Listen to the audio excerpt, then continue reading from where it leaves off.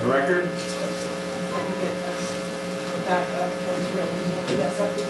right, let's do it. You're ready. Okay, you are ready. Yeah, okay. Good morning, everyone. I would like to call to order the City of Lake Worth Beach Code Enforcement Special Magistrate hearing for Thursday, October 27th, 2022. It's a little after 9 o'clock in the morning. My name is Keith Davis. I'm the Special Magistrate appointed by the city to preside over today's hearing. Please silence any cell phones that you have so they don't interrupt our proceedings, and that will be greatly appreciated. If you're going to be offering testimony to me on any of the cases on our agenda, your testimony does need to be under oath, so I need to swear you in. I will swear everybody in the room together. If you're able to stand and you're going to be testifying, please do so. Raise your right hand and I will swear you all in. To each of you swear or affirm under penalties of perjury that your testimony today will be the truth, the whole truth, and nothing but the truth. I do. Thank you very much. You can all have a seat. When your case is called, please come up to the podium. Is that the way we're doing it? Yeah. Please come up to the podium in the middle of the room. Generally, with each case, I'm going to hear from the city first. City's witnesses will present testimony and evidence regarding the alleged violations. They may make recommendations for a disposition of the case. Once I've heard from the city, I will then come to you. It'll be your opportunity to tell me about the case, anything you feel is relevant about the case. If you have additional documents or photographs that you want me to consider, that will be the time to produce those. Once I've heard everything about the case from both sides, I will, in all likelihood today, enter an order that resolves the matter in some form or fashion. In addition to calling folks who are here, there may be a few cases that get called that involve city staff in order to get them on their way. Those cases may be called as well. So that's generally how we're going to proceed this morning, and let's go ahead and get started. Okay, we're going to go to page 38, item number 120, case number 22-825, property address is 504 3rd Avenue South. Property owner is Mobat Inc. Palm Beach County Fire Rescue Inspector Del Rossi. Morning, Your Honor. Russell Kerr on behalf of Mobat Inc. And I believe Sam Rengazami, who is an officer of the corporation. Good morning. I believe you are ready. We can hear about this one. Inspector Del Rossi, Palm Beach County Fire Rescue. The property is 504 3rd Avenue South, Lake Worth. This is a status update for the property. It was initially inspected on 11/4/21. I went back to the property on 10/25 to complete a re-inspection. What is still pending is I need some documentation for the repairs of the metal stairs, which is FA 14581 and FCA 111751. According to, we're having some issues with the generator back and forth the last couple of hearings. According to documentation, the old generator is now functioning. I just have to have it inspected and maintained for NFPA 110 specifications for the owner. I remember that was a big issue the last. Yes, wasn't it? yeah. The old generator doesn't comply with the Florida Rule 58/506, but they have a temporary generator on site. And they're working with the city for a variance for the installation of the permanent generator that will comply with the Florida rules. I still haven't received documentation stating that the patient run doors field modifications comply with FPA 80. I know that he has ordered replacements of the doors. We know definitely have to be replaced because we put levers and stuff in them, but I'm still waiting on the answer for the other doors. The exterior doors and the laundry room doors, the permit has been submitted and approved. There just hasn't been any inspections completed as of yet. And then the emergency plan hasn't been approved yet. I'm still waiting for them to resubmit that. We've made a little bit further. So it sounds like there was some forward progress. Yes, Your Honor. Go ahead. Good morning. I guess what I would begin with is the generator. Modern.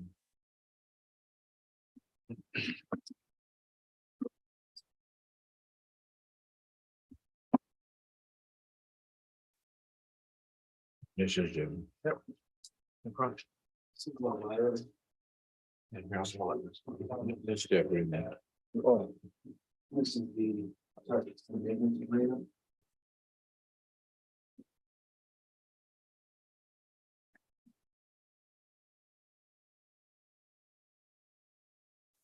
This is stating that the statement on that temporary arrangement and says they're good with this temporary arrangement. It complies with what they need to, for the temporary arrangement. As that permanent. For the generator maintenance agreement? Yes, correct, Your Honor.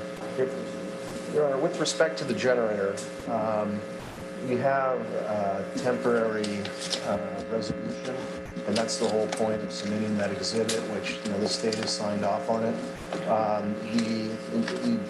But the present 5 kilowatt generator has been repaired. It's fully functioning. It has a maintenance agreement, which I also furnished to you. And we also have, my client prepared a portable 4-ton, generator, which runs on propane gas. So all of this has been signed off by the state. It's a temporary solution so that we can meet the ACA requirements, and they have been met. My clients also submitted the variance application, and we're hopeful that we're going to get approval for the variance to install a larger generator, in the near future. So that variance application's gone in. So I think with the generator, we've made some significant progress. We're in compliance, and my clients continuing to invest, and it's going to have a more permanent solution down the road. With regard to the interior doors, Your Honor, we have entered into a proposal with Intertech. They're going to come out and do testing. I'm hoping that's going to happen in the next 2 weeks. We had an issue when we were initially trying to schedule them with the hurricane, and so that created some problems or delay for us. But here's a copy of the proposal.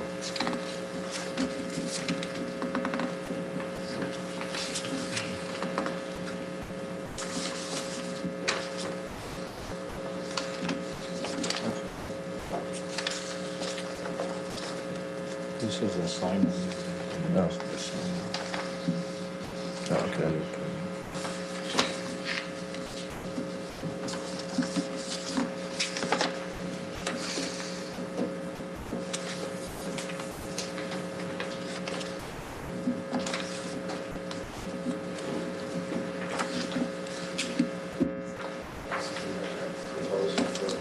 They're going to perform the testing on the interior doors. So we're hopeful that they'll be out to the site in the next 2 weeks to do that testing, and then we'll know if we're, at the NFPA 80 standards. The interior doors or the, That's the interior. so we call it the Dutch doors, I guess? Yes, Your Honor. The exterior doors, and what I would say about the interior doors is that my clients ordered 9 of them already, so 9 of them will be replaced, and the testing, which will determine compliance with that NFPA 80, we should know, in the next, I would think, no later than the next 30 days. Okay. So that's that issue there. This is an inspection for the NFA. Oh. It pretty much states the integrity of the doors is still there. Yeah, and I just would, this is our expert's report.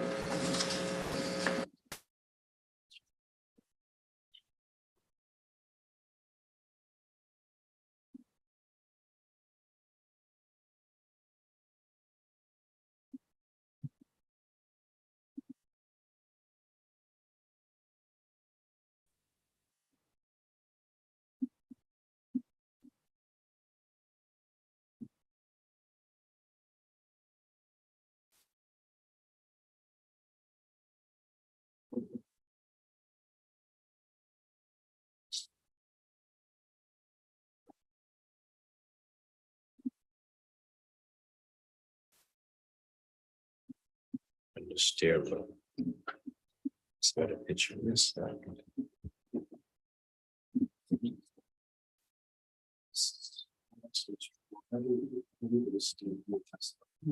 But basically what it finds is that the integrity of the doors is there, but needs to be confirmed with this testing.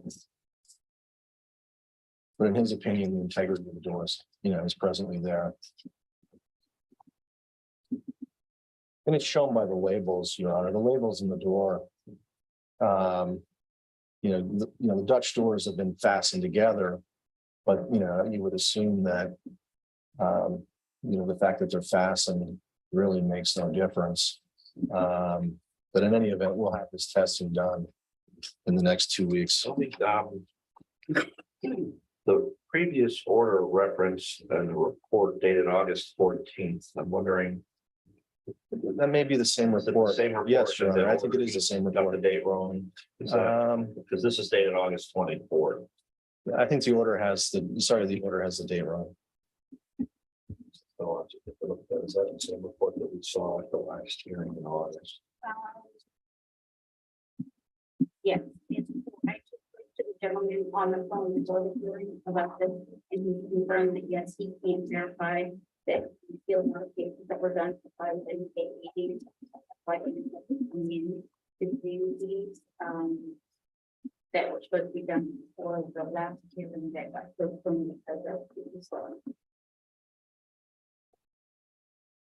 Yeah, this was supposed to be on a September 29th hearing, so that hearing that hearing did not happen or here today. Okay. Your Honor, we tried to have it scheduled for that period, and they were so booked, it wasn't possible. And then we had the hurricane happen, and it's further delayed it. But what I can say is the proposal, the agreement's been executed.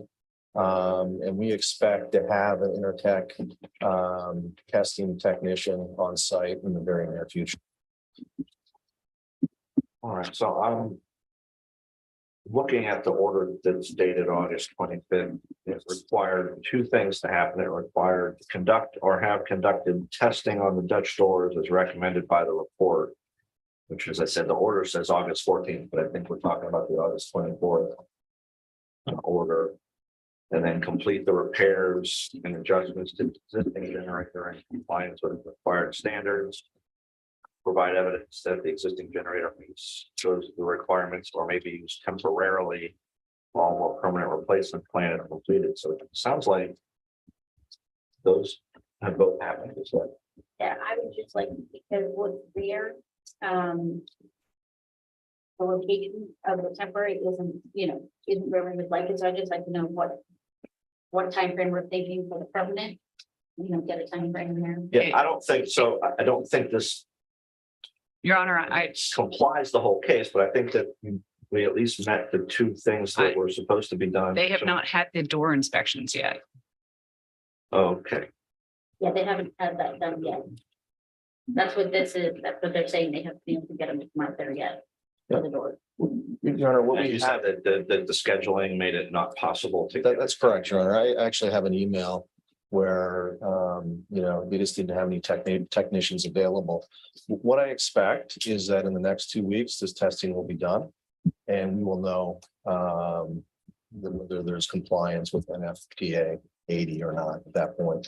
We really did, everything we could in order to get this testing done, but we had the hurricane. And then, it's tough to get these technicians on site. All right, so make sure that I'm following along correctly. Yep. Looks like the generator issue, the temporary generator is operational. You have an application in for Yes, a variance regarding a permanent solution for the generator. And that's in process at City Hall. that's correct, Your Honor. The exterior doors, 9 doors have been ordered and That's correct. Yeah, to Not the exterior, the interior. yeah, interior. interior. Yeah, Doors are separate, but yeah. Yes. And those are we are correct. with those then. The exterior doors, they've all been The ordered. exterior doors are done. Yeah, Miss there have not Nichols. been any inspections on those doors. Right. They've been installed, they need to be inspected. Inspected, correct. What's going on with the metal stairs? They indicate Yes. that Ms. Del Rossi indicated they've been repaired, but There was permitting They're checking documentation. for documentation Well, stating Your that Honor, done to repair them. if I may, my understanding is that this was maintenance related work. And the maintenance related work was performed and no permit was required. I got pictures basically showing you.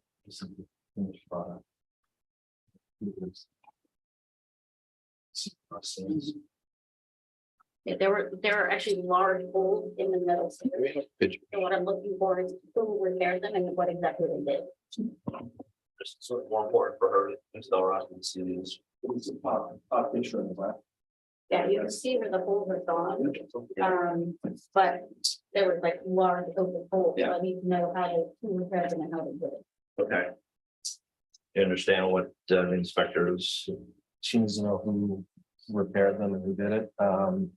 I don't know the answer to that personally. I have the receipt. I have a professional welder that came out and changed the plate. well, and that's fine, and Yeah. I don't know, we're not gonna resolve that Yeah. right now, but if, Right. you know, Ms. Del Rossi is gonna need that information so that she can From the welder, okay. complete her inspection on the side of it, and then. Right.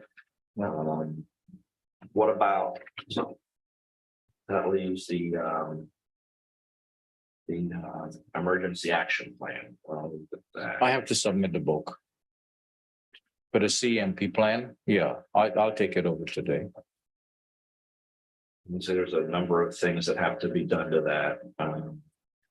The generator has to be correctly identified, fire watch procedures. Have to be added. Remove the shelter in place. The portion from the plan, number of the pages. Doesn't sound like a monumental task, but these things do have to be. It was more of a direction, where the host facilities on an internal, if there's a fire, where it exits. All those are completed. So we're getting there. We're not there yet. Does the city have a recommendation on how to proceed on this at this point, based on where we've been and where we are and where we still have to go? I think we just need to give a time on what we're gonna consider as that temporary solution for that generator. Does the city have a sense? Oh, let me ask this question. Will the variance application, if approved, will that solve the generator issue? Well, I can, No, go ahead. okay. The variance, they have their meeting on November the 9th. Most likely with the new regulation with the state, which supersedes the city of Lakewood. So it shouldn't be a problem. We're just going through the normal procedure to get in the variance. So the first question is, if that's approved, does that cure the generator? Yes, Yeah. yes. Yeah. Okay, Yes. so if the variance is granted and the work is done pursuant to the variance, the code enforcement issue regarding the generator is complied. Okay, so yeah, I think you just told me that the public hearing on the variance is November 9th. November 9th. Correct. Okay, so for the sake of discussing a path forward, let's assume for the moment that the variance is approved on November 9th. What's involved at that point? Do we have to pull permits? Do you have to order equipment to have it installed? What's it going to take in terms of time after November 9th? Yeah, permits, installation. 6 months. inspections for the generator. Do you have any sense, that there's always, seems like these days, issues with supply chain and materials and equipment availability. Do you have any sense for whether this, if the variance is approved, do you have a sense for whether or not you're gonna be able to actually get it and get it delivered? And my understanding is it's gonna take about 8 months to procure the generator and install it. So, but I think what's important is we do have a solution, a temporary solution that's viable, that's been signed off by the state. And my client's doing everything they can, but generators take time to procure, they take time to install. So. Do I have another hearing this year? You have the November 17th, and then the next one would be February. So I would propose that we put this on the November 17th agenda. By then, you'll know if the variance is granted. I don't see any reason why the metal stair issue can't be resolved. and the emergency action plan can't be complied. Permanent, the inspections for the exterior and the walls. Correct. Seems like all of that, I would like to see all of that done before November 17th, so that the only thing left. My intent would be that when we see this on November 17th, everything's complied. Except the generator, because that's going to take time to bring that in for a landing. However, that you are at least, and I want to make sure that the temporary solution remains in the maintenance agreement, that continues to remain operational. Ms. Del Rossi, unless you have a different suggestion, I'm not sure what else can be done in terms of the generator and timing between temporary and permanent. What would you want to see? Also, the door inspection done by that date. No, yeah, that's what I'm saying. I would like to see the door and everything else. The door inspection completed. The exterior doors done, the emergency action plan done, the metal stair inspections and whatever else you need on that to be done. And remember when I spoke to you the other day, I needed to say that it complies with NFPA 110. I need your documentation because that's the emergency generator. So I did spoke with the generator company because of the age of the generator. The difference between the NFPA 110 and what it is now is just the monitoring of the generator. It's not being remotely monitored, but we have a contract there. He can come out once a month to make sure the generator is running properly, working. I think the contract stated 4 visits a year. He can do it once a month, might be a little more cost on the generator. But that one cannot meet the NFPA 110 because of it's of the age and the monitoring the station. That's the difference between the new ones that I have. To meet that, they meet it because they can sit somewhere and monitor the generator. And I'll tell you a story. 2 days ago, we had a blackout here in Lakewood. That little generator came on and did what he's supposed to do. All the emergency lights, everything was active. I had a blackout in Lake Park. I have one there. Remotely, everything did not come on until I called them to send a tech out. Okay.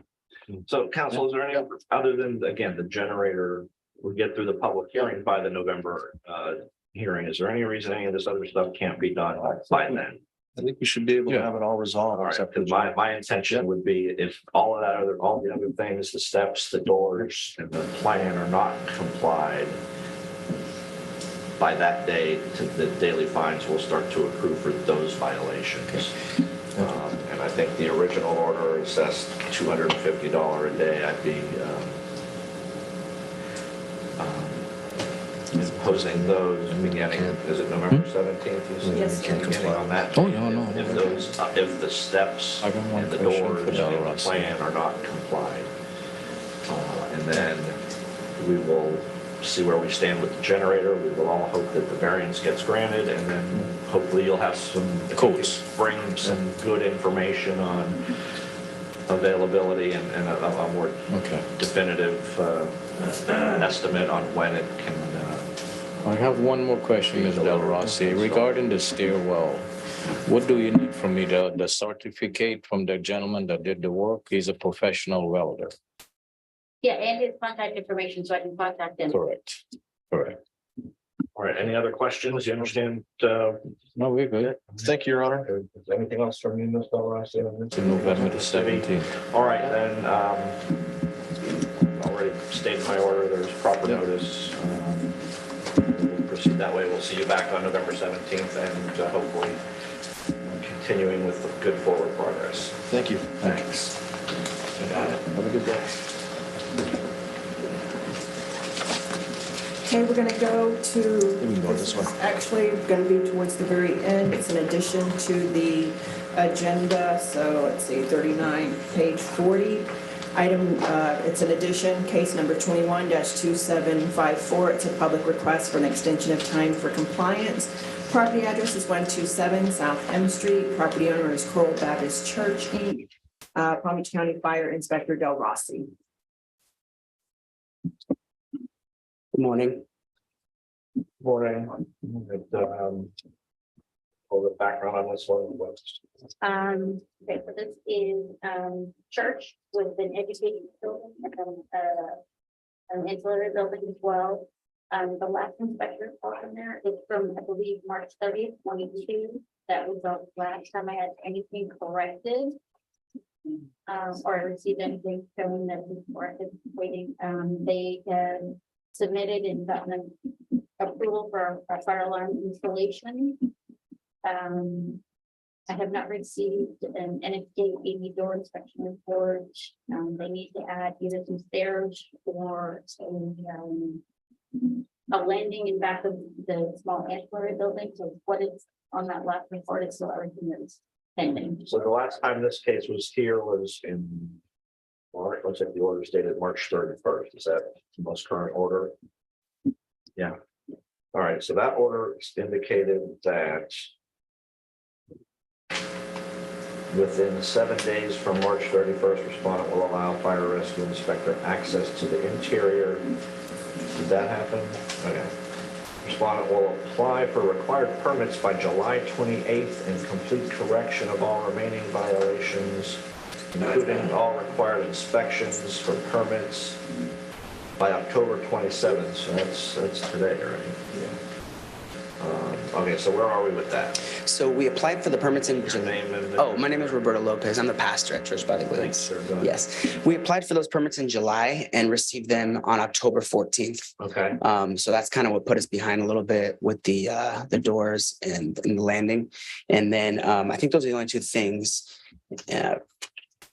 so you have, the permits have been issued. We got them this month finally, yes. So Order required them, well, the order actually required all the work to be done by somebody. yeah, So you're asking for additional time. What else, what? Your Honor, Yeah. I just wanted to give you an update. The electric permits have been approved, but the commercial remodel is still in plan review. So they do still have a permit pending. So we have the electric permit, but not the. Okay, so. Say, I think, Ms. Del Rossi, Have you done the NFPA 80 door inspection?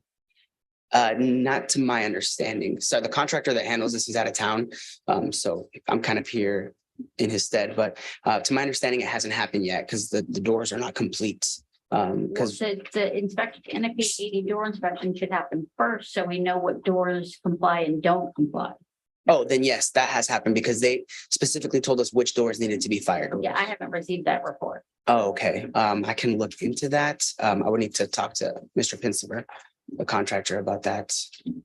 What was that called? NFPA 80. NFP 80? Yes, NFPA 80. Okay.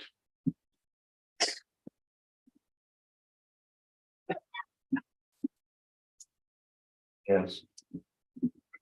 The order from March has.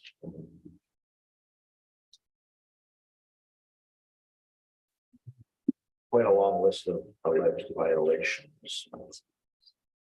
What's left on this?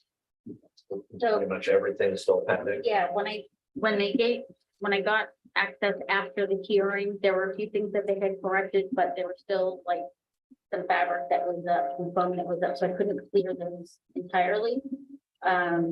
They had done some, cleaned some stuff up, but there weren't things that I could completely clear off the violation list.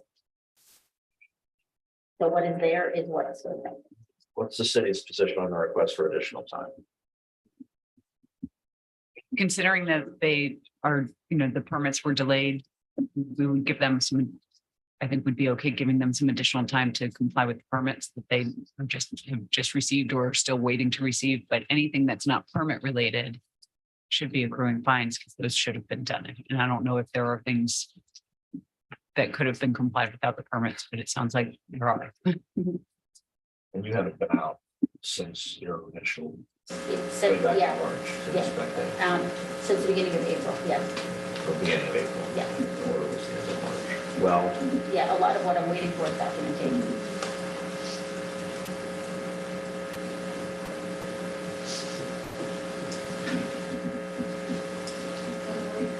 I hate to keep, kicking things down the road, but if I see this again on my November 17th agenda, I would want to see everything that doesn't require a permit to be done. Okay, Complied, inspected by Ms. Del Rossi, and if that doesn't happen on November 17th, I will start with daily fines of $250 a day for the things that don't require a permit. In understood. terms of the permit, why don't we address what I would like to understand better on November 17th is specifically what violations require a permit. And I have no problem giving additional compliance time, perhaps out to my February agenda. I would give you a couple more months to get this violations that require a permit complied. Thank you, Your Honor. So I will grant the request for additional time when we get until November 17th to have Okay. everything that doesn't require a permit complied, inspected and complied, so that we'll not, and we'll hear this again on November 17th, and I want to hear from Ms. Del Rossi that she was out there. Everything that doesn't require a permit has been complied. Understood. If it's not, daily fines of $250 per day are going to begin to run Understood. those violations. And then I also want a list of the violations that remain that require a permit, and we'll talk about those a little bit more, probably in my mind today. I'm thinking set a compliance deadline for February. Okay. To get those done.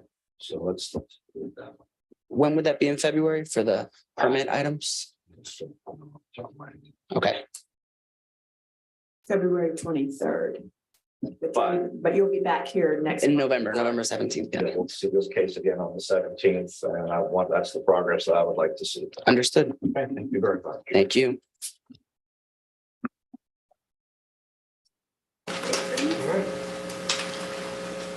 Okay, next we're gonna go- Particularly short for you. Okay, next we're gonna go to page 8 of the agenda, item number 21, case number 22-739. Property address is 1402 North Dixie Highway. Property owner is O'Reilly Automotive Stores, Inc., Officer Dale.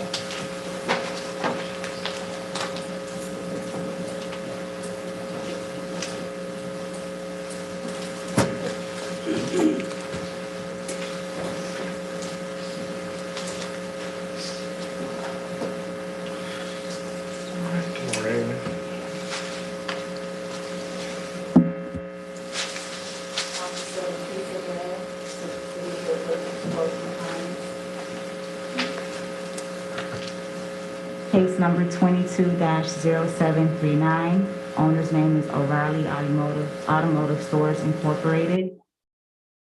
The case with property address is 1402 North Dixie Highway. Case was initiated on April 29th, 2022. Active violations are landscape maintenance and garbage, trash, and debris. All other violations have been complied. Issue courtesy notice of violation hearing was not done. The property was re-inspected on September 26th, 2022, and found to be in non-compliance. Formal notice of violation and hearing was issued via certified mail on May 24th, 2022, and September 30th, 2022. The mail was not, it was received. The property was posted at the property and City Hall on May 26, 2022, and October 3rd, 2022. Compliance extension has been given from September 29th, 2022 till October 26, 2022. And the last reinspection was conducted on October 25th, 2022, and found to be in non-compliance. Photographs of the property have been taken showing the violations. There were personal contact with the property owner and the general manager. The recommendation time is December 28th, 2022, with a fine of $250 per day and an administrative cost of $425.29 to be paid by December 28th, 2022.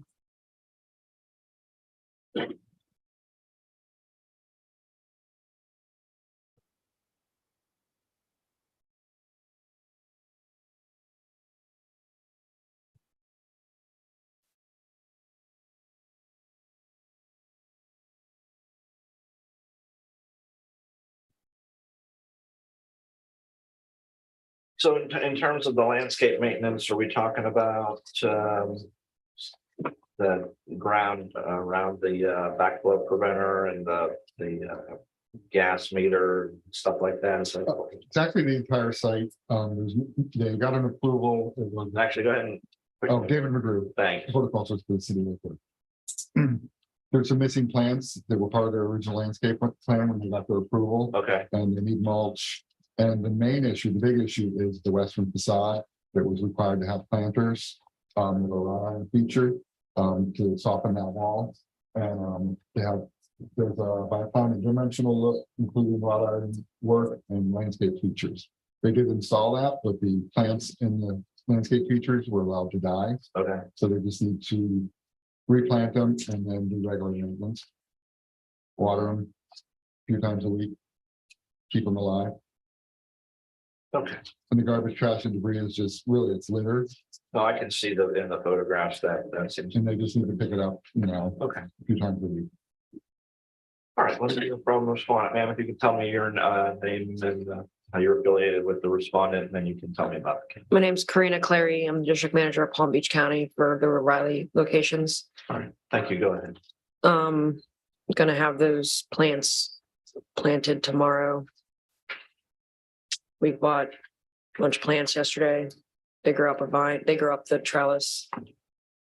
I bought watering cans. My store manager is gonna water them. Somebody's gonna. 8 a.m. and 5 p.m. Monday through Friday, holidays, weekends. Actually, that's a little excessive. Well, we're open, so they're watering them. Okay. They all ask for pay increases, but we'll go another route with that. I like it. As for the mulch. Where do you want me to put mulch? Can I mulch? Can I just mulch the whole thing? Absolutely. Okay, I'll get my landscape rather to mulch everything. Okay. The city is recommending that this all be done by December 28th. Do you see any issue? I have a team building exercise tomorrow. All my managers are gonna be putting plants and planters. Okay. December 28th shouldn't be a problem. Not a problem at all. All right, is there anything else you'd like to tell me, ma'am?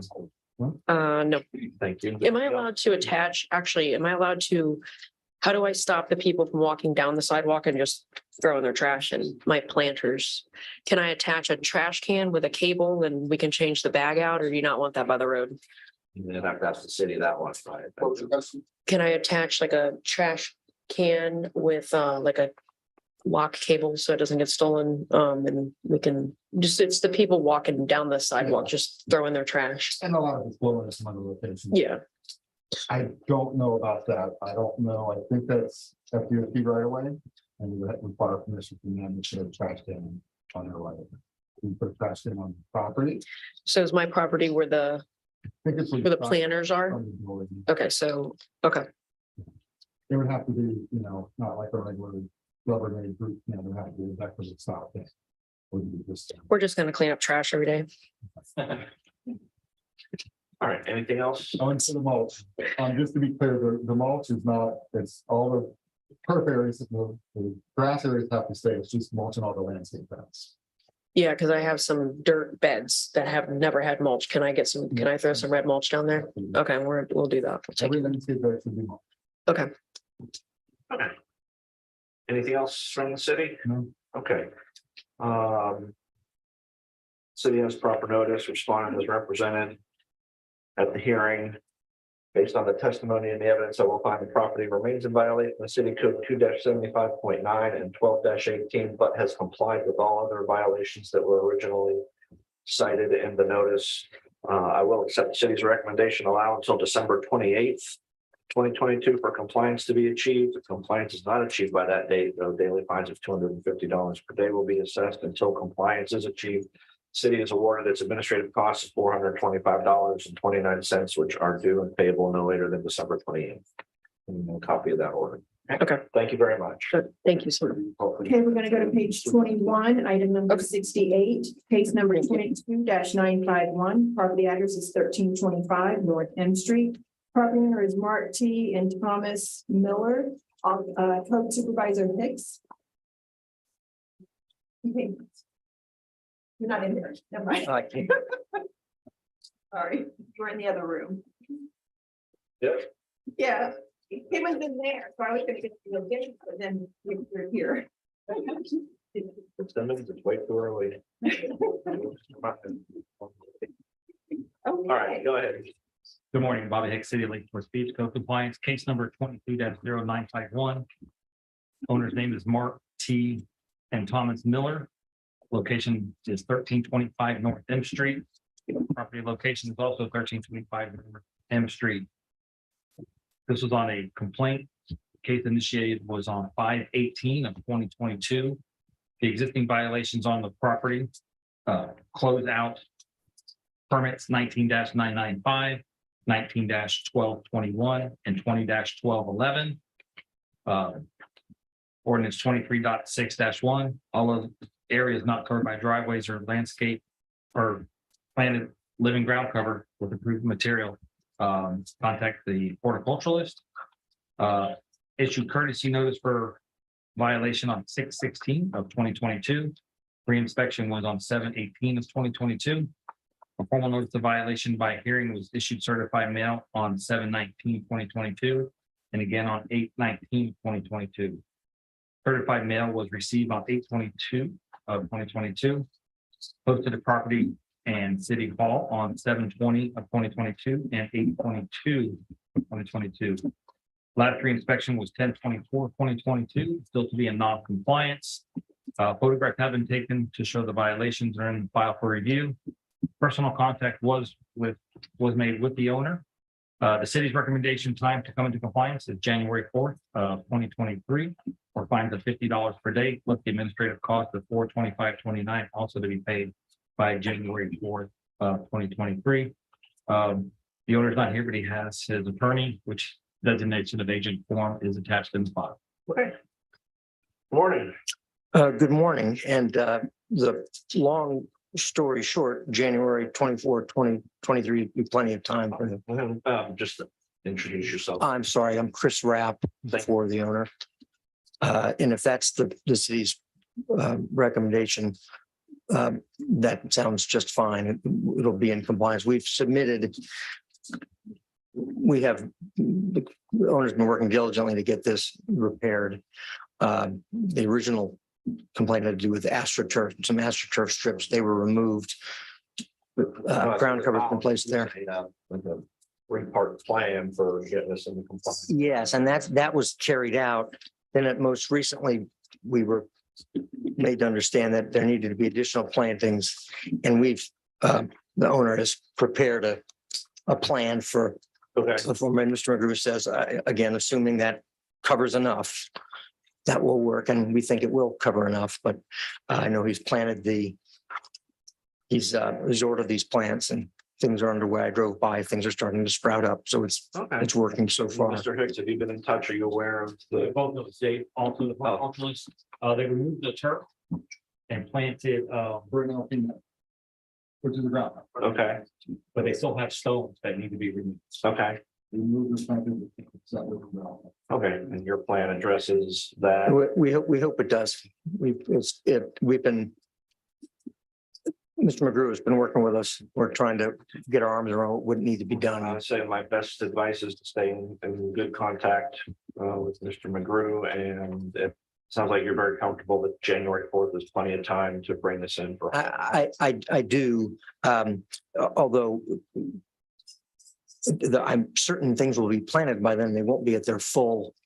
We don't expect it to be fully grown. We have plenty of stuff to grow. It's an estimate, have enough that we can see that they will grow and we can get the entire stuff. Yeah, that's doable. All right, I like it when everyone's on the same page. Because it's been really contacted, so I can meet with him on site, resolve this plan. Sure. Okay. Good. Anything else, sir? On behalf of your client? As to the open permits, we're working with the pool builder and the electrician to get that wrapped up. It's not before me, so. I'm not- Okay. No, it is. Yeah. Part of the permits. Oh, okay. Yeah. Oh, I see. Okay.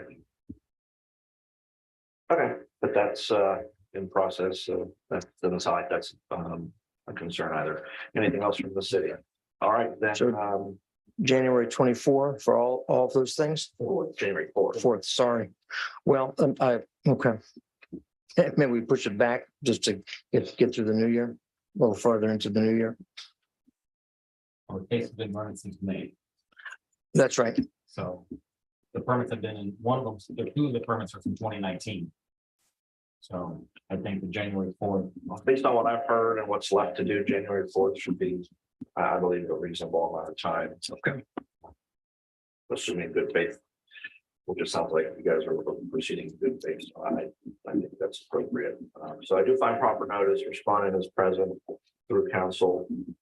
Based on the testimony and the evidence, I will find the property does remain in violation of City Code 2-75.6.2 and 23.6-1. I will allow until January 4th of 2023 for the outstanding violations to be cured. If they are not cured by that date, there will be daily fines of $50 per day assessed until compliance is achieved, and the city is awarded its administrative costs of $425.29, which will also be due no later than January 4th, 2023. And thank you very much. Thank you for your time.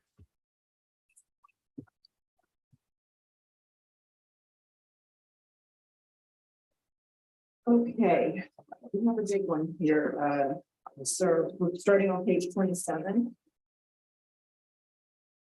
Sorry. Sorry. And.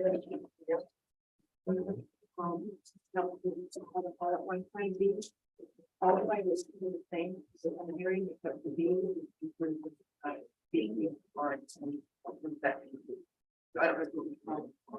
Okay, so agenda items 85 through 109.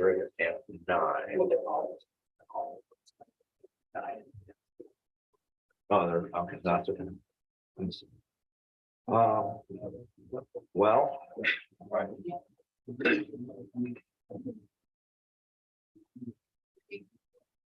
So, Ms. Simmons, tell me again, the block that's above. Everything on the sheet all have the same violation. The only thing that's different are these bottom ones, which need to comply. Because all of them violations from the area. So everything deals with the garbage and trash and dumpster and maintenance, slam stage, but these also require regulations.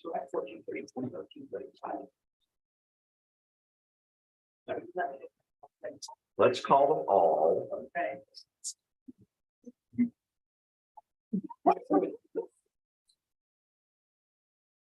I also have somebody here.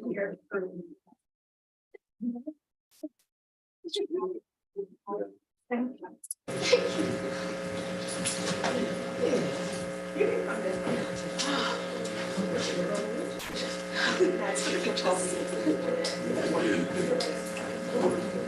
Okay.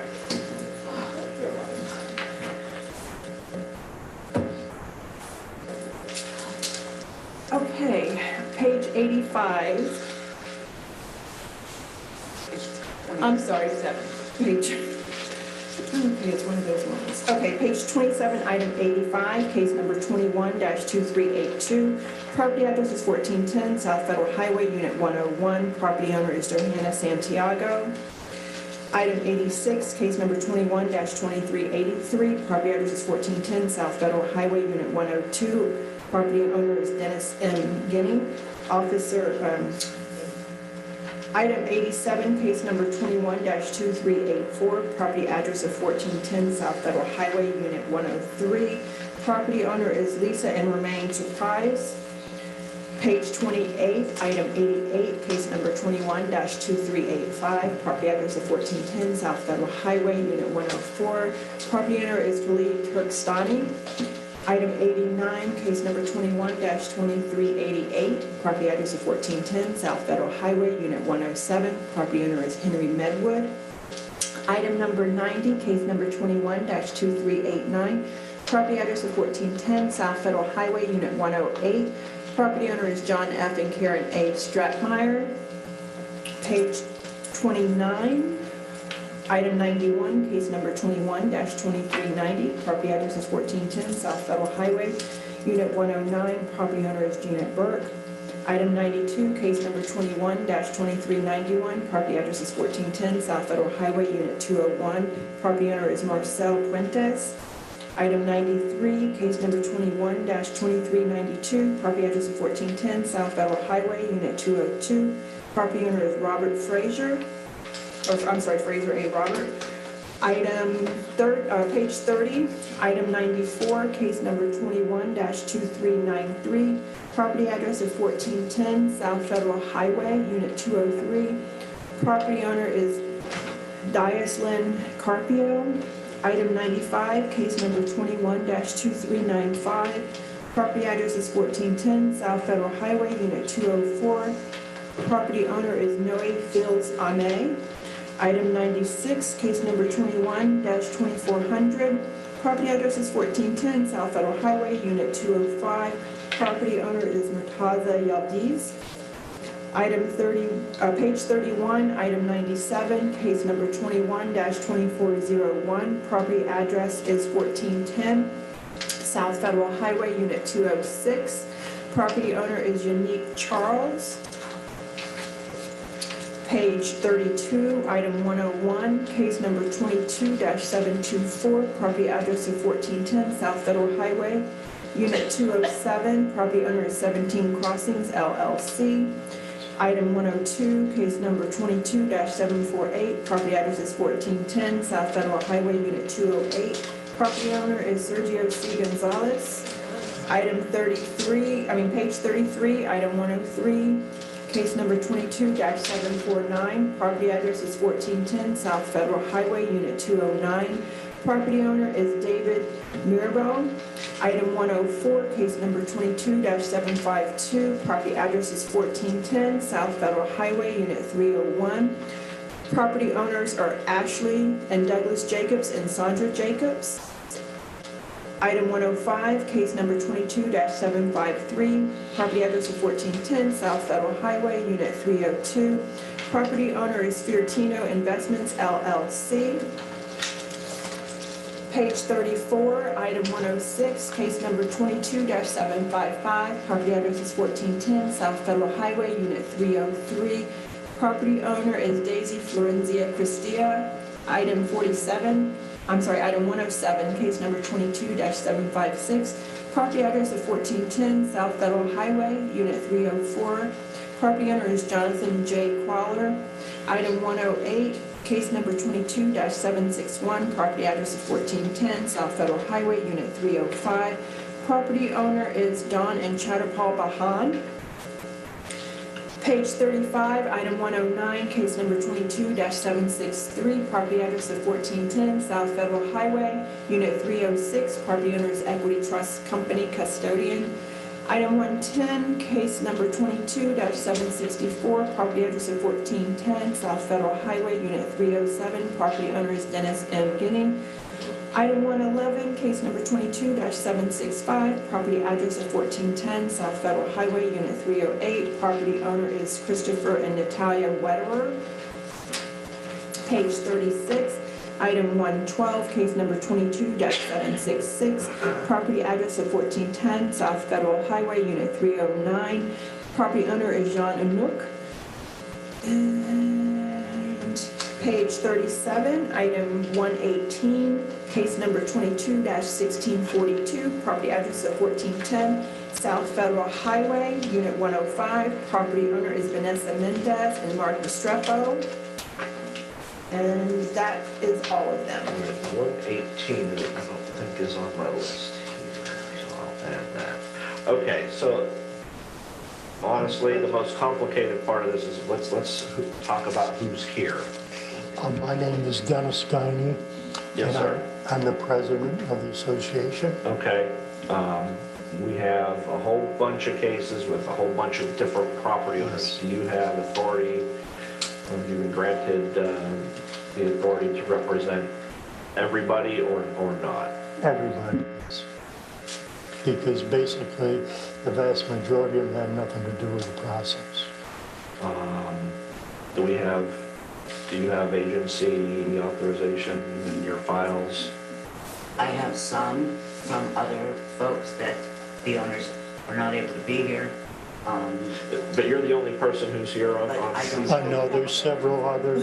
Okay, Mr. Medwick had a lead. that's probably what I want to get on the record first is who's here. Okay.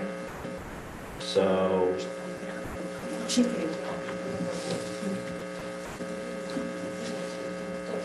let's see. Do you want everybody that signed in to come up so you have a idea of who's here? Well, tell me, Because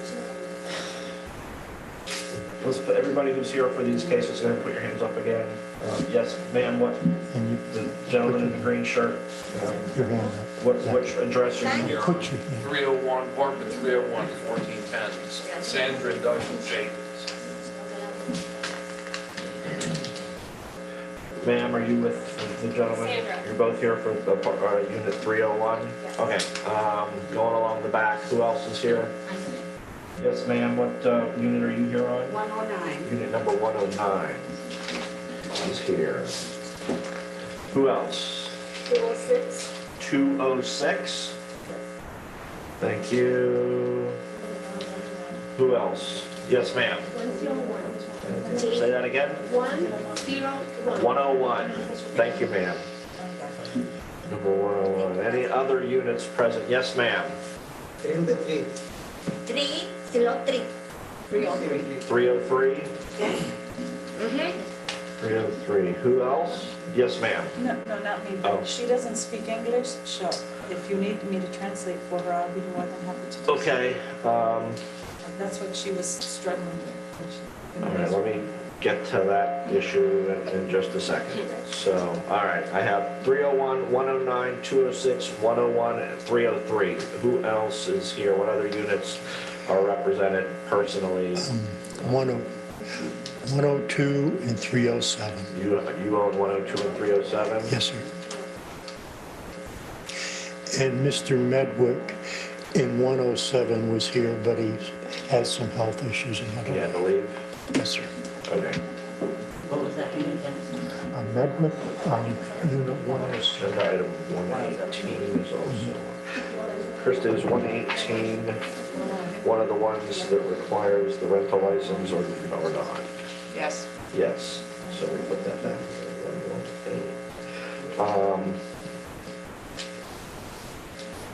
Okay, so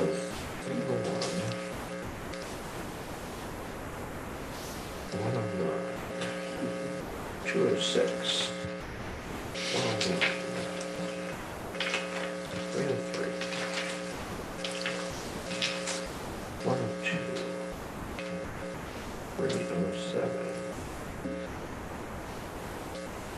Basically, it looks like everybody that's here is in the top portion of our list. Except for 106, I have 303 here. Yeah, right. Okay, so let me ask the city, tell me about how we got notice. Okay. Sue Elateric for the city of Lake Worth Beach. I was gonna give you, this is the first list, they're all the same. Okay. So that you can follow. Okay, so we'll start with the times. All right, so all the addresses that Krista read, these, this case was initiated on 10/7/21 by a previous zone officer. Peter and myself visited the property on 4/18/22, and we went through the whole property and did all the violations together. The courtesy notice was issued on 5/9/22. Let me just clarify that what you're telling me is going to apply to each All and of every them. case. That's that we're correct. dealing with for That's terms of correct. notice. Okay. For the terms of notice, yes, sir. The property has been re-inspected several times. As you know, it's been here. This was a status check as well. He was here 3 months ago, I believe was the Yeah, case, it's, was when he was, do you remember? The order should be in the file. Okay. The certified mail was delivered originally on May 14th, 2022, and most recently it was been posted at City Hall at 10/11/22. All of them, Okay, so certified mail was sent to everybody. correct. The property in City Hall was posted for everybody. Here's the hard part, which certified mail came back and which certified mail was unclaimed. They're up in each case, but they were all noticed by a posting. The posting only applies if the certified mail either Okay, was so unclaimed or I can a read. certain amount of time went by before, so that's why I need to, that's why I said notice is gonna be the hard part on. Okay, so do you want me to go through each one? Yeah, I think you're gonna need, unless I think you have a better idea on the notice. The way we've always looked at notice is that you send the certified mail and as a, precaution, in case it comes back or your time expires, then you do the posting. Right. And so you've covered yourself either way. So if you want the proper notice has been given, it's just a matter of if they have accepted the service of the certified mail or if it was done by posting. The orders don't usually specify. Okay. So if you'd like the orders to specify, we can go through, but No, I just want to make sure we have proper notice, but Right. I guess legally, if certified mail was sent, it either was signed for, in which case certified mail gives us proper notice. correct. Or it wasn't, And the posting gives the and in notice. which case the posting covers covers the notice. So, And we do both. so you Whether have it comes back. posted and you have sent certified mail in each and every case. That's correct. All right. Then I think I can find proper notice based on that testimony. Okay. All right. Okay. Now, for each case that we're talking about that was read into the record, they all deal with the trash and debris, the dumpster, the general requirements, the landscaping, correct? That's correct. And On then- these first, the first ones, and then the second set are all the exact same violations, but include a Lakewood business license. Okay, so let's put on the record, give me the evidence and testimony, not about the rental license, but about all of the property Okay. standard stuff. Let's take care of that Okay, next. and I'm ready. And then, I think at that point, well, let's get through that and then we'll see where we are. Okay. Okay, so the violations for for every unit is areas free of trash and debris, 12-18. I'm requiring them to remove all the trash and debris on the entire property. The dumpster permit, dumpster requirements 12-7. I had asked them to repair the dumpsters, the You know what, I need to dumpster. stop you. I'm sorry, the interpreter issue slipped my mind. We do have one respondent who I'm There's told- actually two. two respondents that require interpreter. How do we want to proceed with that? Is the city comfortable with, I know, ma'am, you offered to translate. Is that acceptable to the city, I think? How do you want to? It's up to the property owner because they're responsible for, Why don't you, I'm okay with you interpreting for them, if they're okay with you interpreting for them. Same. So we got, probably need to get everybody together who needs translator. We got, who was the second respondent that needed a translator? She understands it.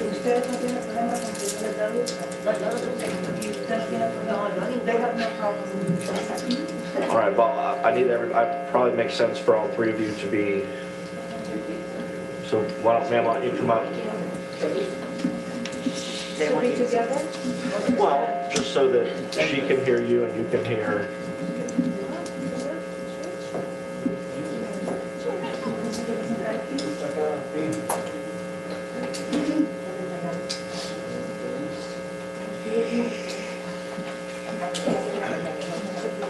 Okay, now is this is a Spanish translation?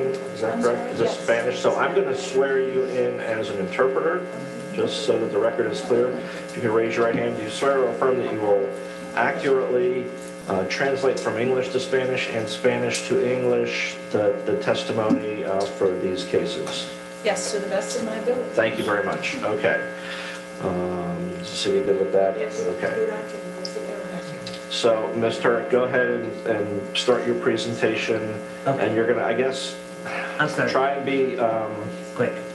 no, just the opposite. You're gonna have to give the translator an opportunity to Translate. kind of translate. So maybe, say a couple sentences and Okay. give her a second. And then it's just unfortunately take a little bit of extra time. Yes, sir. But go ahead. Okay, the first violation is trash and debris, 12-18. Remove all trash and debris on entire property.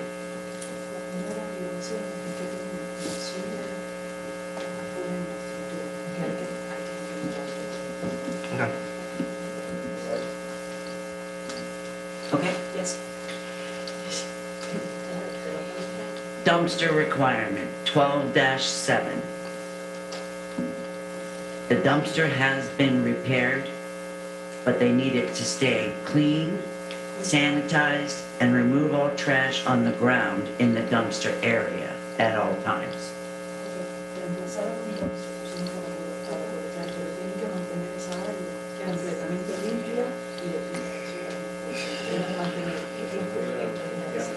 So is that compliant or is that still in violation?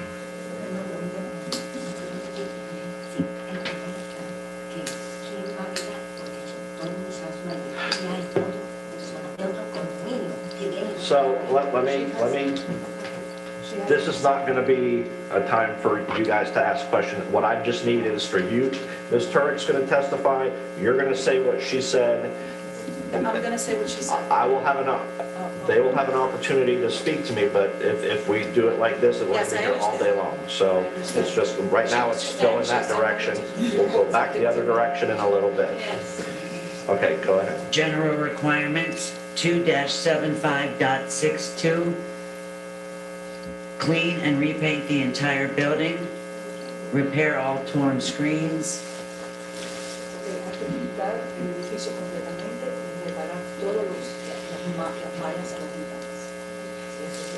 Okay. Repair damaged gutters and downspouts. Repaint all walkways and stairs.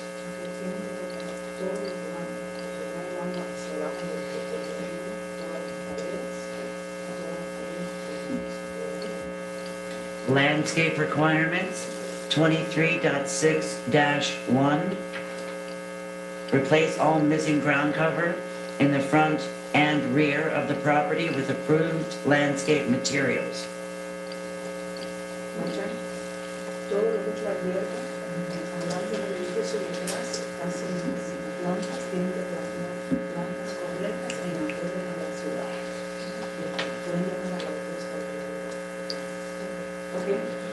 Property was cut, large trees were trimmed, but more landscaping will be needed to achieve compliance. Owners need to add landscaping in places where there is bare dirt or dead vegetation. That was kind of redundant, I think I already said that. Okay. I'll say it again, if you want me to. Pero yo creo que plan, como que hay una más que tiene. No puede quedarse así solo. Okay. Trim around plants with mulch, clean up existing plants and trash, remove all artificial turf, carpets, etc. Keep landscaping in good condition at all times. No pueden poner nada artificial, ni una hierba artificial, ni alfombras, ni nada de eso, tiene que ser todo blanco. Yes. Okay, the second part of this same violation, 2-7562, is about the exterior structure. The exterior of a structure shall be maintained in good repair, structurally sound and sanitary, as not to pose a threat to public health, safety, or welfare.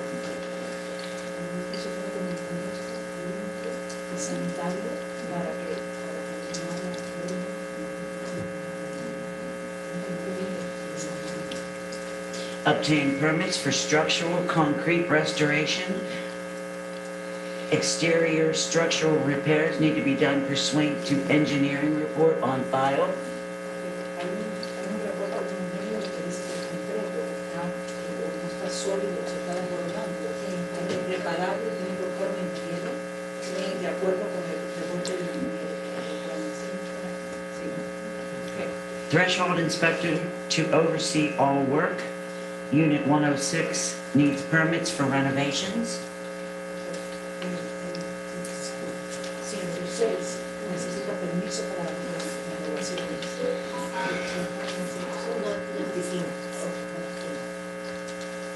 Yes. Please contact the building department at 561-586-1647 for all related permit information and applications. Permits must be in an approved status for code compliance. Phone number 561 561 586 1647. 1647. Ese es el departamento de Turismo para que le digan todos los permisos que necesitan, todo lo que necesitan en la ciudad. All other violations have been complied. Sí, Okay. ahora él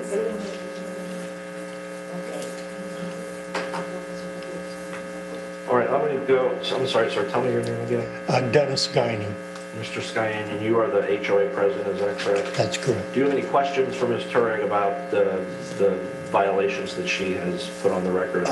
Not really.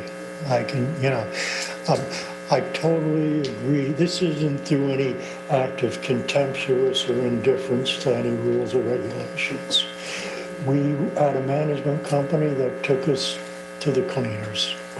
They wouldn't leave unless we paid them. They stole off us, we caught them.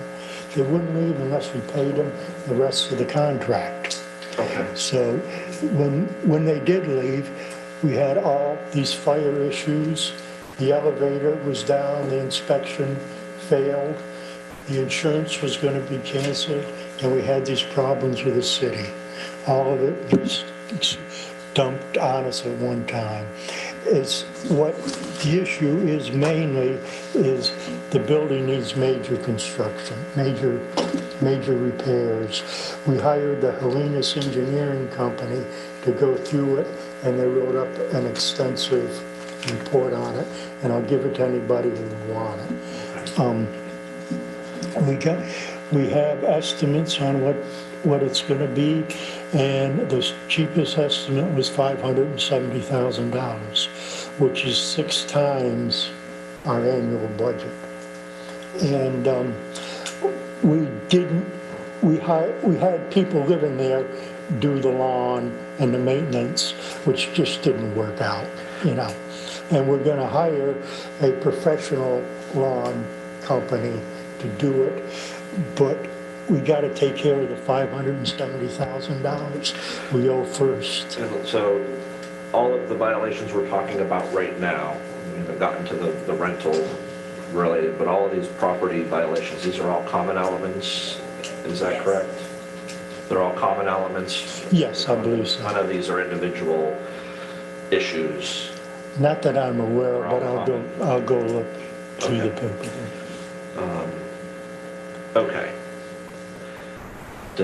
Do any of the other folks who are here on any of these cases have any questions for Ms. Turek or anything you want to tell me about the properties, the property standards? I'm not talking about the rental license issue yet.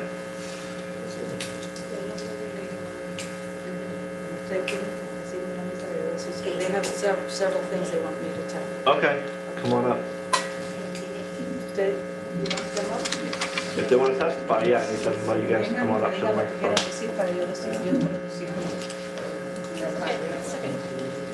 That would be $300. Buenos días.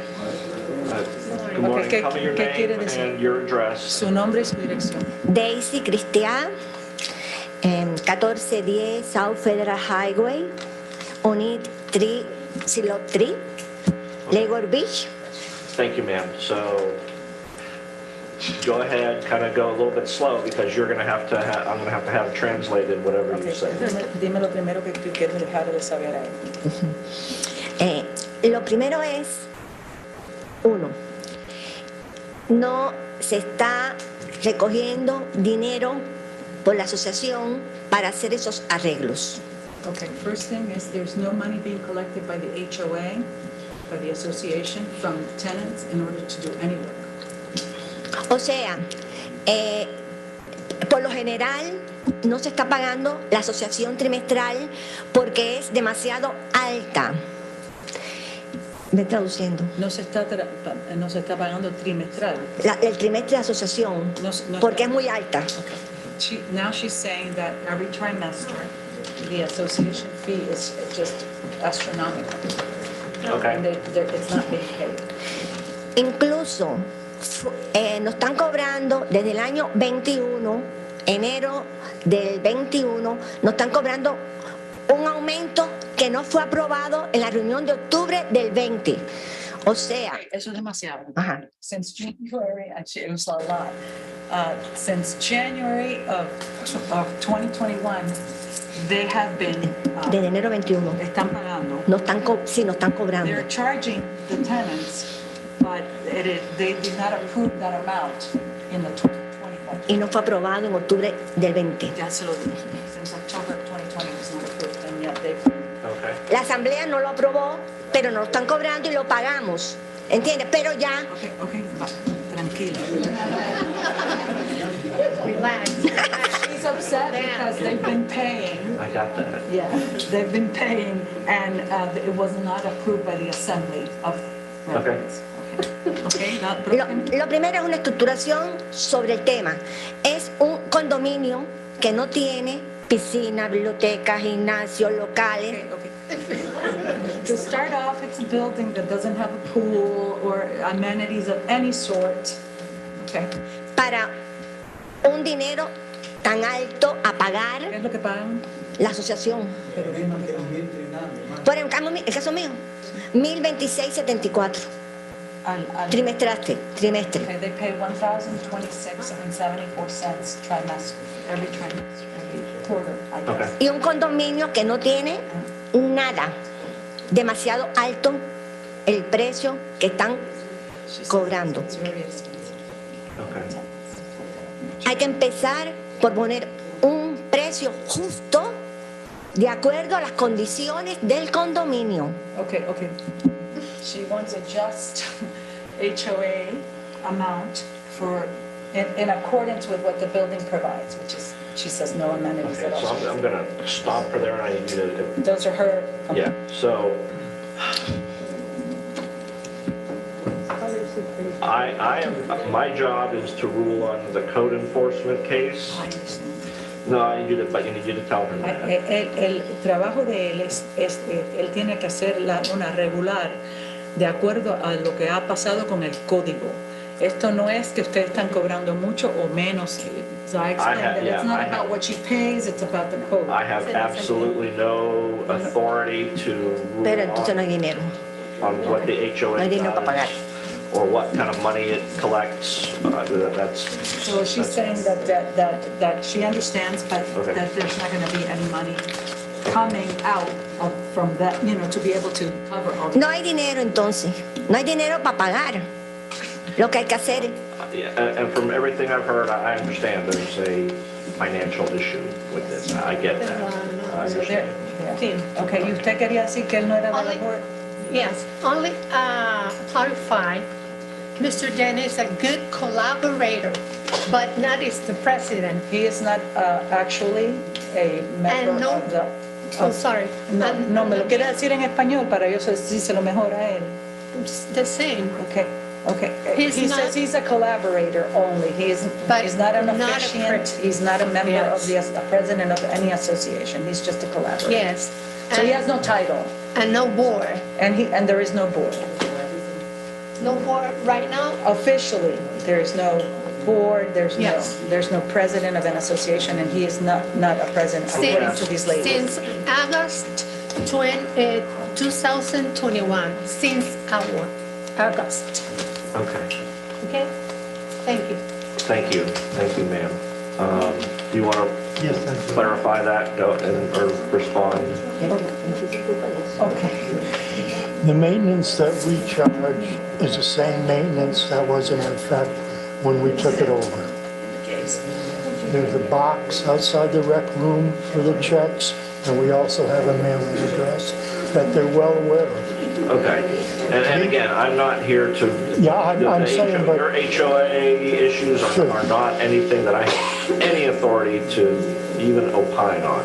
It's just, there are condominium laws that require certain things, but, I'm not here to advise you or chastise you or commend you. That's just above my pay grade. So there may be issues there, but that's a different discussion for a different day. Neither one of the two that you spoke have paid us anything in over a year. Okay. We have it with them too. All right, are there any other respondents on these cases that want to speak to the violations that have been put on the record at this time? Okay.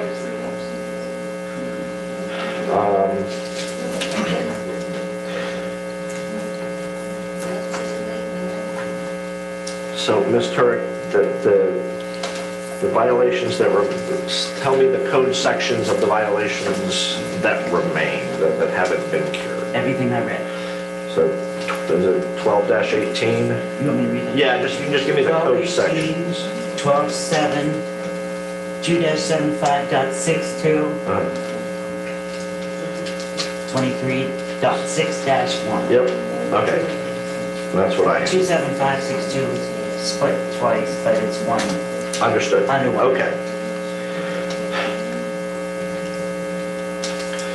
Okay, so I've already found proper notice for all the cases now.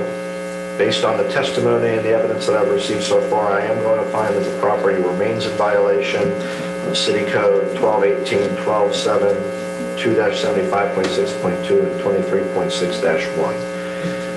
Okay, now we're going to move on. I would like to hear the testimony for the, looks like there's 11 cases that also have business license and use and occupancy certificate violations. So let me ask a threshold question to all of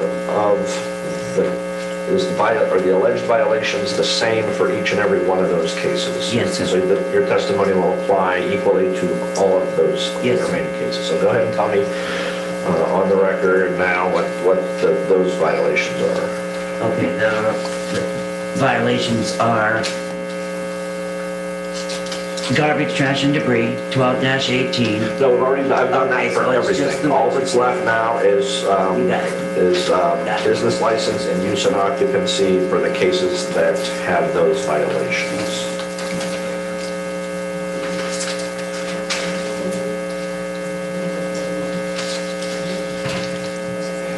Business license required, Lake Worth Code of Ordinance 14-32.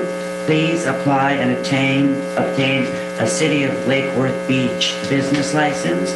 Contact the building department directly to achieve compliance. An approved use and occupancy inspection must be obtained. And that's going to apply to 303 and. So that applies, to. That's what happens here. So that applies to the following units. Yes. 105, 108, 203, 205, 207, 208, 302, 303, 305, and 306. That's correct. Okay, so I believe you're the only person present who I didn't has... finish because I didn't know if she was translating. Oh, okay. The other part of that is the 1435 to. Sorry, go ahead. Yeah, 1435. I'm ahead of myself. That's okay. To please contact 561-586-1782 to schedule and pass a use and occupancy inspection. Okay. Okay, sorry to interrupt you. Are we good now? Yes. All right. So again, I believe, sir, your units you're the only person present who has units with a business license and use and occupancy certificate issued. So do you have? No. What I'm in the process of selling, I had one unit in there that rented, I'm selling it. Your Honor, Ms. Christia also has that unit 303. What's that? The only one present is 303. Oh, that's right.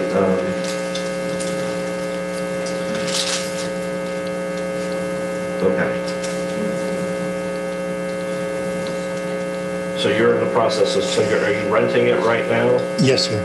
All right, well, could be in the process of selling it, but if you are renting, it, you still I have to know. have the license. I should have got it, but I was certain it was sold, but the deal didn't work out. But I will get one immediately. And I just, if I could, please address the dumpster situation. Okay. The city came and wanted us to put a wooden case around the whole thing.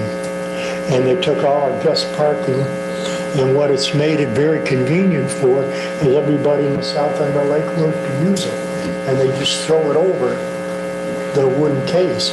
I called up the sanitation department and asked them if we could take the lids off the dumpster. So when they throw it in there, there's at least a chance of it going into the dumpster. And they're gonna get back with me, and I haven't heard anything. But we are paying people to pick that mess up, and most of it isn't coming from us. At least the litter that's thrown around the place.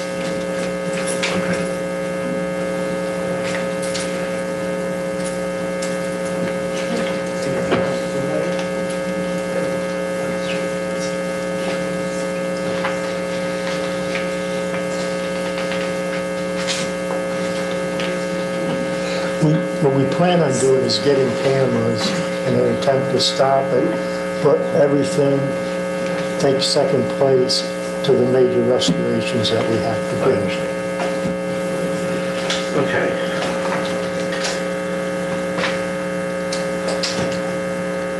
Mr. Rick, what's the city's recommendation on the path forward for these cases? The recommendation of time is to have the approved permits by October 28th. That's tomorrow. This has been postponed a couple times. It's also, that was my original date. Dennis, I think you should start running in fine as of October 28th. Well, I don't think I can legally do that.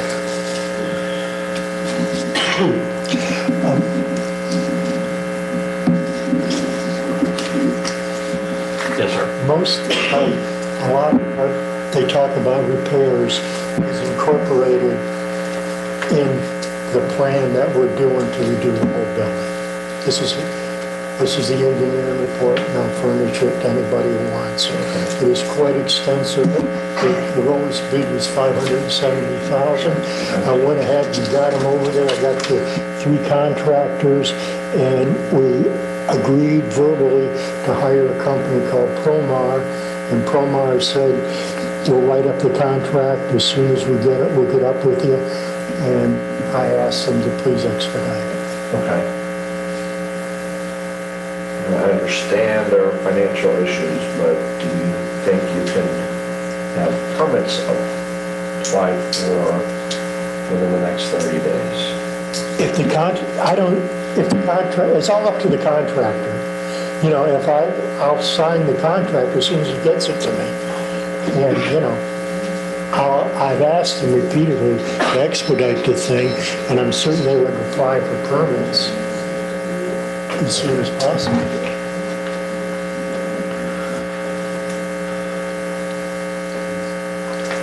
Your Honor, the case was initiated in 10/7/21.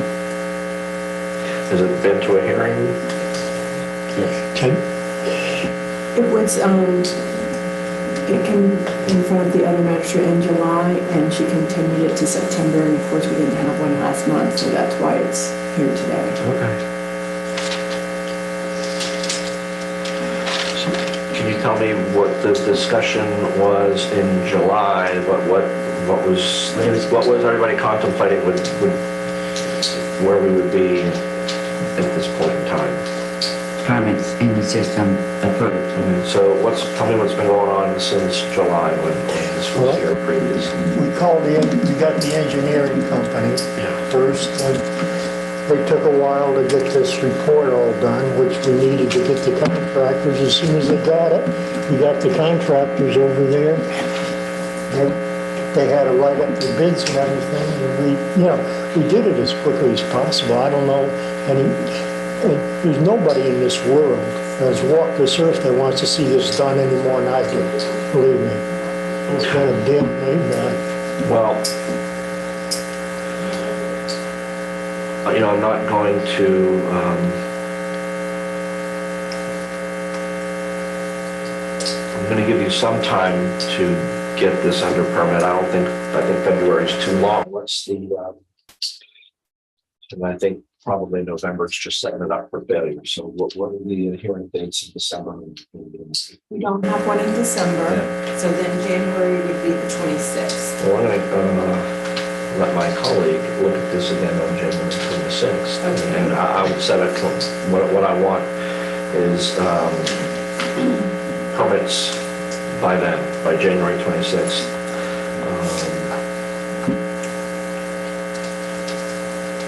And that's going to be for the concrete restoration and repair work based on the engineering report. I'm going to want a threshold inspector to have been retained.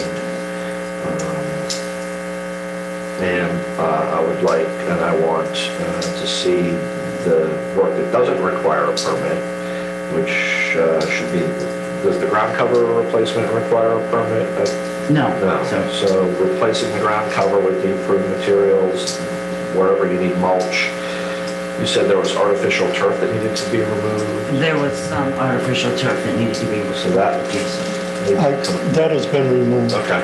Well, so then the city needs to come out and inspect that. Sure. The cleaning and painting, the spouts, walkways, and so forth, is that something that can be done, or is that work that has to be done after the major concrete work? I would make sense that would be after they do the concrete work. Okay. What about, how long does it reasonably take? Well, let me stop at that question. If all of this is outstanding, is there any way the city is going to issue a use and occupancy certificate and a business license for these units? No, sir. They must pass the inspection, which That's sort of, exterior. there's no way that that's coming into compliance until, so that's Until the sort of, building is in correct. my mind, that's kind of an academic issue that can't be complied. The city's not going to issue you the rental license or use and occupancy certificate or business license as long as the property violations remain. So there's no, it's just that you have to pass those inspections to have those licenses issued. They can pay for the license and the inspection will just come after. So as long as their licenses are up to date financially. So if they apply, pay the application fee, And then pending the inspection, you can take it out of code enforcement. no, it has to pass the inspection, but there are some that need updated pay, like, Well, what I don't want to do is tell them to apply and pay and then have the fines running for that. But again, it's sort of academic because it's really all what requires the major work to be done. So, okay. So, Your Honor, perhaps in January, when this comes back, we can be looking at the violations that can be cured, like you said, the landscaping issues be complied, the Yep. permits for the structural work issued, Yep. and then we can get a time frame That's what I'm on thinking. and set a time for the other violations to be cured, whether it's 6 months or 4 months at that point. Okay, so let's see. So let me back up a little bit. Based on the testimony and the evidence regarding the business license and the use and occupancy certificate, I am going to find, this is on agenda items 90, 94, 96, 101, 102, 105, 106, 108, 109, and 118. Those violations, those cases also remain in violation of City Code 1432 and 1435 regarding the business license and the use and occupancy certificate. I'm going to set this case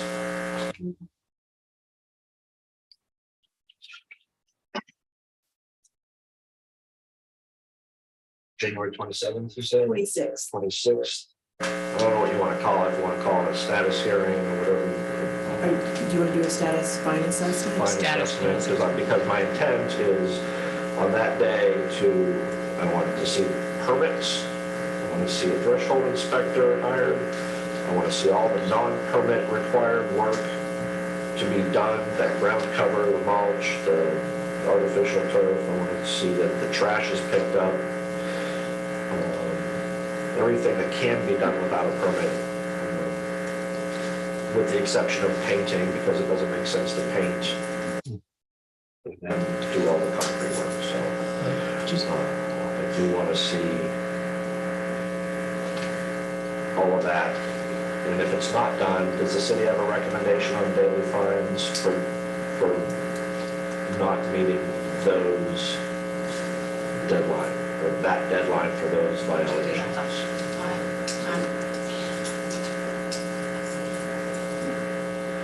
The fines are $150 per day to, I had the October 28th, you've given the January 26th date.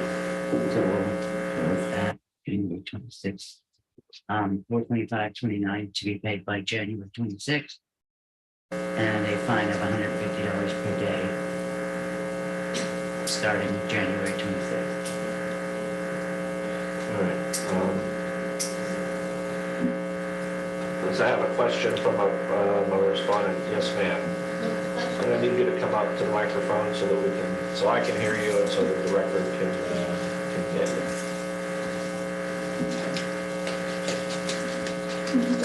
109. The question I had was, I wasn't understanding about for what you were saying about the business license for the units. You mentioned 109.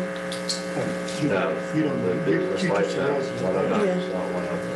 Oh, no, because you mentioned that's That was one. that was line item 109. Oh, okay. Line items. Got it. Okay, so I was like, what business? All right. Unit numbers, I'm sorry, I guess I should have done the unit numbers. All right, thank you. Numbers. All right. So, Your yeah. Honor, is it your intent would you put the administrative fee and the daily fines shared across all the units, or do you? Well, was going to looking be at my next question. a lower, We're talking about lower fine a for lot of each cases. unit, right? There's a city saying $425.29 for each case, and then $150 a day for each, because that seems like a number I can't even wrap my head around. Agreed. So, you tell me what's your suggestion on how to apportion? Because I think the number is basically correct, but I think it needs to be apportioned somehow. Correct. And I think the city's okay with apportioning those equally across all the units, or doing the admin fee equally across the units and doing a smaller fine per unit, like a $50 per day fine per unit. Even if Still, yeah.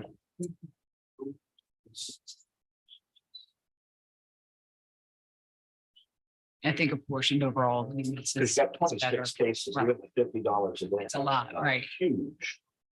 So I think the $150 a day is a reasonable number, but I think it should be apportioned across all 26 cases, same with the administrative costs. All right, we'll do it that way. So the daily fines,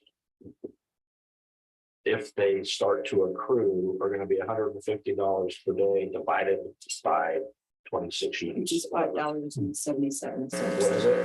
$5.77 a day. Okay. So that's how that will be apportioned. What is a threshold inspection? Threshold inspector is a requirement for, I believe it's 3 stories or more, when there's building permit work done on a building that's 3 stories or higher. Florida building code, does it require a threshold inspector? The city's requiring the threshold inspector, I believe, for this. Is that correct? The city's building official is requiring threshold inspector, and it's basically an inspector that deals with larger projects on larger buildings. Is that a private inspector? Yes. Yeah, I would say you can speak to the building official about that, but it is something that's provided for in the Florida statutes and the building code. Okay. All right, do you have any questions? This was a lot. It's all been a lot. But I think we got through at least today's hearing. Do you understand what I'm expecting to see in January?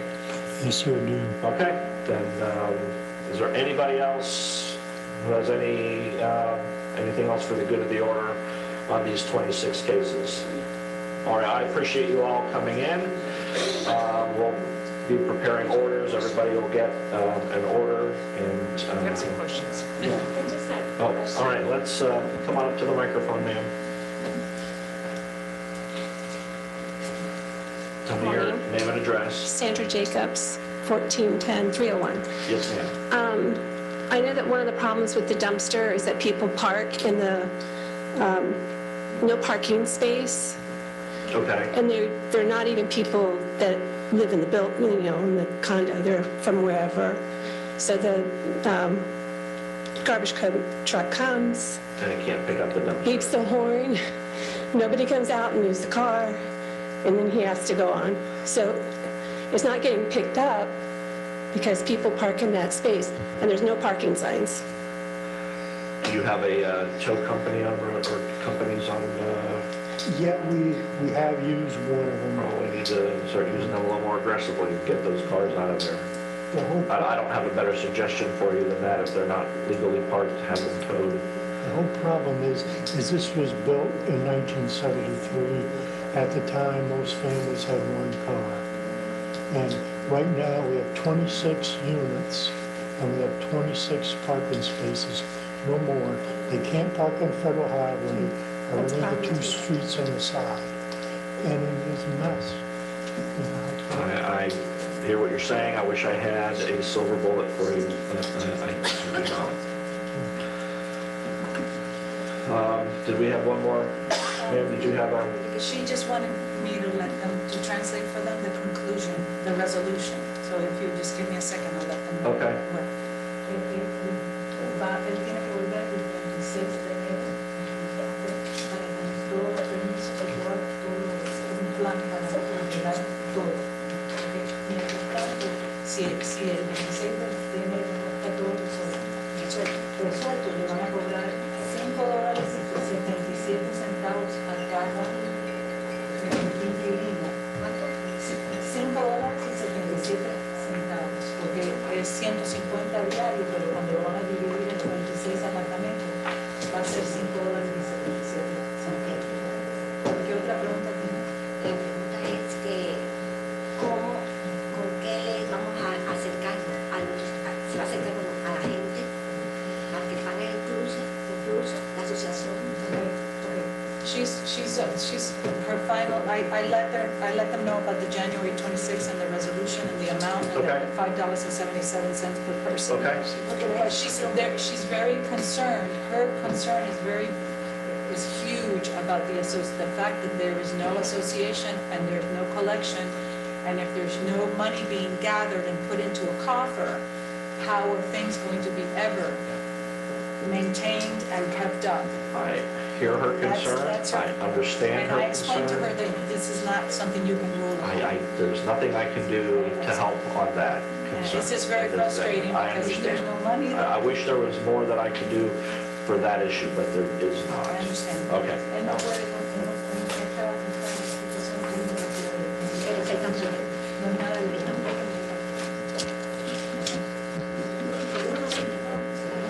Okay. Thank you all. That was as complicated as they get in code enforcement. So, okay.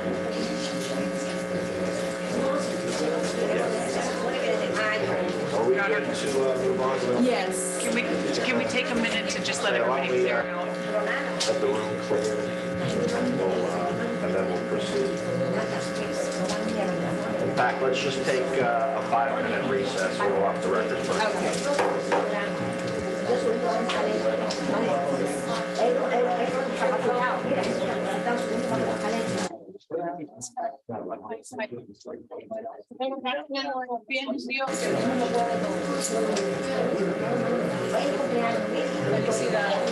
And you're next.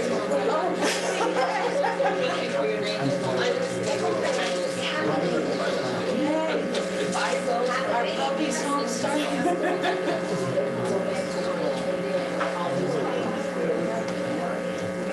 No, you're welcome. We're all in this together. Yes. Yeah, I have to make check, but that's what I want to say, we still have more space.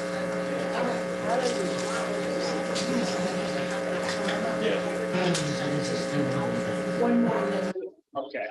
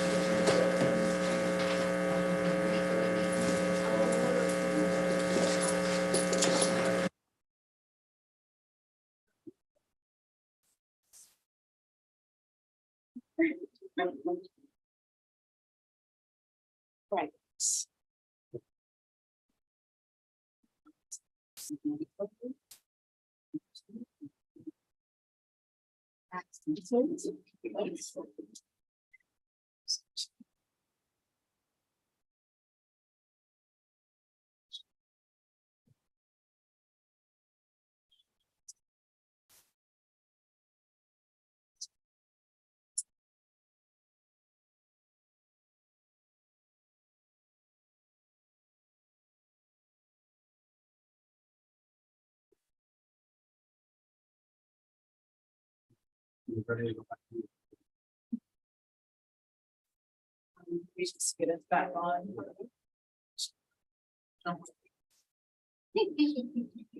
Oh, sorry.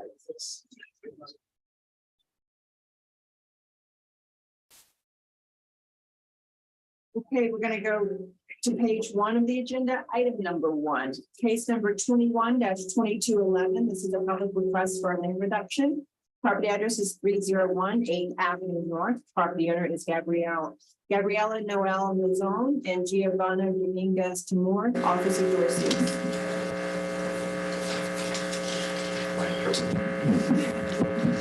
Come on up. Very much for doing that. You're very welcome.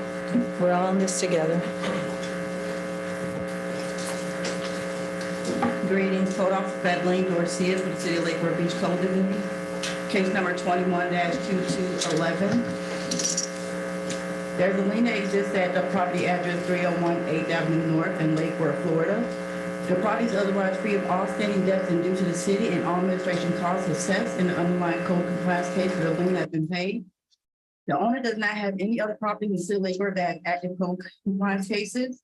The owner has otherwise met all requirements in section 2-69.3 and 2-69.3.1 of the city's code of ordinance related to reduction of code enforcement liens.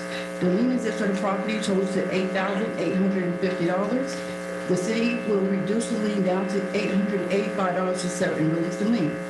The city recommends that the reduced lien is of $885 is made payable by November 28th of 2022. Okay, that is city's recommendation. This is not a resolution, is that correct? No. Okay. Let me hear from the applicant. Yes, ma'am. Go ahead and tell me your name and address, and then you can tell me about the request. Yes, thank you, Your Honor, for being here. My name is Giovanna Dominguez Timur. I live at 301 8th Avenue North. This is my daughter, Gabriela. Good morning. We are homesteaded residents since 2017. Okay. I'm here basically to beg you to remove the lien in its entirety. Yolanda Robinson, the supervisor of code compliance, and Fedleen Dorcius, they've been great. And I did not sign the stipulated agreement because she recommended that even though the city can remove 90%, that you would have the power to remove the remainder. And the reason I am asking for that is because it has been increasingly difficult for me in the past year. We lost, my husband left our family after a lifetime. And we used to be a two-income household, and it's just my income. And she's in graduate school for viola performance at Lynn University. So she's not able to work because she goes to school full-time. She missed today to be here. And my income is a fixed income, and it only stretches so far. And with everything increasingly getting more expensive, including utilities as of late, it is very difficult for me month to month just to keep up. So I am asking you to please remove the remaining $805, $885, which if I can just say, I applied for this variance on June 23rd. I have the cashed, I printed all the checks from the city, and the variance was denied, but I was prepared to go to appear before the Historic Preservation Board on July. And they did not have a meeting in July. They did not have a meeting in August. They did not have a meeting on the second Wednesday of September either. They moved it to the third Wednesday of September. And my lien, $75 a day, started May 28th.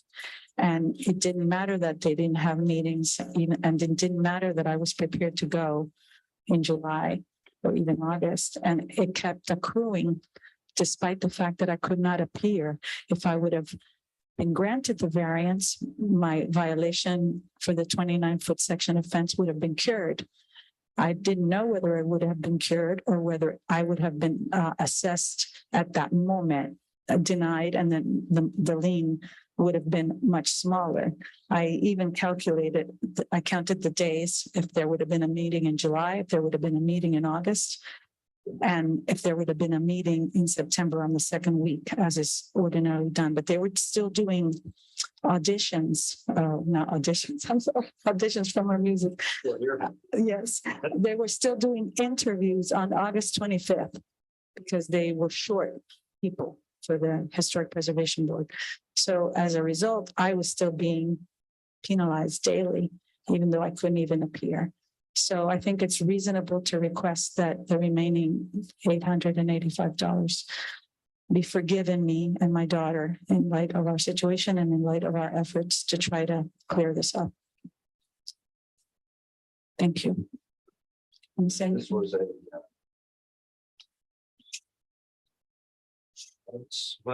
Yes, this case initiated as an internal complaint about the fence being changed out. It was an approved permit for that fence that was applied for and closed out in 2019. After that permit was closed out, the owner then decided to change the height of the fence without another permitting system. So the complaint came in, which initiated the case.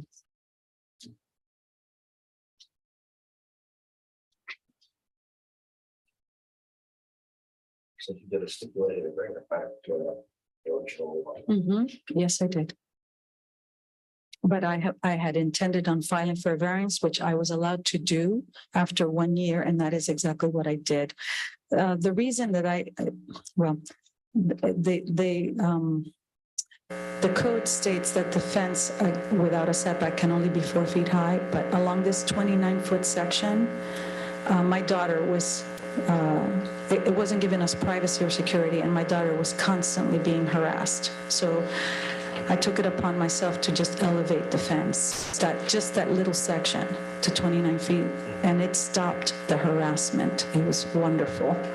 But I ended up having to remove it completely now. So now we're back to where we were before I filed for the variance. So the fence is down to 4 feet now. No, it's gone now. I can't afford to replace it. And 4 feet doesn't remedy the situation.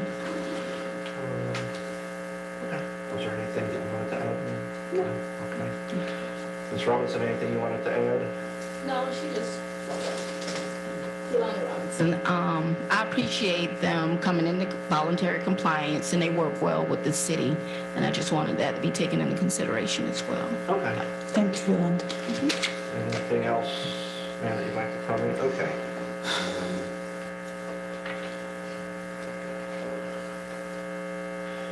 So we have the lien is $8,850.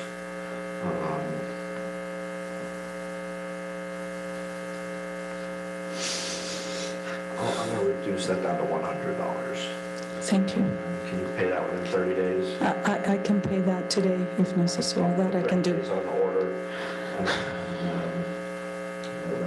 you pay it today, that's fine. Thank you. Yep, you're welcome. Thank you very much. Okay.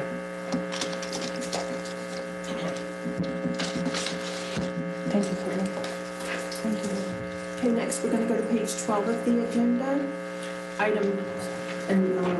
This is item 34, case number 22-412. Property address of 616 Lucerne Avenue, property owner of 616 Lucerne Ave LLC, office of Dorcius, and there are 3 other units. You want me to call them? All the same owner? Yeah. Okay. Item 35, case 22-420.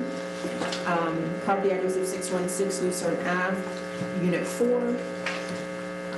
Page 13, item 36, case number 22-422, property address of 616 Lucerne Ave, apartment 5. Item 37, case number 22-425, 616 Lucerne Ave, unit 15. All of these are owned by 616 Lucerne Avenue LLC, and they are back for a status hearing. We can do 26 at once. We can do 4 at once. Hopefully this one's smoother. Okay.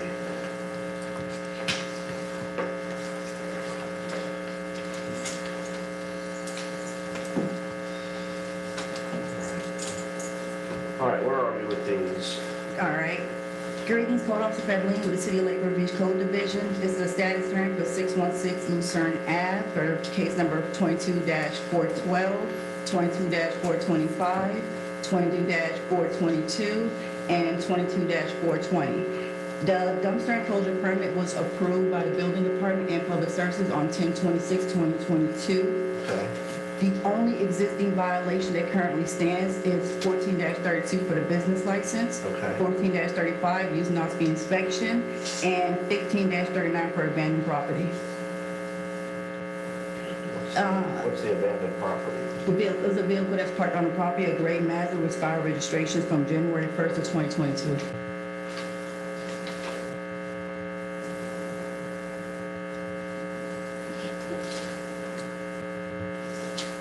And this is another case where none of the business licenses or use and occupancy certificates will be approved until the violation. Well, what disapproved the original inspection for back in March 7th, 2022 was the fact that they didn't have a dumpster enclosure permit. Okay. So that's what slowed the process down. So now that they have the permit and the permit's approved and pick up, the owner can actually schedule their inspection Okay. Okay, good. and ensure the vehicle has been removed or registrations. The city originally recommended for voluntary compliance to be November 23rd of 2022 or pay a fine of $100 per day. And that order, that recommendation was was put in on August 25th of 2022. Were the orders the same on all 4 of these cases? Yes.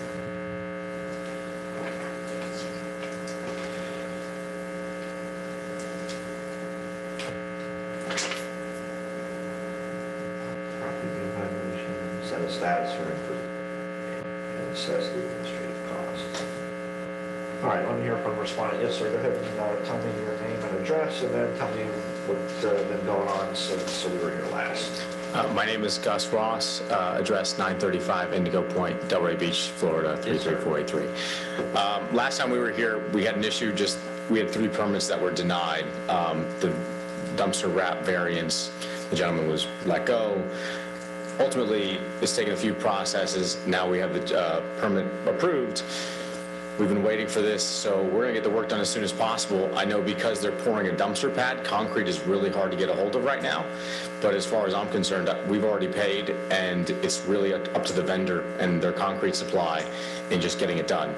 So we're very grateful that the permit was approved a couple days ago, and we're ready to rock and roll. As far as, So do you have any sense for if the 30-day time period is reasonable? Do you know what your contractors told you? I'm being 100% candid, I don't.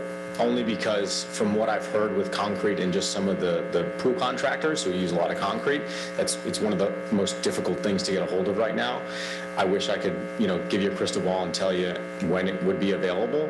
I can tell you that we've told the vendor, I'm sorry, go ahead. We've told the vendor to get it done as soon as possible. As far as the property, it was a tenant whose registration for their car was lapsed, and we notified them that they have 30 days or it's going to start getting towed. Okay. But other than that, no, we're ready to pour the pad and get it done. Gotcha. Yeah. Even if the dumpster enclosure work has not yet been completed, the fact that the permit has been approved and picked up, I could reference the permit at the time of use inspection. If no violations are observed at that time, you'll be able to pass. Then we would like to schedule it as soon as possible. Yeah, then we've been waiting on this. We couldn't get the use and occupancy until this dumpster issue was solved, and we've been dealing with that since April. So we'd love to get it scheduled and done. And Ms. Dorches has been awesome. It's just been a really big miscommunication between planning and zoning and the building department. So ultimately, I got on the phone or on a Zoom call with Scott and one of the other people from planning and zoning, and they solved it and said, if you submit a permit, we'll have it approved in 24 hours. All right, so it sounds like the abandoned vehicle and the inspections can certainly be done within the next 30 days. Absolutely. So I would like to see those complied out by the November 23rd deadline date. In terms of the dumpster,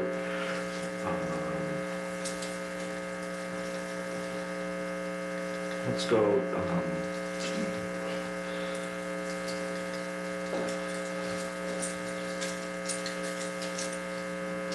let's set the compliance for, what's my February agenda?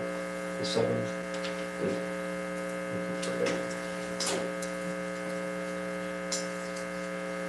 February 23rd. So let's set compliance for February 22nd on that, and then if we need to have this back on the 23rd for fine assessment or whatever we can, but if you're complied out, then that should be that. I've let Fedline know anytime we have a status update, so I usually get weekly updates from the vendor on where we are. Okay.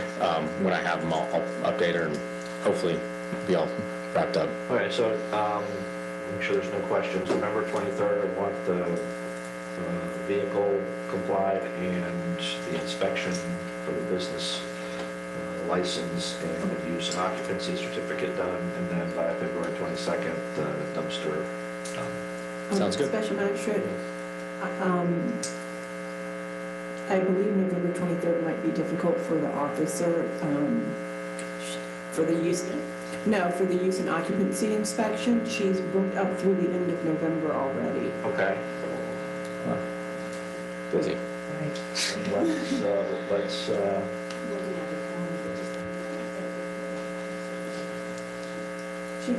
If you could move it to November 30th. that's fine.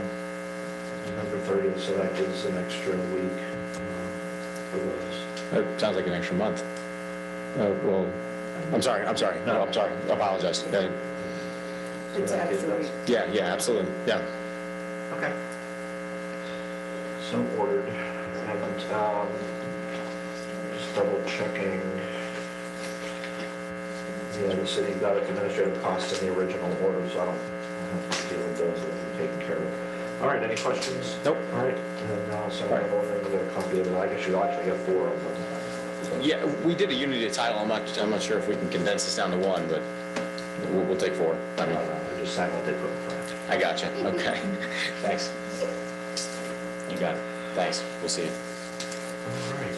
Okay, we're going to go to page 24, item 75, case number 22-907, property address of 1001 South B Street. Property owner is Kevin Spain, Officer Pierre. For the record, I was kidding. I was actually.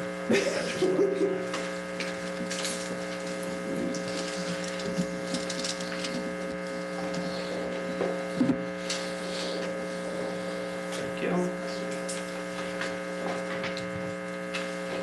Code Officer Booth with the City of Lake Worth Beach, code case number 220907. Owner is Kevin Spain. Owner address is 1001 South B Street. Property location is 1001 South B Street. This was a field of observation. Code case was initiated on June 9th of 2022. Violations are as follows. 2-7562, general requirements to remove all dirt, mold, mildew from structure. 2-7566, means of egress, shutters on the window. 2344, repair the fence that's in disrepair. All other violations have been complied. Formal notice of violation and hearing was issued via certified mail on September 30th. Certified mail was received on October 21st. Property was posted and City Hall was posted on October 3rd of 2022.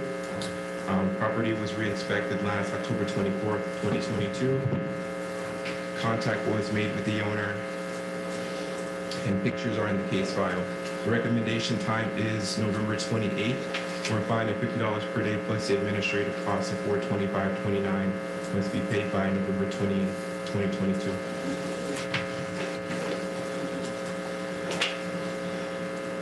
Did you say 2-75.6.6 remains in violation, remove the boards from the windows? Yes, sir, it is.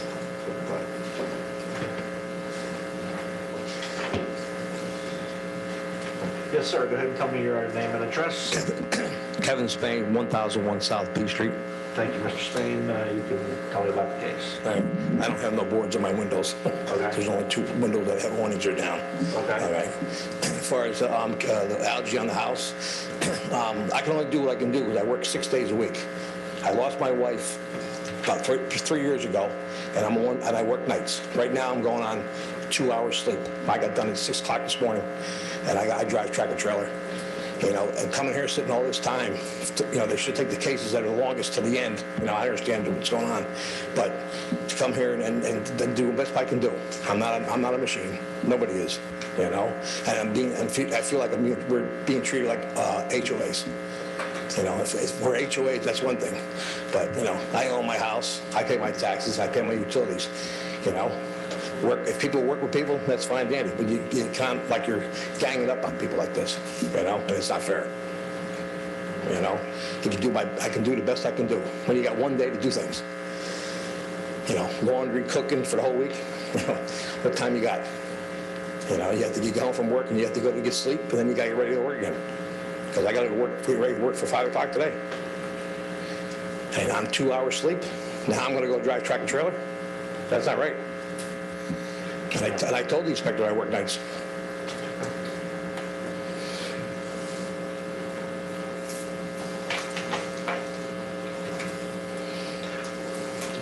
Give me a little bit on the fence. I'm having trouble seeing.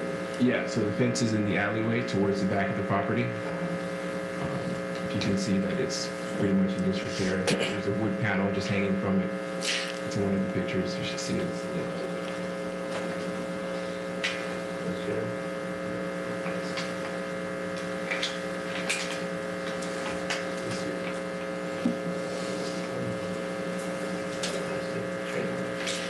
Yeah, that was a fence that my grandfather built when he built the house back in 49 and 50.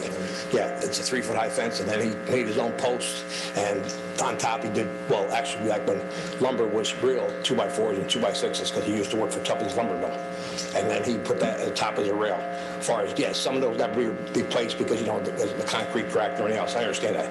Go and put another fence back up. You know, I tried moving them posts. They're solid. I don't know how he built them. Yes, is the fence required?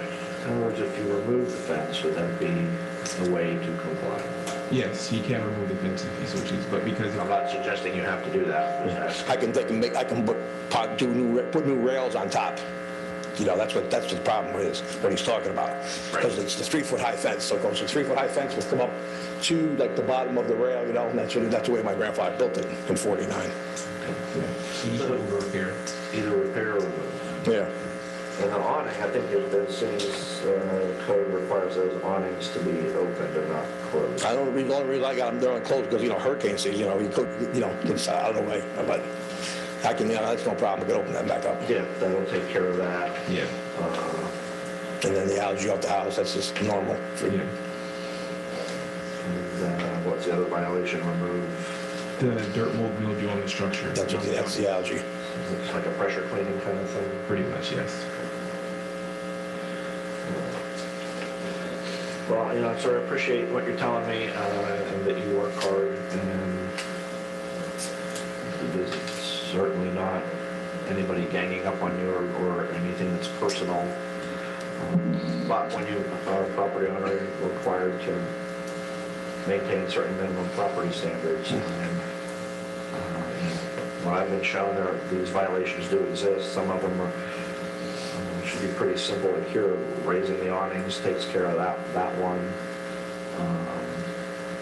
There's a couple of easy ways to either repair or remove the fence, and then once over with the pressure cleaner on the house should take care of the other one. I'm happy to give you, some time to do that, but the violations do need to be cured. Do you think the city is recommending give you till the end of November? I'm happy to give you a little more time to that. If we can go till the end of December, I can probably pretty much have all those done. I'll be happy to do that. I'll give you till December, let's say December 28th. That's all right. Does that work? Yeah. Okay. And then all I do is just call him up for a reinspection. Absolutely. Once the work is done, the city needs to come out and re-inspect, then they can sign off on it and get you out of this. All right. All right. Anything else you'd like to tell me? No, there is a lot, but you got a lot of time on your hands. I could just say one thing where South A Street, when I come down on 10th Avenue South to South A, there's a stop sign there, but you can't see because there's cars parked like they're in the blind spot, and you have to come out into the street to see who's coming, and then sometimes that can be too late. Yeah. That should be corrected. They put a four-way stop at my intersection, but they need to put a three-way stop at that one, also. Okay. They put the speed bumps in, but they just fly over them. All right. You might want to pass that along to the appropriate folks, let them take a look at that. Yeah, on South A Street, I know the property he's referring to, we do have a case initiated on this. You do? Okay.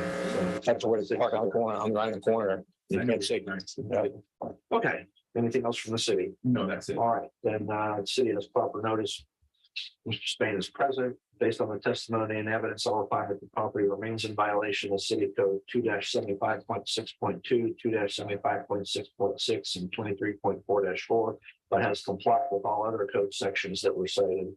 I will allow till December 28th for the outstanding violations to be cured. After that, daily fines of $50 per day will be assessed until compliance is achieved. City's award administrative costs of $425.29, also payable by December 28th.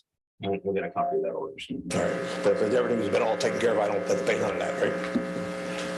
Well, the administrative costs are due no matter what, because the city had to bring the case, but there won't be daily fines that accrue as long as you get everything done. So I would still be responsible for the $425 on December 28th. Yes, sir. That's state law. There's nothing I can do about it.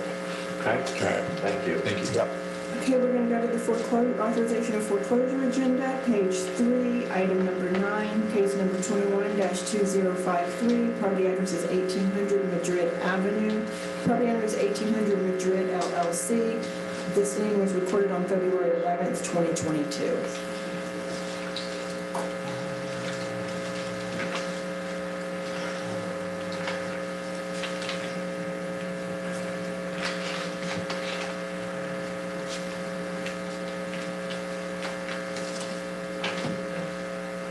Good morning. Then tell me your name and address. Marcia Spore, Yes. 1-800 Madrid Avenue, Lakewood. Yes, ma'am. Yes, we came here before in April. We had to do the doors and we finished with the doors, everything. We passed with the city. And the only issues is with the fire department. On the 11, we have issues with the water flooding. And they came over and we asked them to walk around and see if anything was wrong. They walk and they say, well, everything's fine. I sent them many emails to Inspector DeRosi. On Friday, I was telling her that we were ready for the final inspection. I didn't receive any response. On Monday, I sent again. And yesterday, when I sent it, said the city came over and they signed for the fine was for the windows. And replied my email and she was telling me, oh, did you make appointment with, schedule with the fire department? I was like, well, I sent back and I was saying, I thought it was with you, you come over. And she was like, no, your contractor has to schedule. So I spoke to Mr. Moore, our contractor, for inspection. The only day available is going to be tomorrow morning. But with all the regulation, we fix everything. Okay, so you believe by tomorrow you're gonna be able to have an inspection that. The fire, and also the 11, they passed by and they, the fire department. Okay, first off, this particular case that is on the foreclosure agenda is not the fire case. It's a Lake Worth Code case with. Because I'm looking at Yes. building permits and. Correct. certificates. So she's thinking of another case. This is the one that the city. She's, So when was that lien, I thought it was the fire. is that lien still occurring or? Yes, it's still accruing, but she needs a use and occupancy inspection. And it's for the same property, it's just a different case, not the fire? Correct, because it's not a fire case. Do you understand what the city is? Yes, I applied for. What the city was telling me, until I don't get over with the fire, they can do nothing with us. So it's kind of, you know, I needed to, for the fire department to go clean up our violations, and then I applied for the license, but they never gave me because they're saying we have issues with the fire department. I know it's more than 90 days, or it would be on the agenda, but how old is? It went to hearing January 27th of this year, 2022. And so what's been going on for this whole year? Because, well, we're done with everything. You can see all the license, it's signed and approved. The windows, the doors, because we have the construction, the fire, the backflows. I can show you Pretty everything. much everything, Your Honor. Sir, why don't you go ahead and come up and tell me your. Yes, sir. I'm Michael Moore. I'm part with the construction company. We're doing the other construction and the other building, which is separate from these two. As we was here before, back in January, we had multiple things that got thrown in as we was dealing with the permitting of the reconstruction of the other building. So pretty much, as Ms. Spore is saying, all of the fire, all the issues with the violations got taken care of up till 2 days ago. We got the inspections on the doors from the city. We got the inspections on the windows.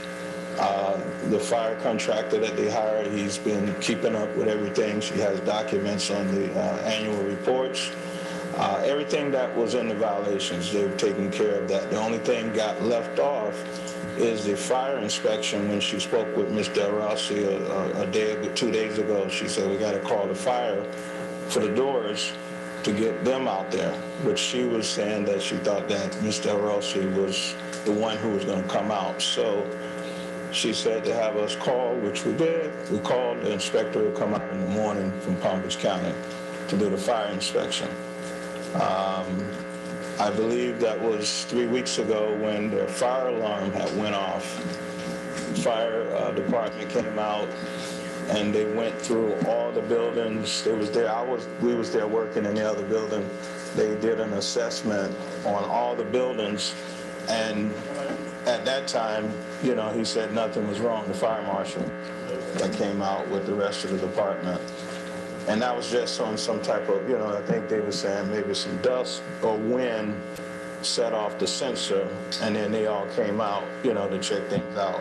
But while they was there, they went through everything at that time. And she has documentation from the fire contractor when now that took place in the fire alarm company. So at this time, Your Honor, everything is done with the violations.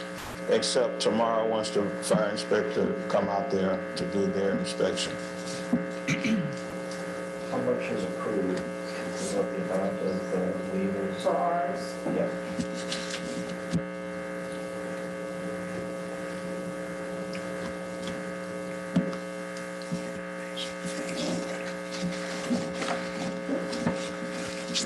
Your Honor, we're not here for a status update. This is a foreclosure authorization. Right, and what I was about to say is, If they come into compliance and have the inspector come out and it's in compliance, then we don't need to pursue the foreclosure. They can still have that option regardless of the authorization. and in my view, foreclosure authorization is more or less a ministerial thing. If there's a lien and it's been recorded for more than 3 months and it's not homestead property, the city's entitled to have that by law.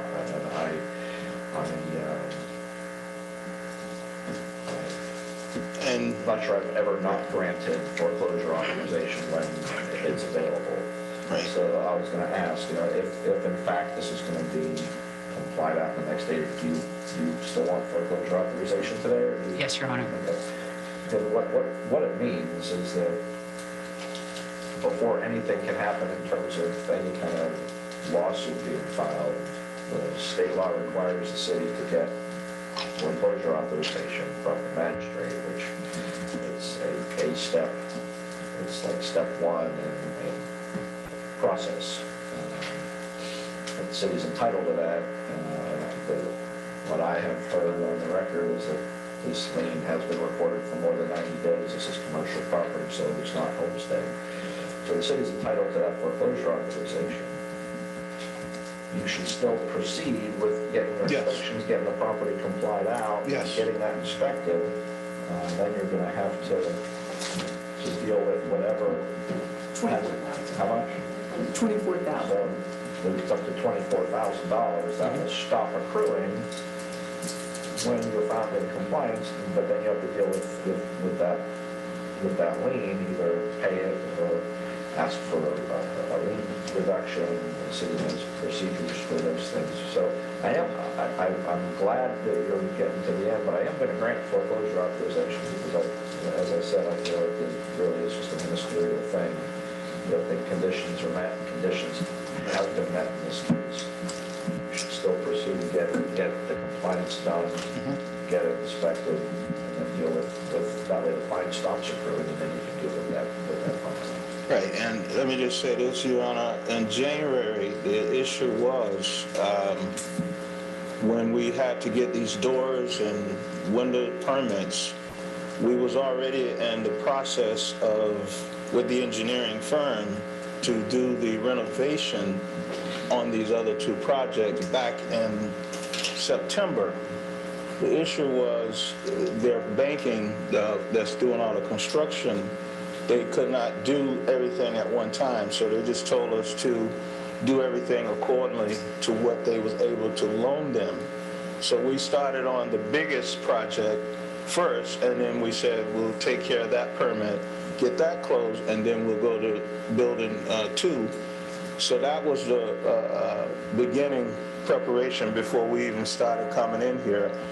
Then the violations got thrown in, which we wasn't aware of that even before we even stepped in with Mr. Spohr and them to take on this project. So we was dealing with all the construction things, all the engineering, civil, and then we got thrown in with all the violations. So we told the bank, hey, we got to take care of this now, right along with the construction. Okay, well, so it sounds like you're headed in the right direction, but unless Yes. you've got something that's contrary to the evidence about the lien being recorded for more than 90 days or this not being homestead property, those are the issues that I deal with on a foreclosure authorization. In terms of, as the city attorney indicated, we're not here to litigate the status of the violations or inspections. I would still urge you to get those done.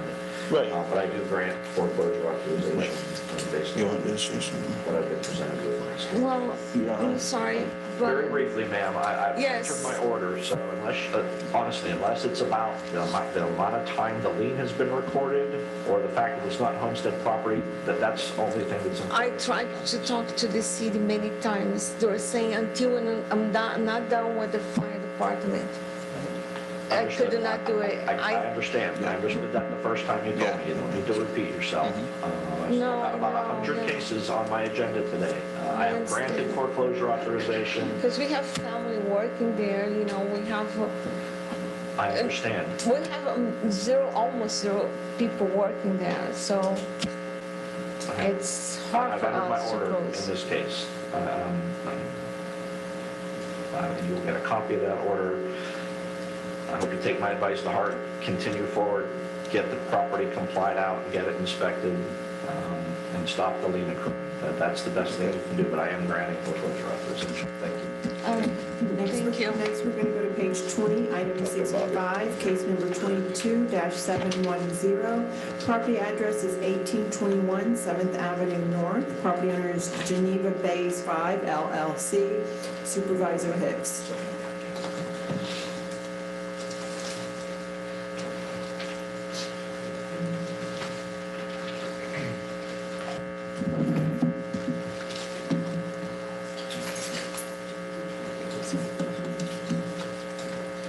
Morning, Bobby Hicks, City of Lake Worth Beach, case number 22-0710. Owner's name is Geneva Bays 5 LLC. Their address is 2150 Southwest 10th Street, Suite B, Deerfield Beach, Florida. Property location of the violation is 1821 7th Avenue North. Case was initiated on 4/22 of 2022. Existing violations are sections 12-18 to remove all garbage, trash, and debris from the entire property.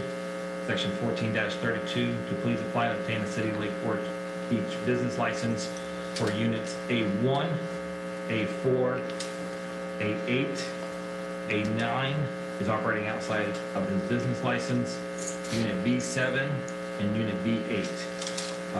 City Ordinance 14-35 to schedule and pass the use and occupancy inspections for units A1, A4, A8, A9, B7, and B8. Section 2-75.6.2, paintings of vehicles is prohibited unless constructed otherwise in an approved spray booth. Unit A1 needs a cease and desist painting. That violation has been complied. All other violations have been complied as well. Did not issue a courtesy notice of the property.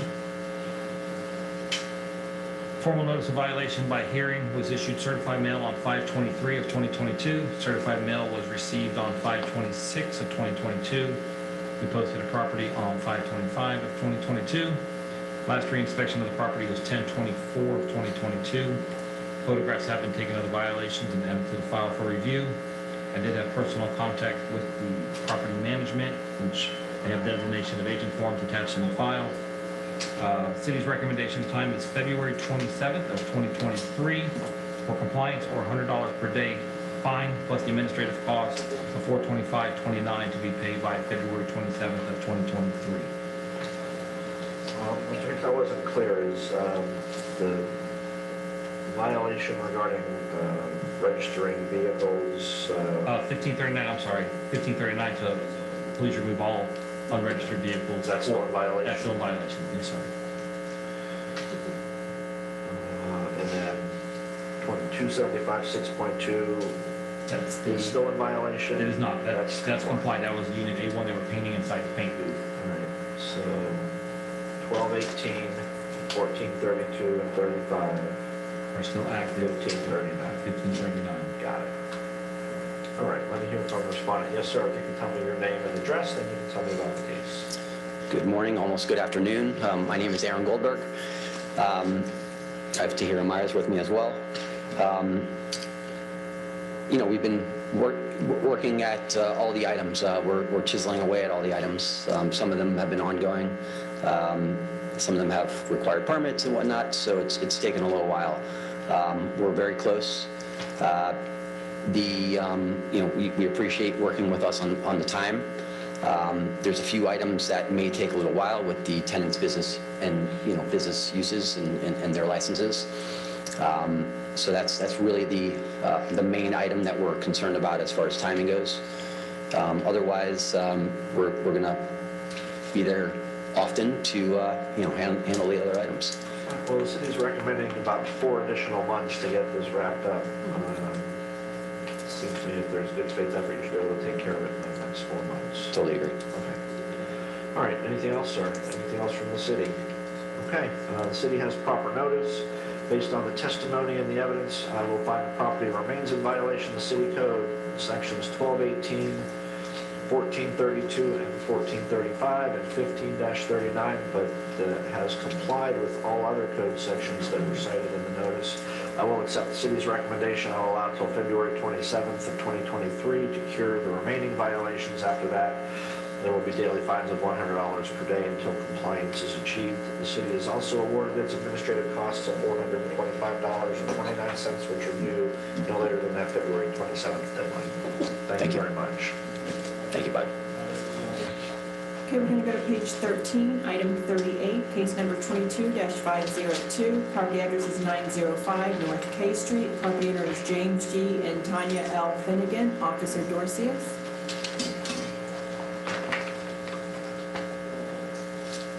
And it looks like there's two cases on the same property. So if you will go ahead and call the other one as well. Yeah, where's that? That's on page 15, case number 22-971, property address of 905 North K Street. Okay. Thank you.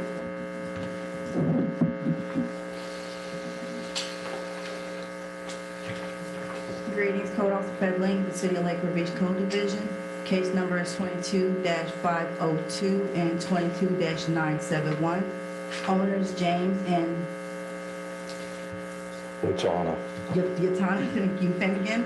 Owner's address is 904 North K Street. Property location 904 North K Street. Case number 22502 was initiated on March 18th of 2022 from a failed license inspection. The current existing violation is 14-32, business license 14-35, use and occupancy inspection, 2-75, 6.2, general requirements, to repair the front porch steps, repair the damaged wood on the window frames, and replace the missing electrical covers. Formal notice of violation was issued via certified mail on June 23rd, 2022. Certified mail was not received. Property was posted on June 27th of 2022. Last reinspection was on October 24th of 2022. Photographs of property has been taken. The city had contact with the owner. The recommendation time for voluntary compliance is January 27th,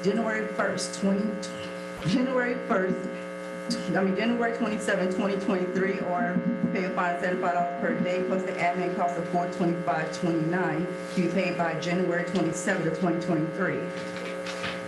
For case number 22-971, that case was initiated on June 22nd, 2022. Existing violation is 23.6-1 landscape regulations.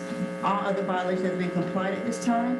Courtesy notice was issued on June 22nd, 2022. A reinspection was conducted on August 2nd of 2022. The property was found to be in non-compliance. Formal notice of violation was issued via certified mail on August 3rd, 2022. Certified mail was not received. The property in City Hall was posted on August 9th, 2022. Last reinspection was on October 24th of 2022. Photographs of property has been taken. The city had personal contact with the owner. Recommendation for voluntary compliance is January 27th of 2023, or pay a fine of $75 per day, plus the admin cost of $425.29 to be paid by January 27th of 2023.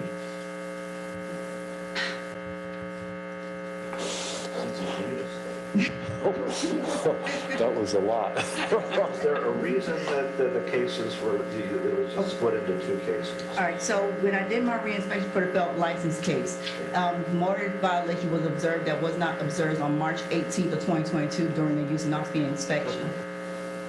Gotcha. All right, let me hear from the respondent. Yes, sir, if you could tell me your name and address, and then you... Sure, my name is Jim Finnegan. I'm at 224 North Ocean Breeze, right here in Lake Worth Beach, 30-year resident. Fedline has been very gracious in her dealings with us on trying to get our property issues resolved. It hasn't been for a lack of effort. We are in the process of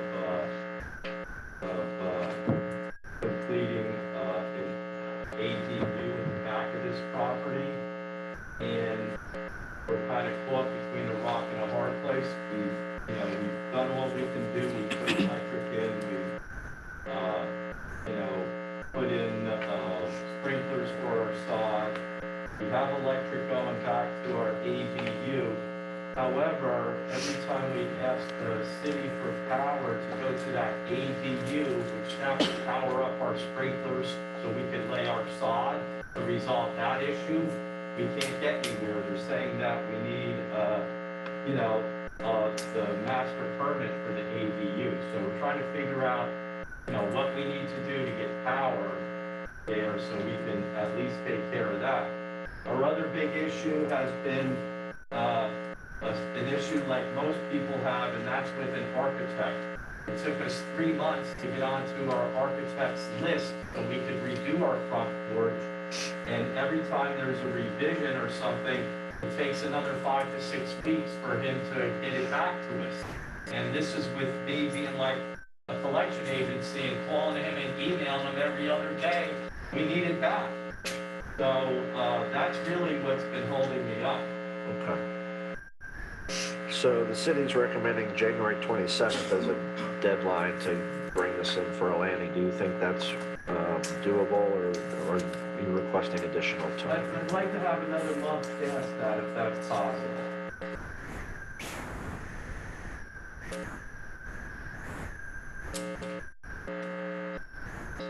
Something like February 24th? City have any objection to that? Just that this case has been going since March. Okay. It's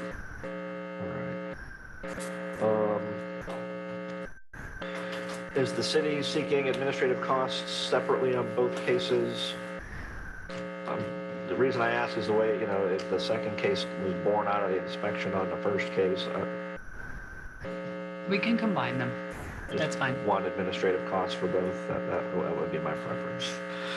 All right, is there anything else you'd like to tell me, sir? No. Okay, anything else from the city? Okay. City has proper notice on both cases. Respondent is present. City has proper notice documents in its file. Let's see, for case ending in 502, we'll find that the property remains in violation as cited. For case ending in 971, I will find property remains in violation of City Code 23.6-1 regarding landscaping, but has complied with the other violations that were noted in the notice of violation. Over the city's objection, I'm going to allow until February 24th for the property to be brought into compliance. After that, though, there will be let's see, I'm going to do $75 per day for each day the violations continue beyond that compliance deadline, so you want to make sure you get that taken care of. And then the city is entitled to its administrative costs, which are $425.29. That's going to be for both cases combined. And I will sign, you'll get separate orders on those cases. There's technically 2 cases, but if you have any questions, I'm gonna get something. yes, you're going to get an order that memorializes everything I just said. Okay. Thank you very much. I appreciate it. You're welcome. Is there a Lily Hackerin? 1932 7th Court North?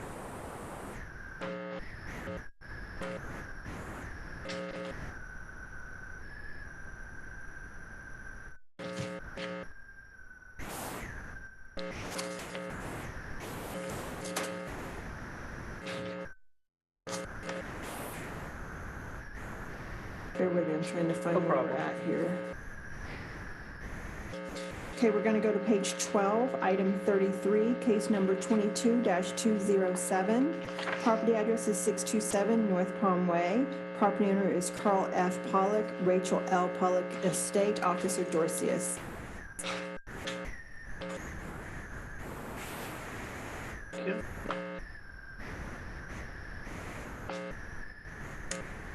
Greetings, Code Officer Fedleen Dorcius with the City of Lakewood Beach Code Division, case number 22-207. Carl and Rachel Pollock own his address 627 North Palm Way in Lake Worth, property location 627 North Palm Way. This case was initiated based off a citizen complaint on February 8, 2022. The existing violations is 2-756.2 general requirements to please repair all damaged wood on the rear carport to include the fascia boards, to remove rust and damaged wood from fascia boards on the main structure, and to remove the tarps in the rear of the property to keep them from becoming projectile items. Courtesy notice was issued on February 8, 2022. Property was re-inspected on 4/12/2022 and June 21st of 2022 and found to be in non-compliance on both dates. Formal notice of violation was issued via certified mail on June 27th, 2022. Certified mail was received on July 15th, 2022. The property at City Hall was posted on June 29th, 2022. The last re-inspection was conducted on October 19th, 2022. Photographs of the property has been taken. The city had personal contact with the owner. Recommendation time for voluntary compliance is January 27th of 2023, or pay a fine of $75 per day, plus the admin cost of $425.29 to be paid by January 27th, 2023.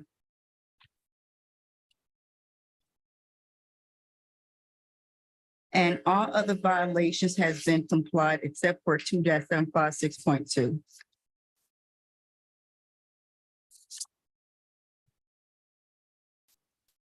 Okay, yes, sir. Go ahead and tell me your name and address, and then you can tell me about the case. I need to get you a little closer to the microphone. So where are we with the case? What's going on?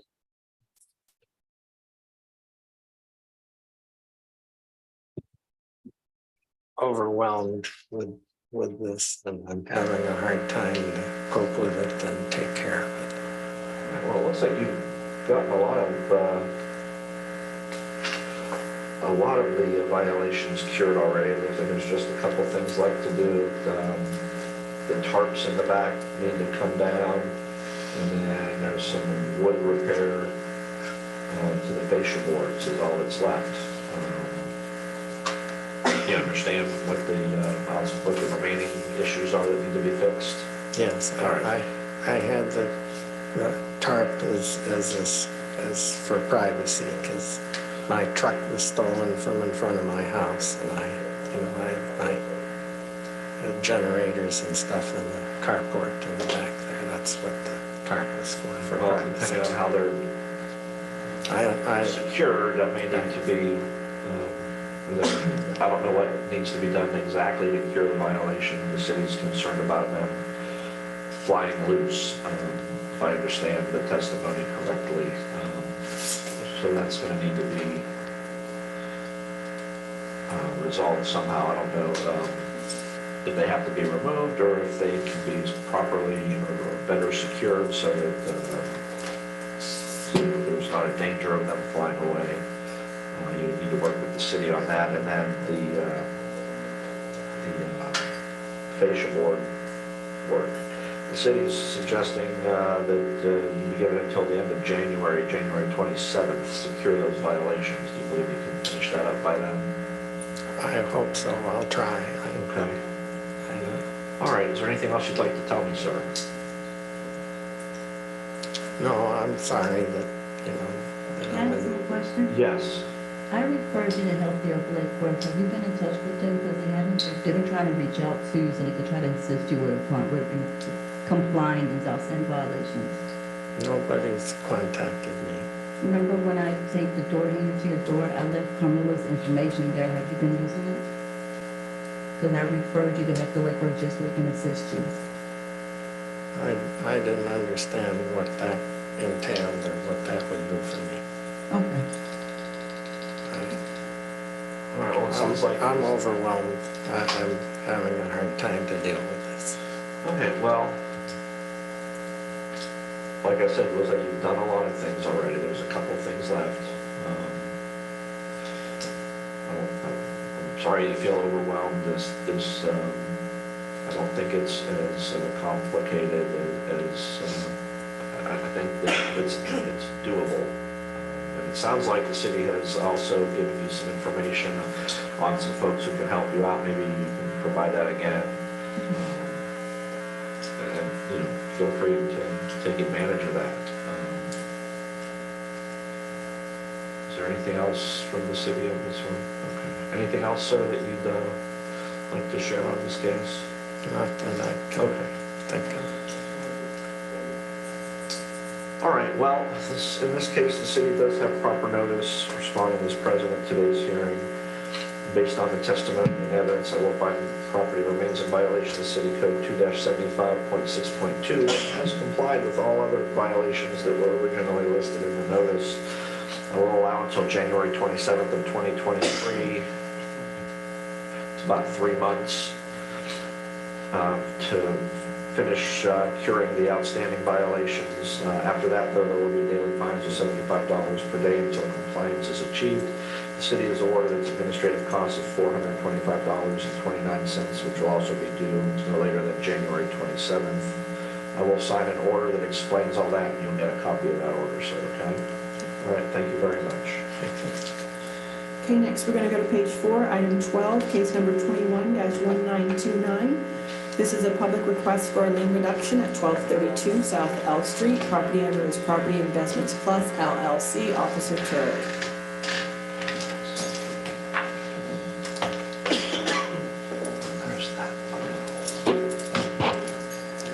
Hello. Morning.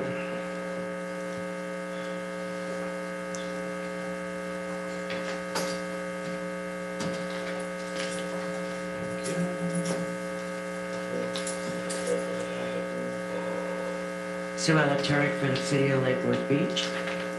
Case number 21-1929, property address 1232 South L Street. Owner's name, William Rivera with Property Investments Plus LLC. The property is in compliance with no outstanding violations. Total lien amount is $6,700. The amount has been reduced to $670, payable by 10/28/22. That's the city's recommendation. It's Yes. not a stipulation, is it? Not a stipulation, city recommendation. Okay. Let me hear from the applicant. Can you tell me your name and address, sir? and Hello, my name is- tell me about your request. My name is William Rivera at 1232 South L Street. Pretty much just came in because I believe it was mandatory to come in and I'm willing to pay the fee. Just want to make sure we're all on the same page. $670? Yeah. All right, so ordered. For what date? Can you do that within the next 30 days? That's tomorrow. I can do that today. All right. Okay, and am I allowed to do that today? Yes, you are. A building permit? Yes. I don't like just giving them a day to pay because the lien. 30 days on the order. Oh, okay, I didn't hear that, thank you. It was because of the hurricane, it got pushed back. That's great, but yeah, we put 30 days on that. Okay. Okay, All right, very good. thank Thank you you. very much. Yeah.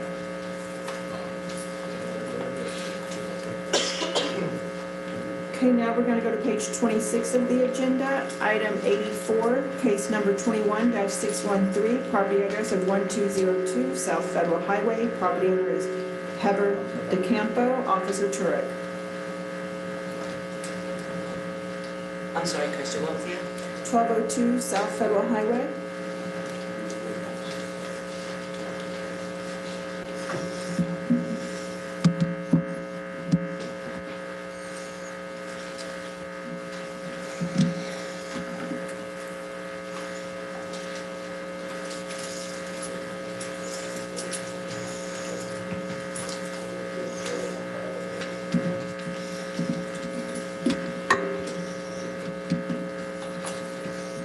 Sue Ella Turek, City of Lake Worth Beach, Code Enforcement. Case number 21-613, owner's name, Herbert DeCampo. Owner's address, 1432 Fair Green Road, West Palm Beach, Florida. The property location is 1202 South Federal Highway. The case was initiated on 3/8/21 by a previous zone officer. 21. So this is almost 2 years old. Yes. Okay, just want to make sure I heard correctly. Wait a minute, 21? Yes, ma'am. The, and then I took it over on 5/11/22. Okay. The reinspection was on 5/20/22, 7/25/22 to find to be in non-compliance. Formal notice of violation and hearing was issued via certified mail on 8/15/22. The certified mail was received on 8/18/22. The property was posted on 8/17/22. The violations are landscaping 2-75.9 to add approved living ground cover to front yard where a vehicle is parking. Remove wheel stops laying in front yard. 23-4.10, remove vehicle from front yard, no parking allowed in lawns or landscape area. 1432, to apply and obtain a Lakewood business license. And 1435, to pass the required use and occupancy inspection. All other violations are complied. The time and fine are January 30th of 2023, or a fine of $100 per day, or $29.25 to be paid by January 30th, the admin costs of 2023. So can you give me a little more information on the age of the case, because the notice of violation was dated August of 2022. Yes, I don't sir. see anything in this file that's older than that general timeframe. These cases, I inherited these cases when I took over the zone. They were in the system, but the owner probably wasn't aware of it until I took it over on 5/11/22. All right.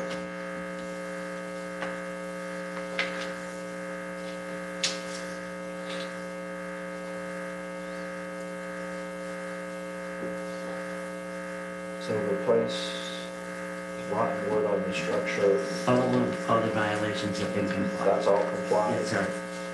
What she has left to do is landscaping and, business license and use of. yes, yes. Parking. Yes, the parking, that's, she told me the same.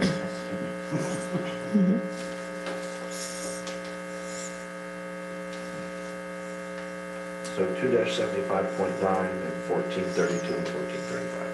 Correct. And 23.4-10 for parking for. Yes. Or 10 parking prohibited.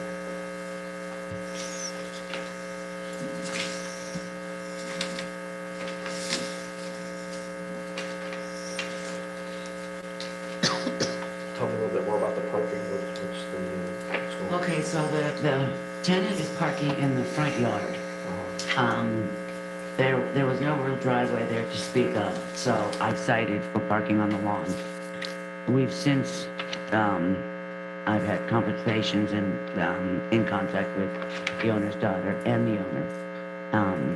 And they're looking to permit that area as we speak. You're looking to do what? Permit a driveway in that area, but I did not cite them to permit a driveway. Okay.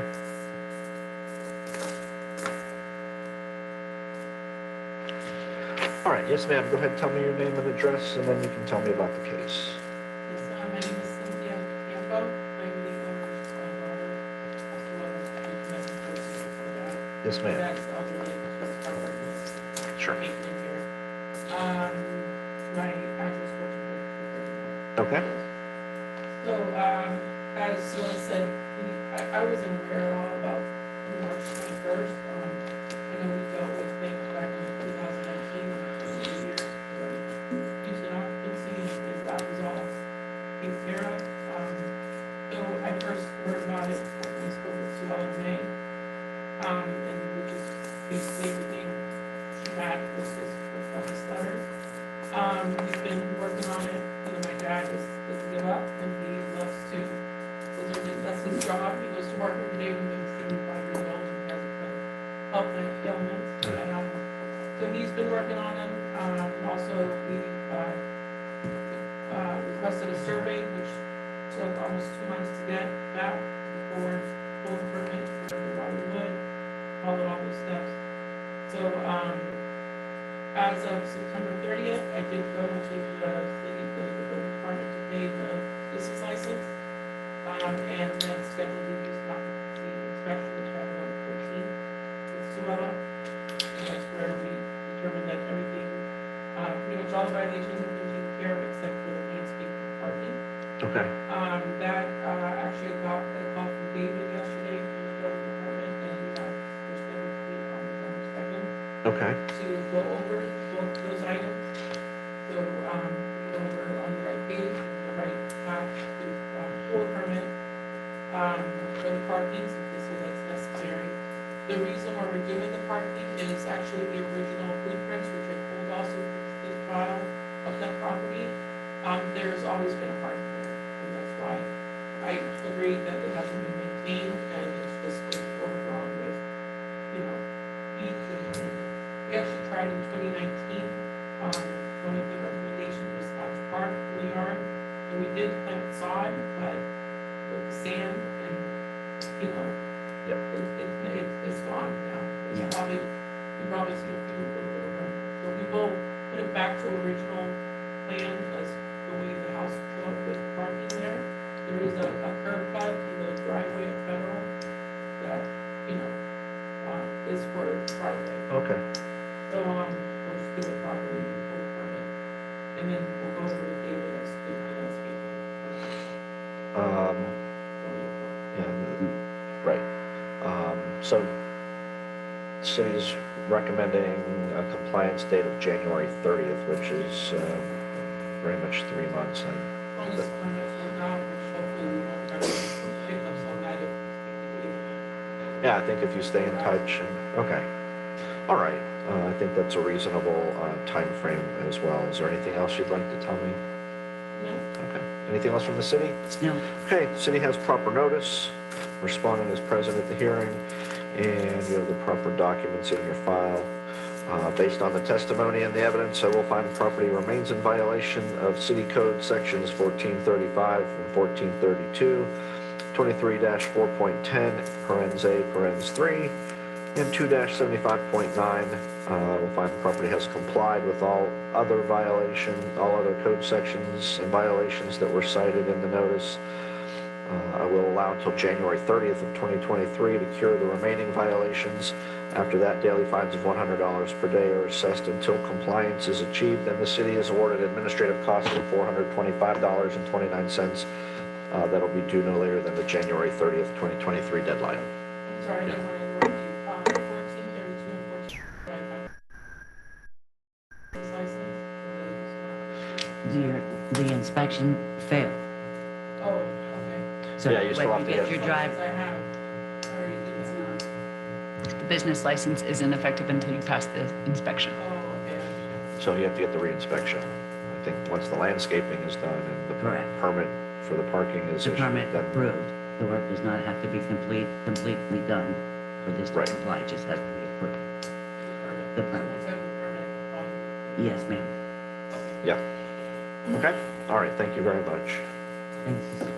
Okay, next we're going to go to some additions to the agenda. So they're going to be unnumbered at the end, so 39, 40, page 41 and 42. These are public requests for lien reductions. There's 3 of them. Case number 16-1155, case number 08-1098, and case number 07-10150. Property address is 1106 8th Avenue South. The new property owner is Marie Anisette, Officer Pierre.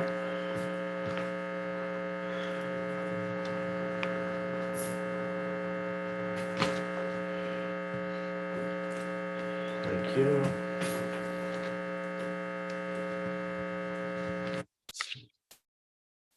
City of Lake Worth Beach, Code Officer Blake Pierre.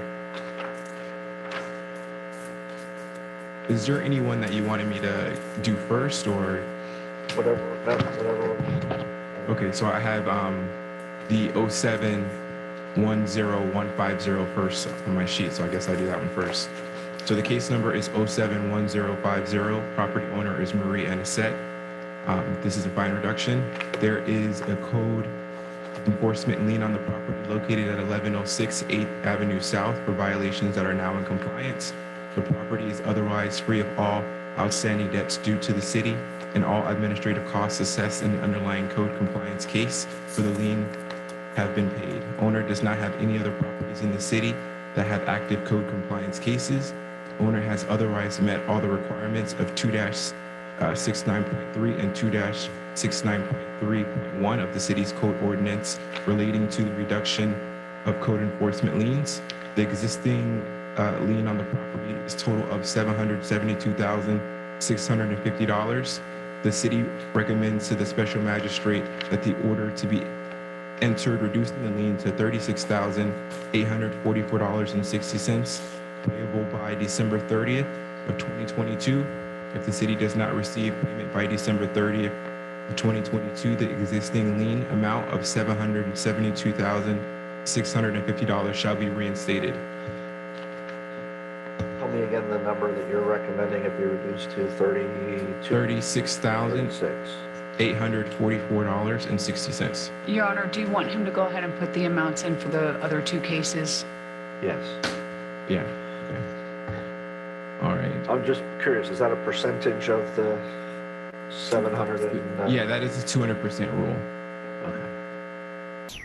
We have, in our ordinance, our liens cap out. So we use the 200% rule, which caps that lien out at $368,446. Okay, I was just, I'm terrible at math, so, okay, I got it. And then that's 10% of the, got it. Correct. Okay. Okay. Yep. Did you want me to read the entire? Okay. Yep. So code case 081098 is the next case. Property owner Marie Enset. There is a code case lien on property located at 1106 8th Avenue South for the violations that are now in compliance. The property is otherwise free of all outstanding debts due to the city, and all administrative costs assessed in the underlying code compliance cases for the lien have been paid.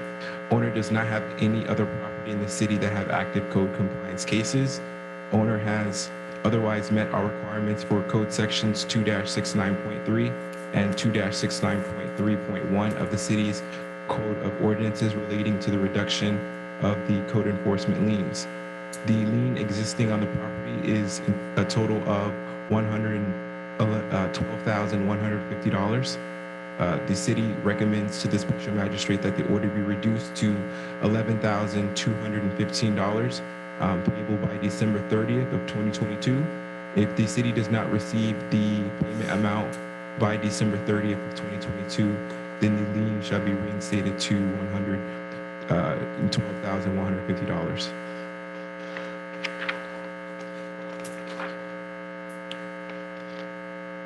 Did you get that one? Yeah. Did you get the values? Okay. All right. The next case is 16-1155. Property owner Marie Enset.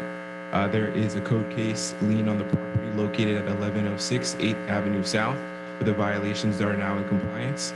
The property is otherwise free of all outstanding debts due to the city, and all administrative costs assessed in the underlying code compliance cases for the lien have been paid. Owner does not have any other properties in the city that have active code compliance cases. Owner has otherwise met all the requirements for section 2-69.3 and 2-69.3.1 of the city's code of ordinances relating to the reduction of code enforcement liens. The lien existing on the property is a total of $14,595. The city recommends to the special magistrate that an order be entered reducing the lien to $1,459.50, payable by December 30th, 2022. And if the city does not receive the payments by December 30th of 2022, the existing amount of $14,595 shall be reinstated. You said $1,459.50? Yes, sir. 1,400. Yeah. Got it. Okay. And the total lien on that one is $14,595. Yes. Got it. Okay. So go ahead and tell me your name and address, and then you can tell me about the request.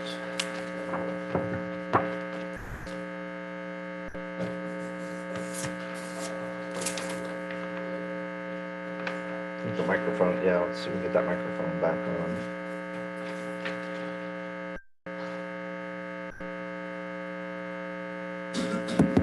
Okay. It's Bradford Boys and it said, property address, it's 1106 Lit Avenue South, Lake Worth. Okay.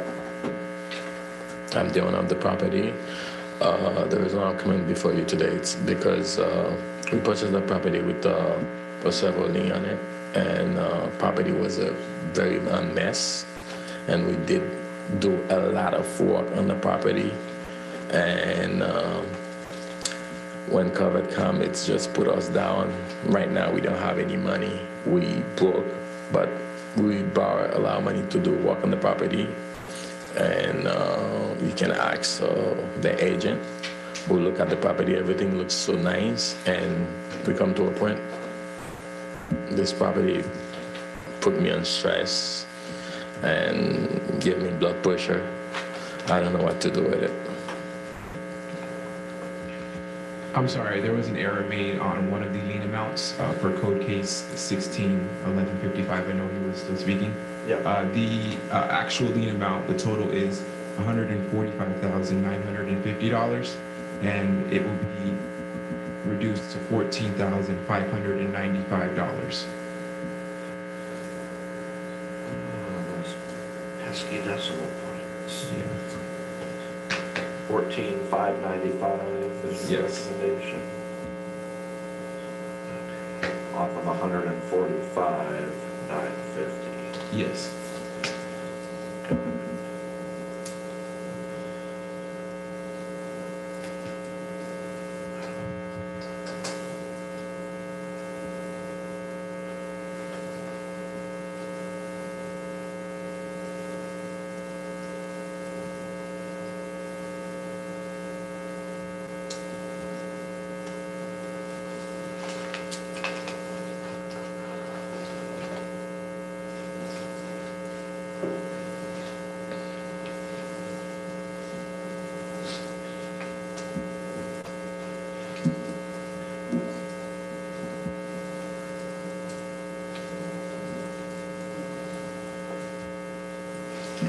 What, did you buy this property like a tax?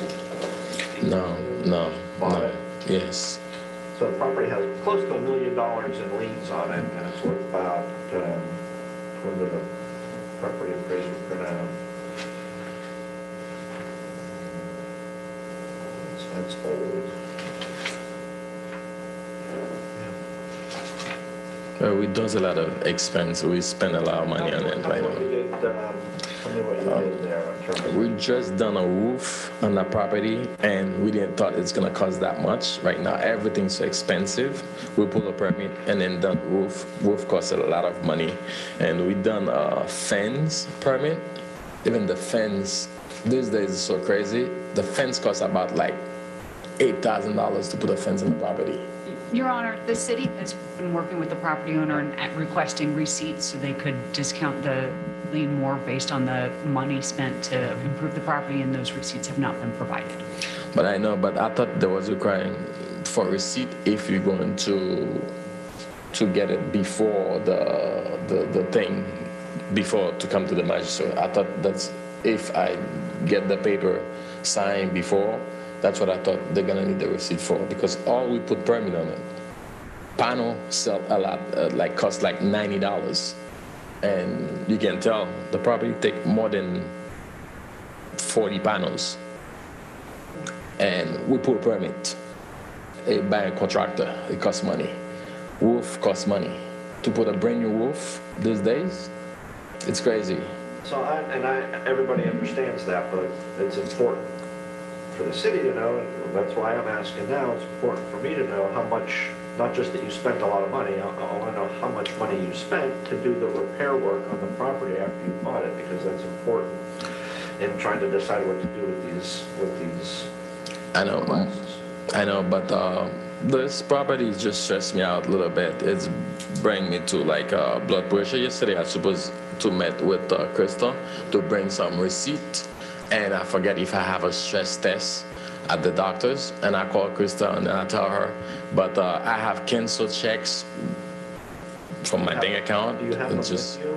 I think I can pull them in my bank account, like $27,000 and everything. So, not to minimize what you just told me, but I bet everybody in this room suffers from high blood pressure. I'm on blood pressure medicine, okay? But if these liens are important to you, you need to bring the documentation that shows us what you've spent to fix up the property.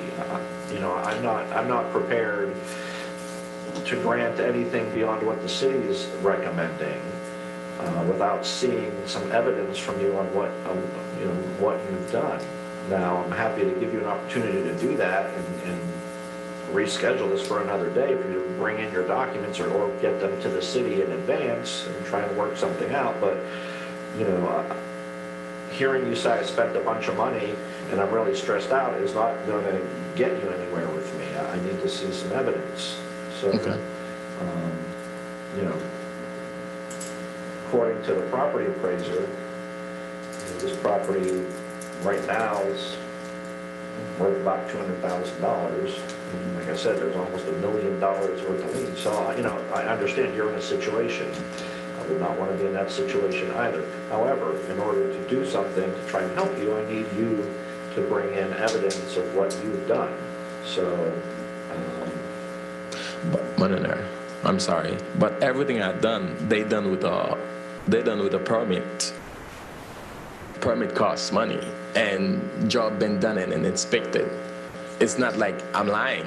It's just if it's brand new roof. I don't think you're lying, but you know, we live in a world where things have to be documented. There has to be evidence. Okay. You know, I absolutely have no reason to not take you at your word, but to see exactly how much you've spent and what you've done, that's how that's established. So, you know, I'll give you two choices. I will accept the city's recommendation today, or I will let you come back on a different day with the documents that the city has previously requested and that I'm requesting to show what kind of investment you've made on this property and go from there.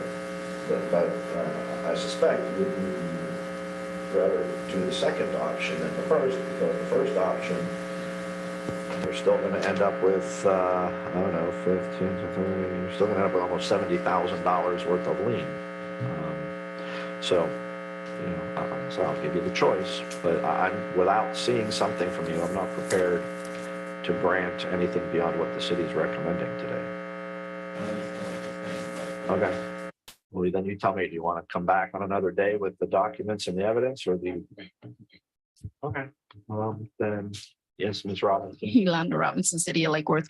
Can we have the respondent submit the documents no later than November 11th so that we can go through everything, give them an accurate amount rather than try to bring them here? That's a great idea. Okay, thank you. So you need to get all your documents together and get it to you, Ms. Robinson, or the zone officer. To the code enforcement officer by November 11th. And then we're going to see this back on what, November 17th? Okay, that way everybody will have a chance to look at what you've provided and be able to, you know, resolve this in an intelligent way rather than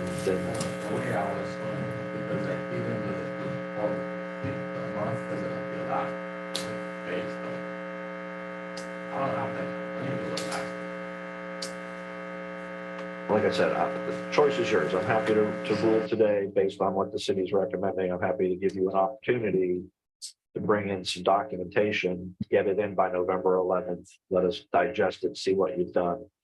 I'm not saying that all I'm going to do is discount the city's recommendation by the dollar amount that you've spent, but I want to know what you've spent. I want to see what you've done, and then I can make a decision on what I think the appropriate amount of this lien is. Or, you know, if you get this to the code enforcement officer and you're able to work it out without me making the decision, great, that's even better. But that's how we'll proceed. We're going to continue this to November 17th. You need to provide all the documents that you have regarding what you've done, the investment, the repairs, maintenance on this property since you've owned it. Get that to the city by November 11th. And we'll try again on the 17th. Okay? Thank you very much. May I add that the property still has to stay in compliance by that time frame? Thank you. Yes, thank you.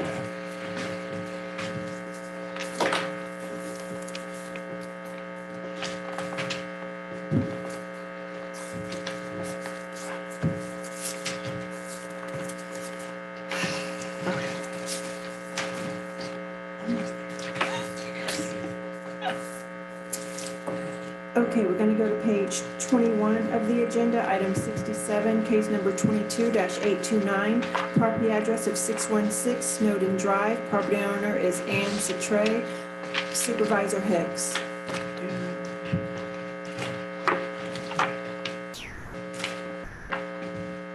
Good morning, Bobby Hicks, City of Lake Forest Beach.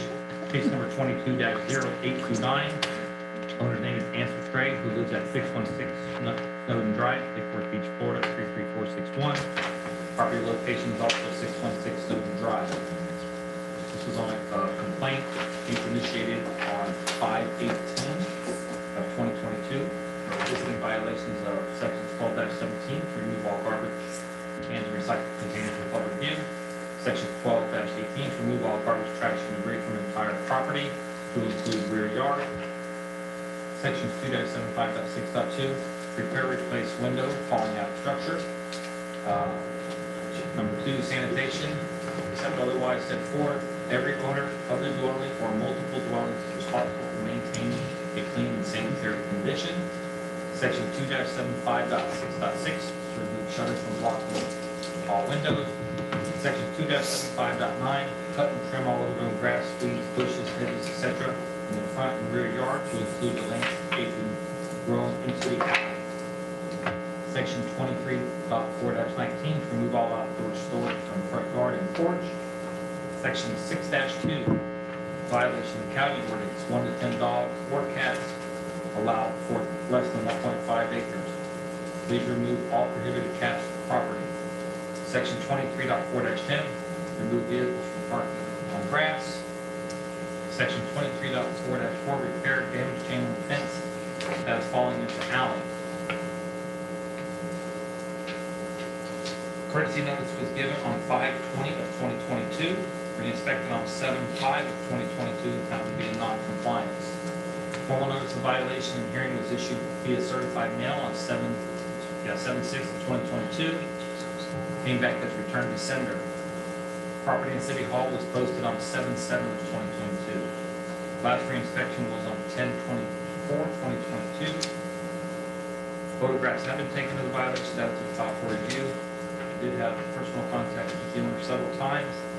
The city's recommendation time to bring the property into total compliance is November 28th, 2022, or $50 per day fine, plus the administrative cost of $425.29 to be paid by November 28th of 2022.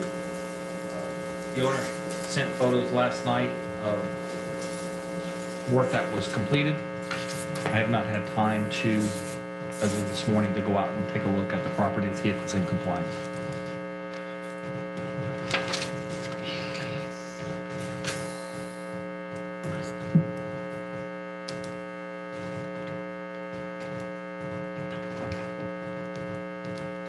The most recent photographs looks like are October 24th, is that?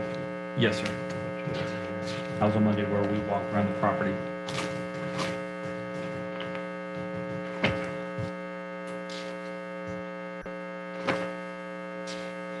All right, yes, ma'am, go ahead and tell me your name and address, and then you can tell me about the case. Yes, my name is Nancy Sater, and I live on 6 Snowden Drive. Yes, ma'am. Yes, I'm a homeowner, and I purchased my home from my own labor, and I work over 40 hours a week as a nurse. In the past, after I got a notice about the issue with the house, I've always been able to work on the property and get into compliance. So when I got the first notice, I worked on the property, and actually, because it was like over 3 degrees outside, I'd get up at like 6 a.m., set my alarm for 6, get up to work until about 9 or 10, and then quit, for the day. I thought, I actually thought, on Monday, I thought I was going to pass, but I didn't pass. So I went to 3 other conversations, and this thing about getting some help. So I hired some day laborers, and they trimmed a lot, and did a lot of landscaping, and an enormous amount of cleaning for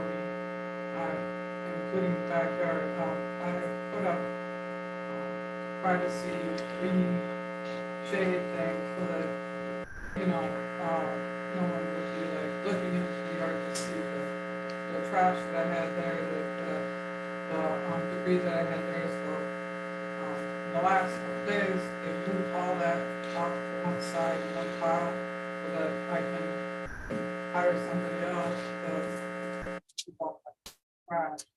But I really asking for an extension because I really honestly thought based on the results front, it looks like a lot better. See what we accomplished. Most of the work done the last 4 hours. And I just living picture, but a lot of people it's been a trust me to pay for the laborers like they paid $120 to 2-day laborers each yesterday. I'm working hard to try to comply, but I didn't realize actually didn't feel like I didn't realize that it was you know, so out of clients being the fact that cars I didn't realize the fact that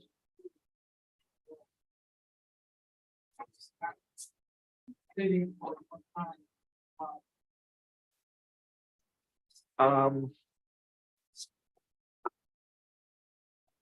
You know, most of this is, it sounds like you may have accomplished some of it, but, you know, outdoor storage, trash, accumulation, and, but one question I have, can you tell me a little bit more about the animals? I saw one photograph of one cat, but what are we talking about? Oh, there's multiple cats. When I spoke to her on Monday, I asked her how many cats were left on the property, and she said 12. So that's the section also 27562 to keep the property in sanitary condition. The odor from the property from the cats is extreme. Okay. What's the maximum number? Is 10. You want to talk about that? Can you tell me about that? I work with animal care and control, and also there's what's called the TBNR program, where the animal we trap it, we take it in, it gets neutered or altered, vaccinated, and it's done as sterile. So that's they call it a community pack. Yep, I'm familiar with the program. Yeah. So I worked with Officer Black with Animal Care Control, and she said that she was pleased with the work that I've been doing. That, you know, there's little, like I gave away kidneys that popped up that's been done. You know, and that's what.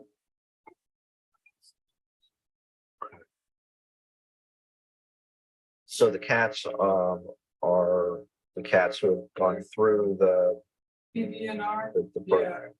So they figured out they all from they vaccinate. Yeah, but we're still, you know, only allowed a certain number on residential property, so you have to figure that one out.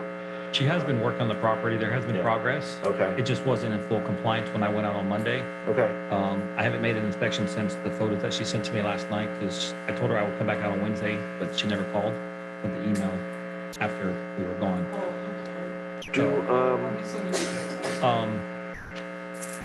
So let me ask about the chain link fence. So Monday when we went, does anything require a permit? No. Okay. No. There's a collapsible. There's a pool in the backyard that's collapsed. She said she was going to get rid of that. The fence was straightened. It was laying in the alley. It is now up as of Monday. I don't know what it looks like today, but the bars, the top rails on the fence were still bent, so that needed to be repaired. She said they took care of it, so I would have to inspect. I have a photo of they fixed the railing, and the laborers did take down the pool. Okay. Fold it up, cut up, and put out to the side so I can have it removed to the crack. Okay. So that part is That's why I gave to November in case it wasn't in compliance. If she said I can inspect it anytime. So the city's recommended another month, basically, till November 28th to get this finished up. Do you think you can get it finished up within that period of time? It's gonna be really hard to do this one month because, I work full time. And, so I only have, off Yeah. She told me the days that she's I understand. home. She told me the days that she's home is Monday, Tuesday, Wednesday, Thursday, correct? I work double shifts. I work from 7 in the morning till 9 at night, Friday, Saturday, Sunday, as a nurse. So I'm exhausted on Monday, but I still try to do what I can do on Monday. Well, let me ask Mr. Hicks, the condition that you saw the property, you said there were some improvements, but it wasn't compliant. Based on what you last saw,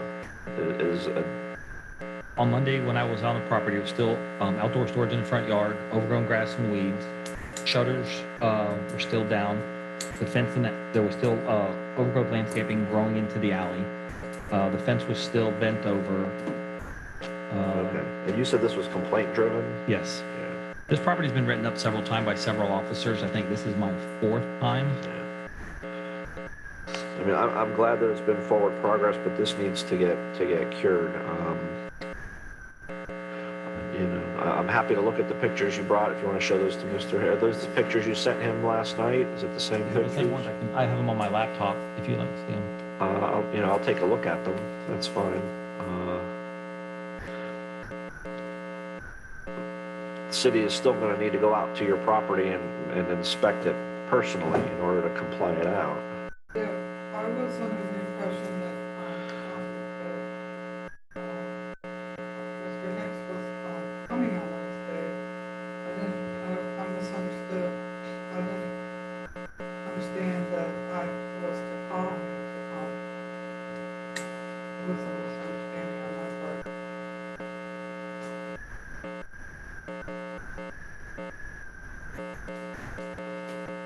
And also, I have a photo where there's like, the front is totally clear and clean. There's fresh water and it's nice.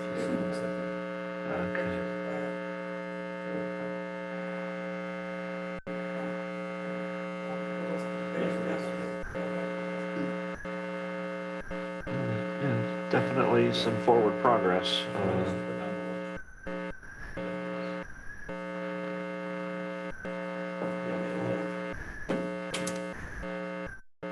Yeah, no, I agree.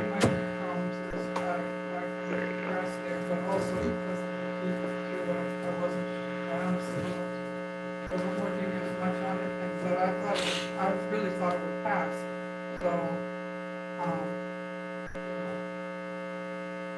And that was our last conversation. I said, I'll come back out Wednesday if you call me. That would be Monday was my final time to go out to take my photos, but if you call me, I'll make special, I'll come out.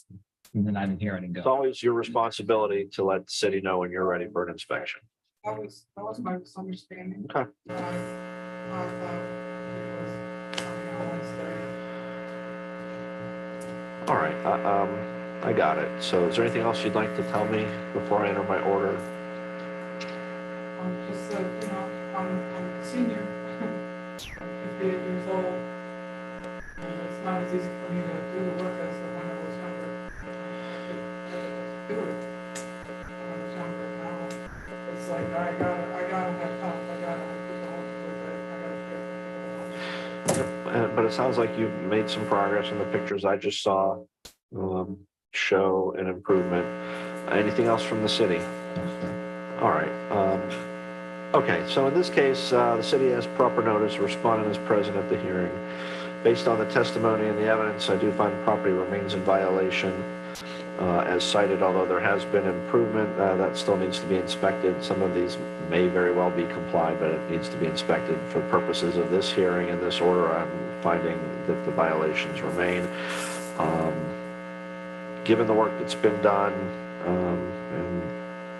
I think another month is sufficient to get this done, so I'm going to allow until November 28th to cure these remaining violations. After that, I will assess daily fines of $50 per day until compliance is achieved.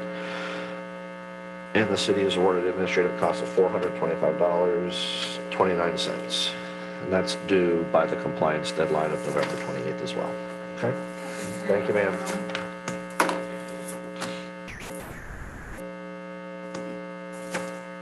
Okay, we're going to go to page 31, item 98, case number 21-2544, property address of 1001 12th Avenue South. Property owner is Mato Morales and Daylin Rolo.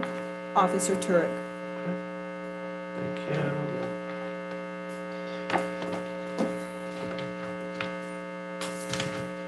Sue Ella Turek for the City of Lake Worth Beach, case number 21-2544,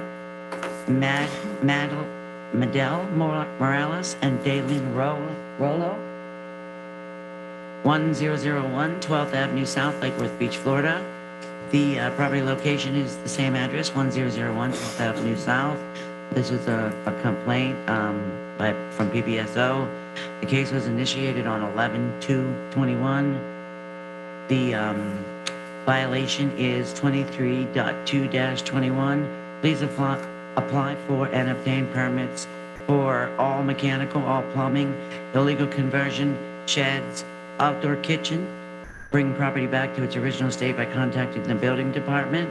The AC was approved and closed. Left to be approved is the windows, shed, and the remodel. There have been several inspections from January through August.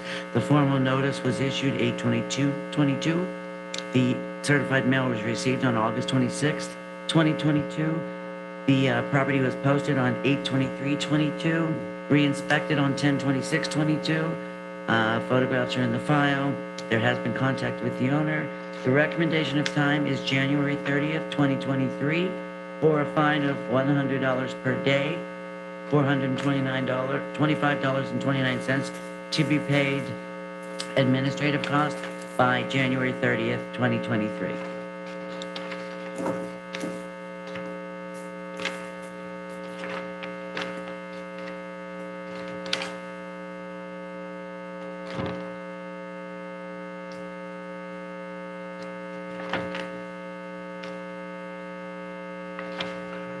All right, why don't you go ahead and tell me your name and address, and then you can tell me about the case. My name is Diane Colo, and the address is 21 Yes, ma'am. Okay. We are still working on the case, because I think the city has the permit, but everything's involved, because they send it to the school in the department, and we have to fix, I made a new survey, and then she called me, and I have to do something, like, good on the survey. So I is still working on that process, and also with the yeah, so we have to also fix something for the zoning department, and then when we finish that, we can get it the permit. Okay. Because I think so, if the permit is only they put it like together, like one permit for it, like a master permit.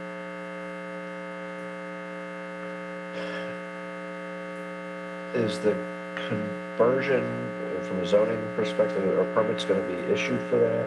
I believe so. Okay.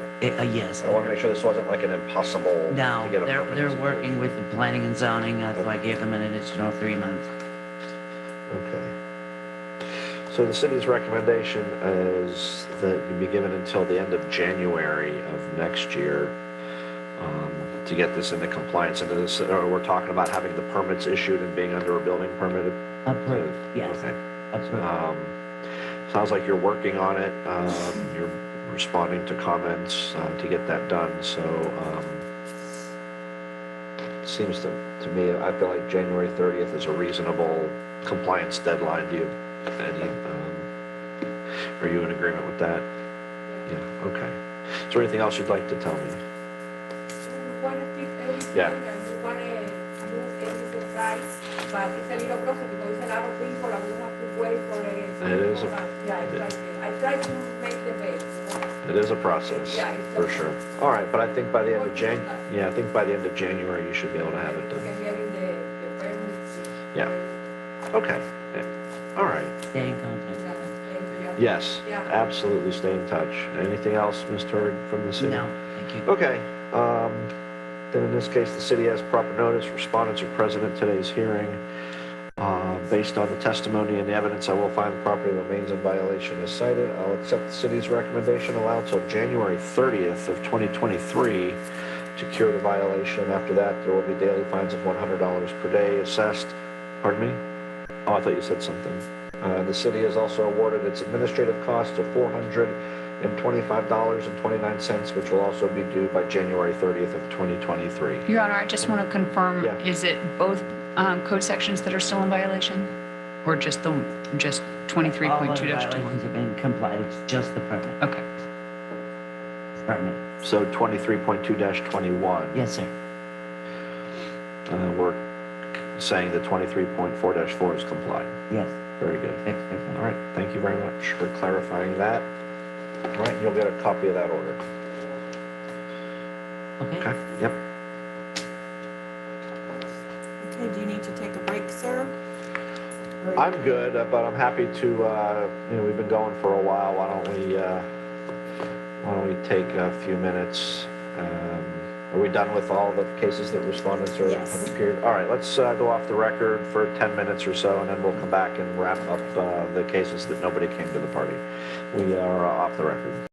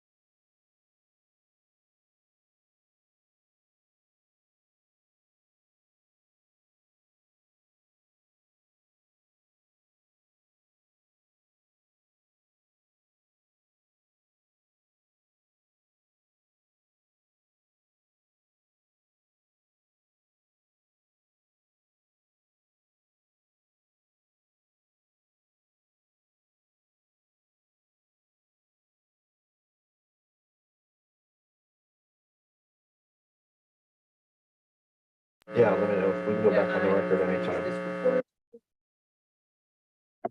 Okay, everybody, you ready? Yeah, Okay, back on the record. back on the record. All right, we're back on the record. Just for the record, there are no additional respondents present for any remaining cases. Okay, we're gonna go to page 39 of the agenda, item 122, case number 19-1574. Property address is 605 North F Street. Property owner is 605 North F Street Trust. This is a request by the city to vacate a previous order. Assistant Director Robinson. Yolanda Robinson, City of Lake Worth Beach. We're asking that the special magistrate vacate this order due to service issues. Okay, Granted. thank you.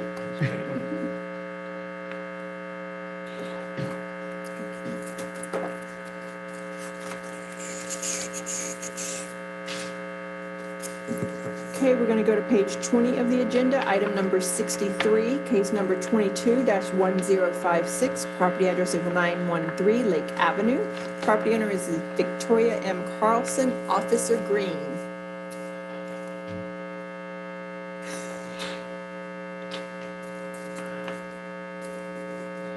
Okay, thank you. Code Officer Charles Green, October 27, 2022, 913 Lake Ave. It was a field observation. Case was initiated on 7/13/2022, existing violation 14-32 business license. Both tenant and owner needs a City of Lake Worth Beach business license. 14-35 UNO inspection. Both tenant and owner needs an approved UNO inspection. 2-75.6.2 general requirements. Owner to remove all dirt, mildew, peeling paint from structure, walkways, staircases, and rails. Paint as needed. Owner to paint the east side of structure. Owner to replace missing cable box cover in rear. 23.2-21 building permit. Installation of outdoor bar gazebo. 23.4/4 C&D. Owner to repair, replace, or remove damaged bamboo fence. 23.6/1 landscape. Owner to add living ground cover or other approved landscape materials. 12/18 trash and debris. Owner to remove all trash and debris from Italian property. Former notice of violations and hearing was issued certified mail of 7/14/2022. Certified mail not received in transit the next facility. Post at property and at City Hall at 7/18/2022. Last re-inspected was on 10/17/2022. Photos was taken. Personally contact with owner, yes.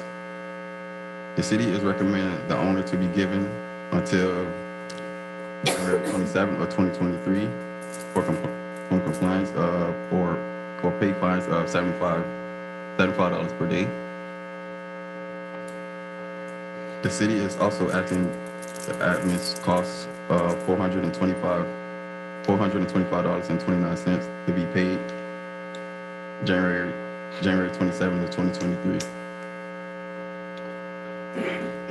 Okay, pardon me? Okay. All right, with the posting following the return of certified mail, the city has proper notice even though the respondent is not present. Based on the testimony and the evidence, I will find the property remains in violation as cited. I'll accept the city's recommendation, allow till January 27th of 2023 for compliance. After that, daily fines of $75 per day are assessed until compliance is achieved. The city's awarded administrative costs of $425.29 payable no later than January 27th, 2023.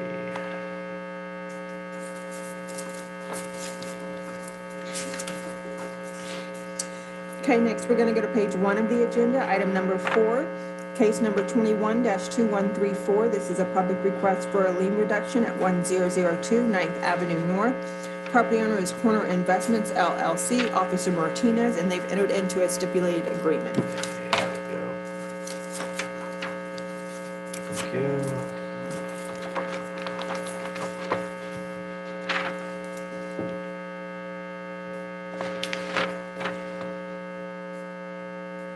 Whenever you're ready, go ahead. Okay. Hugo Martinez from the City of Lakewood Beach, code compliant. The lien existing in the property total is $11,000, and the owner agrees to pay $1,100 to settle and release the lien. The city will recommend to the special magistrate that in order to be entered and reduce the lien to $1,100, and the owner agrees to make the payment by the October 31st, 2022. Okay, I have the stipulated agreement for lien reduction in the file. I've reviewed it. It is in proper form and approved.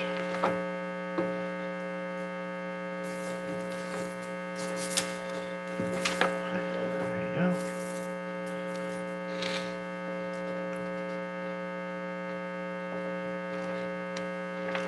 Okay, next, we're going to go to page 23 of the agenda, item 72, case number 22-672. Property address of 205 South B Street. Property owner is Yale Winacurvo and Estella. Officer Pierre.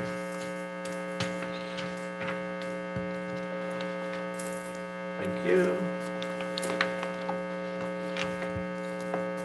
Officer Blake Pierre with the City of Lake Worth Beach, code case 22672. Owner is Yankovic Yale and Estella Yankovic.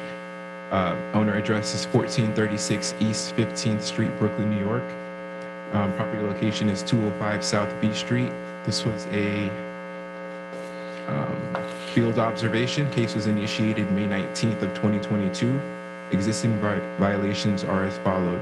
1432, obtained City of Lake Worth Beach business license. 1435, pass and schedule a use and occupancy inspection. 23-221, apply for and obtain finalized closed permits for rear window. All other violations have been resolved. Formal notice of violation and hearing was issued via certified mail on September 27th, 2022. Certified mail was in transit as of October 3rd, 2022, and property was posted and City Hall was posted on October 3rd of 2022. This compliance has been given since August hearing to present hearing. Last inspection was done on October 24th of 2022. Photographs were taken and attached to the case file. Personal contact was made with the owner. The city's recommended time is January 31st of 2023, or a fine of $100 per day, plus the administrative cost of $425.29 to be paid by January 31st of 2023. All right. City has proper notice with the certified mail and posting, even though a respondent is not present. Based on the testimony and the evidence, I will find the property remains in violation of City Code 1432, 1435, and 23.2-21. That all other violations cited in the notice have complied. I'll accept the city's recommendation, allow till January 31st of 2023 to cure the remaining violations. After that, daily fines of $100 per day are assessed until compliance is achieved. The city is awarded administrative costs of $425.29 payable no later than January 31st, 2023. Item 73, case number 22-714, property address of 1535 Railroad Avenue. Property owner is Catherine W. Booth Trust. Officer Pierre. Code Officer Blake Pierre with the City of Lake Worth Beach. Code case 220714. Owner name is Catherine Booth with Trust. Owner address is 49 View Street, Lantana, Florida. Property is located at 1535 South Road Avenue. This was a field observation. Case was initiated on July 6, 2022. Violations are 1218, remove all garbage, trash, and debris from property. 1432, apply for and obtain City of Lake Worth Beach business license. 1435, contact and schedule the use and occupancy inspection. 23-221, permits required for installation of fence. 23-4-4E, repair damaged fence panels. 23-4-7, parking lots in all areas shall be maintained in good condition. 2-7562, general requirements to remove all dirt, mold, mildew from structure, remove, repair damaged wood, and repair damaged soffit screens on the property. Formal notice of violation hearing was issued via certified mail on July 13th, 2022. Certified mail was returned to sender. Property was posted and City Hall was posted on July 14th, 2022. Last inspection was done on October 26th of 2022. Personal contact has been made with the owner. The photographs are in the case file. Recommendation, the city's recommended time is January 31st, 2023, or a fine of $100 per day must be paid, with the administrative cost of $425.29 must be paid by January 31st, 2023. All right, with the return of certified mail and the posting, the city has proper notice, even though the respondent is not present. Based on testimony and evidence, I find the property remains in violation as cited and will allow till January 31st, 2023 to cure the outstanding violations. After that, daily fines of $100 per day are assessed until compliance is achieved. The city is awarded administrative costs of $425.29, payable no later than January 31st, 2023. Next is page 24, item 76, case number 22-1168, property address of 713 South Pine Street. Property owner is Joseph and Gloria Ansarif, Officer Pierre. Code Officer Blake Pierre with the City of Lake Worth Beach, code case 22-1168. Owner is Gloria and Joseph and Nazarov. Property owner address is 11301 Southwest 3rd Street, Fort Lauderdale, Florida. Property location is 713 South Pine Street. This is a field observation and case was initiated August 9th, 2022. Existing violations are 1432 to obtain a City of Lake Worth Beach business license and 1435 to pass a use and occupancy inspection.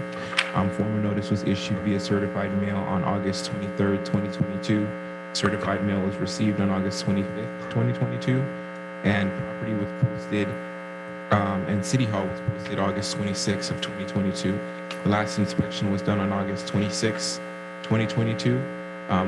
Photographs were taken and added to the case file underneath the case review, and contact was made with the owner.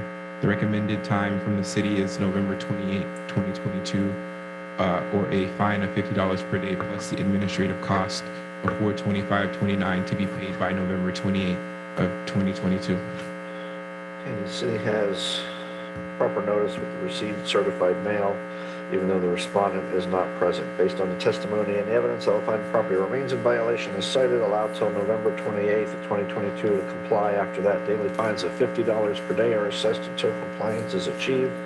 The city is awarded administrative costs of $425.29 payable no later than November 28th. Next is item 77, case number 22-1217, property address of 645 Latona Avenue. Property owner is White Rose Homes, LLC, Officer Pierre. Thank you. Officer Blake Pierre with the City of Lake Worth Beach, code case 22-1217. Owner is White Rose Homes, LLC. Owner address is P.O. Box 1271 in Boynton Beach, Florida. Property location is 645 Latona Avenue.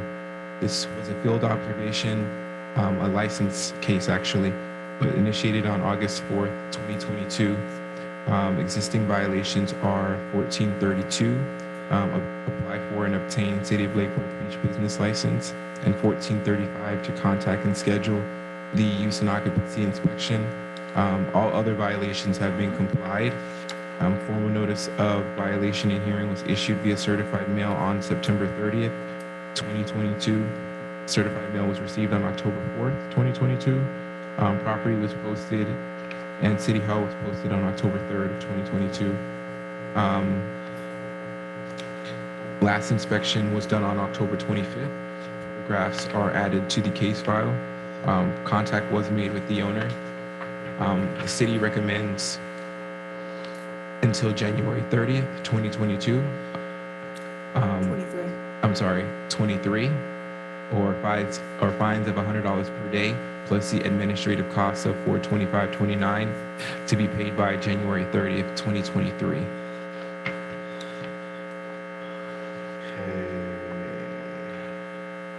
With the received certified mail, the city has proper notice, even though the respondent is not present. Based on the testimony and the evidence, I will find that the property remains in violation as cited, with the exception of City Code 2-75.6.2, which is complied.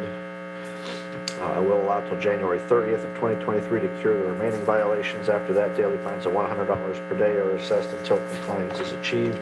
The city is awarded administrative costs of $425.29, which are due and payable by the January 30th deadline as well. Okay, next we're going to go to page 26, item 82, case number 22-1779, property address of 719 South C Street. Property owner is ALC Home Services, LLC, Officer Pierre. Thank you. All right. Officer Blake here with the City of Lake Worth Beach Code Compliance. Code case 22-1779. Owner is ALC Home Service, LLC. Owner address is 7495 West Atlantic Avenue, Delray Beach, Florida. Property location is 719 South C Street. This is a field observation and was initiated on October 13th, 2022. This is a repeat violation of violation 2-759, cut and trim all overgrowth on property. Formal notice of violation and hearing was issued via certified mail on October 14th. Certified mail was received October 17th and posted. The property was posted and City Hall was posted on October 14th. The last reinspection was done on October 26th.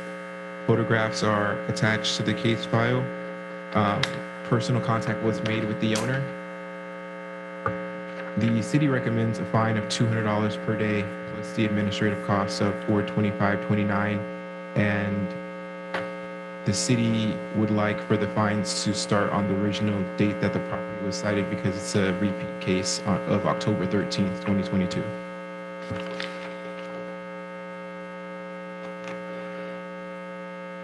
And it's still in violation today? Yes.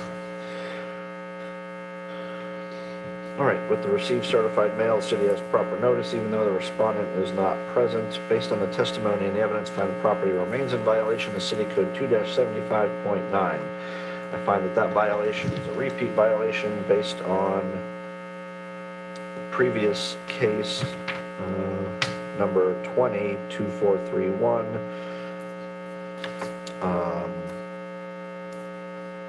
I will assess daily fines of $200 per day beginning October 13th of 2022 when the repeat violation was first noticed, and that continues each day until compliance is achieved. Also award the city's administrative costs of $425.29, which are due immediately.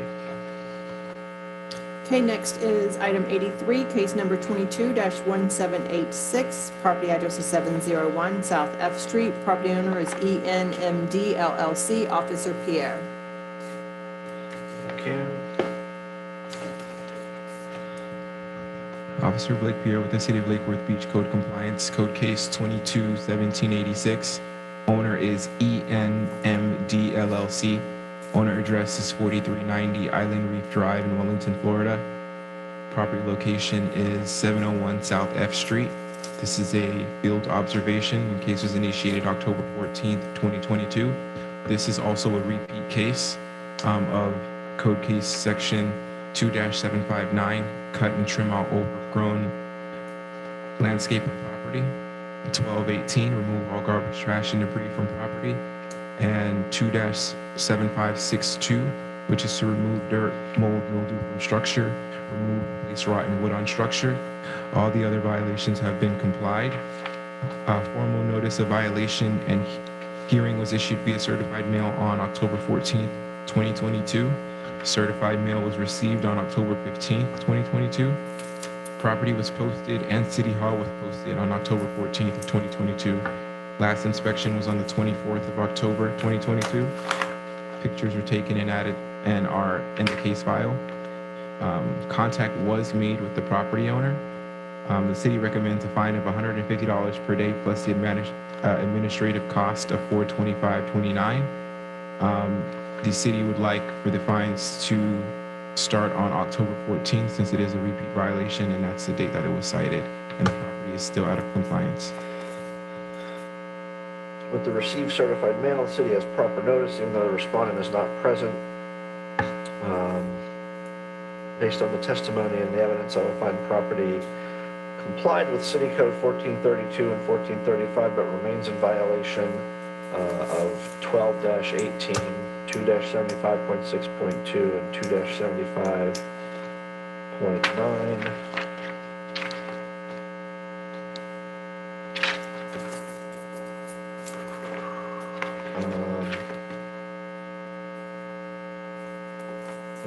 Two 75.9 is the repeat violation, is that correct? Yes. I do find that is a repeat violation based on case number 21894. I will assess daily fines of $150 per day for the repeat violation commencing October 14th, 2022 and continuing until compliance is achieved. Did you want a compliance deadline and daily fines for the 2-75.6.2, which is not a repeat? There should be, that should actually be a repeat as well. All the violations that I cited should be considered as repeats because there was a previous case order where they were cited.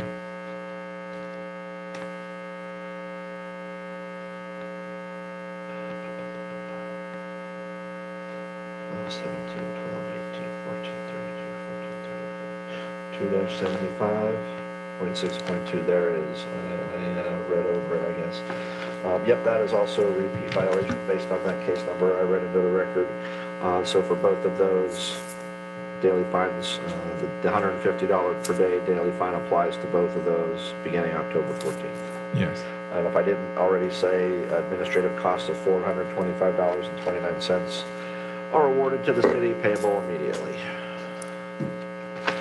Okay, we're going to go to page 15 of the agenda, item 46, case number 22-996. Property address is 622 North Federal Highway. Property owner is GIR Property, LLC, Officer Dorcius. This one is the 622 North Federal Highway.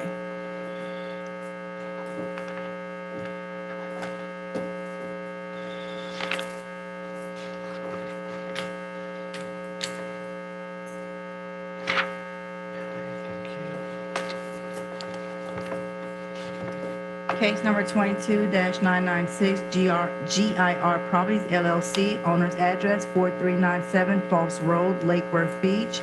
Property location 622 North Federal Highway. This case initiated based off a citizen complaint. Case was initiated on June 28, 2022. Existing violation 12-18, areas free of garbage and trash. 2-756.2 general requirements to replace or to repair or replace damaged door frame. 2, to remove all weeds from driveway. 23.4-19, outdoor storage sofa in the rear of the property needs to be removed.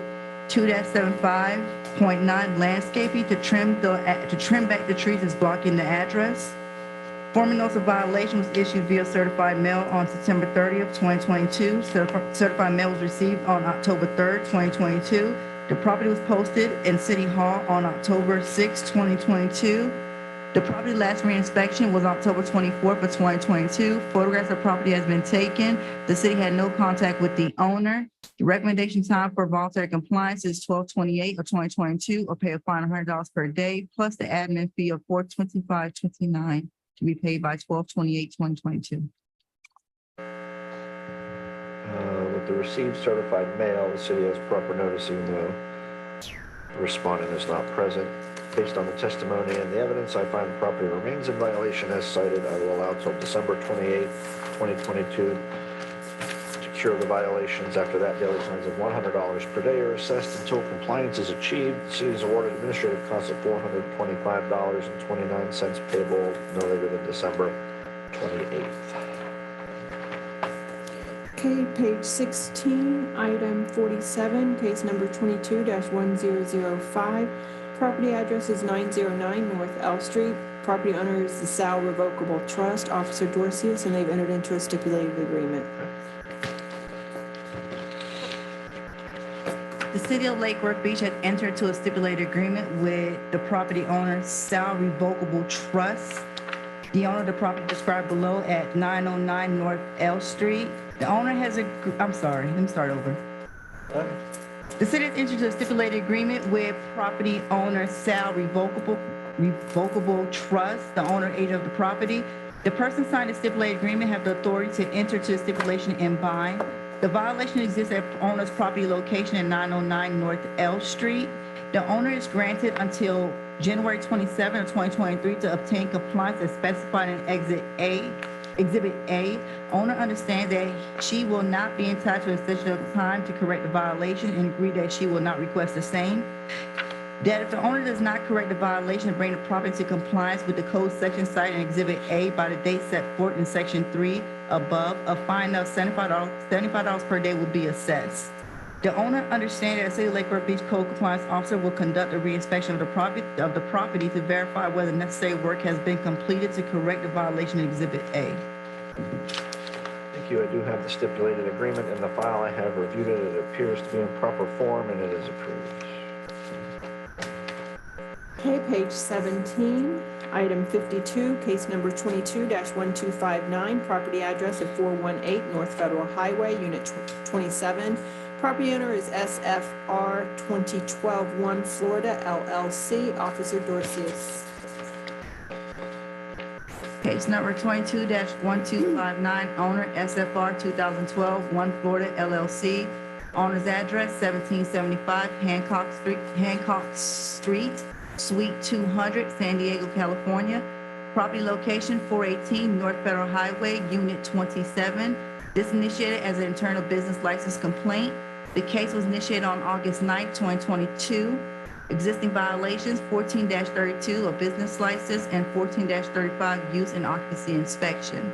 All other violations have been complied at this time. The formal notice of violation was issued via certified mail on August 22nd, 2022. Certified mail was received on August 29th of 2022. The property in City Hall was posted on August 24th of 2022. The property last reinspection was on October 25th of 2022. Photographs of the property has been taken. The city had no personal contact with the owner. The recommendation time for voluntary compliance is November 28th of 2022, or pay a fine of $75 per day, plus the admin cost of $425.29 to be paid by November 28th of 2022. With, let's see, the received certified mail. City has proper notice even though the respondent is not present. Based on the testimony and the evidence, I find the property remains in violation of City Code 1432 and 1435, but has complied with City Code 2-75.6.2.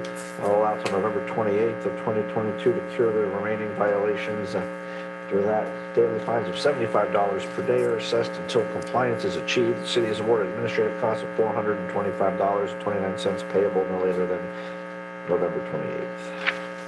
Next is page 18, item 57, case number 22-1318, property address of 402 South Ocean Breeze. Property owner is 402 South Ocean Breeze LLC, Officer Dorsey. Case number 22-1318, owner 402 South Ocean Breeze LLC, owner's mailing address 226 South Lakeside Drive in Lake Worth. Property location 402 South Ocean Breeze. This came in as an internal license complaint. Case was initiated on August 16, 2022. Existing violations, business license 14-32 and 14-35, use and occupancy inspection. All other violations have been complied at this time. The formal notice of violation was issued via certified mail on September 1st, 2022. The certified mail was not received. The property in City Hall was posted on September 2nd, 2022. The property last reinspection was on October 25th of 2022. Photographs of property has been taken. The city had no personal contact with the owner. Recommendation time for voluntary compliance is November 28th of 2022, or paid a fine of $75 per day, plus the admin cost of $425.29 paid by November 28th of 2022. Okay, with the posting following the return certified mail, the city has proper notice, even though the respondent is not present. Based on the testimony and the evidence, I will find the property remains in violation of City Code 1432 and 1435, but has complied with the other code sections cited in the notice. I'll allow till November 28th of 2022 for compliance. After that, daily fines of $75 per day are assessed until compliance is achieved.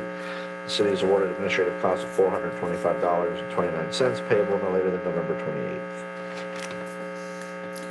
Okay, page 39 of the agenda, item 121, case number 22-60. This is a request by the city to vacate the order at 811 Lake Avenue. Property owner was 811 Lake Avenue LLC, Officer Dorcius. I'm sorry, which, Oh, page 39, this is item 121. got it. The city of Lake Worth Beach would like to vacate the vacating orders on case number 22-60. The city requesting to vacate order fine violation, assessing the fine and claim of the lien, recorded at the official records book 33571 at pages 1384-1385 that was filed on May 19th of 2022. That is granted.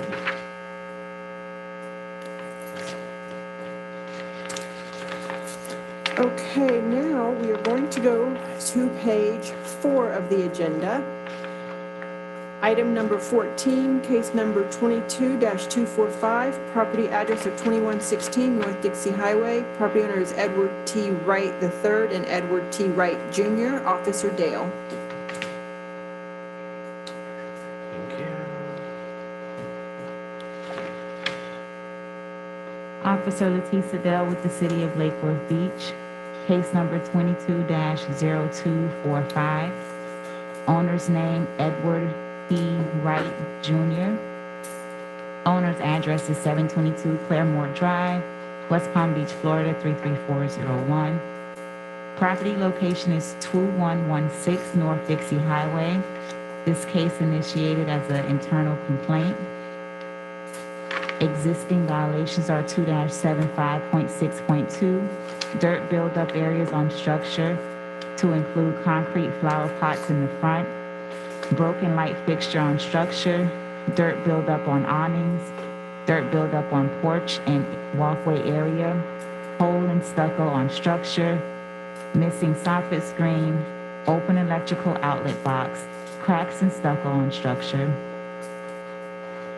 damaged soffit and fascia, chipping paint on structure, missing light fixture cover, 23.4-4 C and D damaged broken fence, 23.4-7 parking lot not maintained. There was no issue courtesy notice for violation hearing. The property was re-inspected on September 22nd, 2022 and found to be in non-compliance. Formal notice of violation and hearing was issued via certified mail on March 10th, 2022, June 21st, 2022, and September 30th, 2022. Certified mail was received all 3 times, and the property was posted at the property in City Hall on March 18th, 2022, June 22nd, 2022, and October 3rd, 2022. There was a compliance extension given from June 29th, 2021 to September 28th, 2022. The last reinspection was on 10/26/2022 and found to be in non-compliance. Photographs have been taken of the property showing the violations. The city has had personal contact with the property owner. The city's recommendation time is November 28th, 2022, with a fine of $250 per day and an administrative cost of $425.29 to be paid by November 28th, 2022. Okay.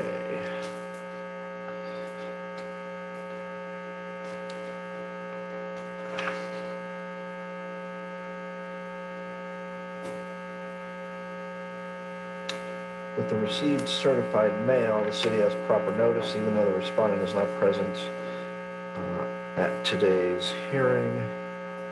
Based on the testimony and the evidence, I will find that the property remains in violation of City Code 2-75.6.2, 23.4-4, and 23.4-7, but has complied with the other code sections cited in the notice. I will accept the city's recommendation in this case, allow until November 28th of 2022 for compliance. After that, daily fines of $250 per day are assessed until compliance is achieved. The city is awarded administrative costs of $425.29, which are due and payable no later than November 28th. Okay, we're going to go to page 8 of the agenda, item 23, case number 22-999, property address of 1202 North D Street. Property owner is Darthon Trading Company, Inc., Officer Dale.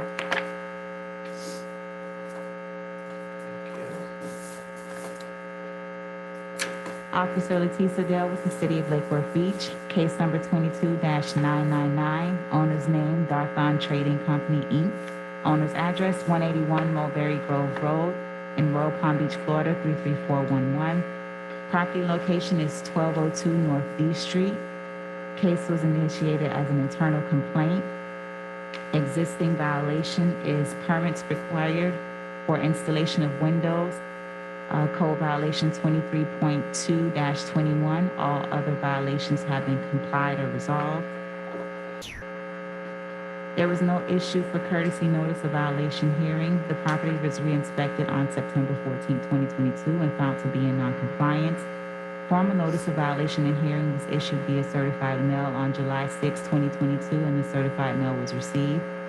The property was posted at the Property and City Hall on July 8, 2022. There was no compliance extension given. Last reinspection was on October 24, 2022, and found to be in non-compliance. Photographs of the property have been taken showing the violations. The city has had personal contact with the property owner. The city recommends compliance time by November 28, 2022, with a fine of $250 per day and an administrative cost of $425.29 to be paid by November 28, 2022. Okay.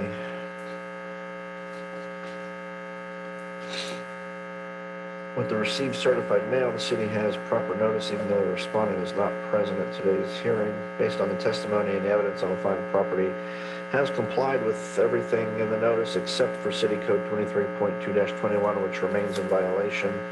I will allow till November 28th to cure that outstanding violation. After that, daily fines $250 per day are assessed until compliance is achieved. The city is awarded administrative costs of $425.29 payable no later than November 28th. Next is page 9, item 24, case number 22-1008, property address of 419 North D Street. Property owner is MIY Investments, LLC, Officer Dale.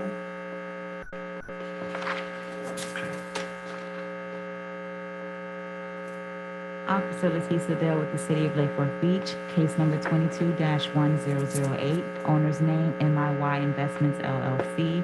Owner's address is 3131 Northeast 188th Street, Unit 1502, in Aventura, Florida, 33180. The case was initiated as a complaint by previous code officer Tamika Bush in August 19th of 2021.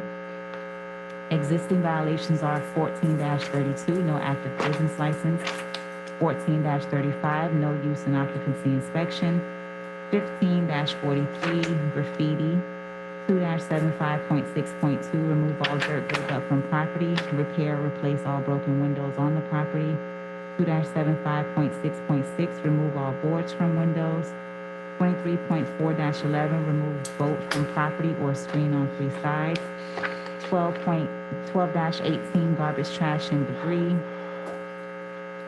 2-75.9, cut and trim all overgrown grass, weeds, bushes, hedges. There was an issue courtesy notice for violation hearing with the correction date of July 19, 2022. The property was re-inspected on August 24, 2022 and found to be in non-compliance. Formal notice of violation and hearing was issued via certified mail on September 30th, 2022, and the certified mail was received. The property was posted at the Property and City Hall on October 3rd, 2022. There was no compliance extension given. The last reinspection was on October 26, 2022, and found to be in non-compliance. Photographs of the property have been taken showing the violations. The city has had contact with the property agent, and the city recommends compliance time by November 28, 2022, with a $250 per day fine, and an administrative cost of $425.29 to be paid by November 28, 2022. All other violations have been complied.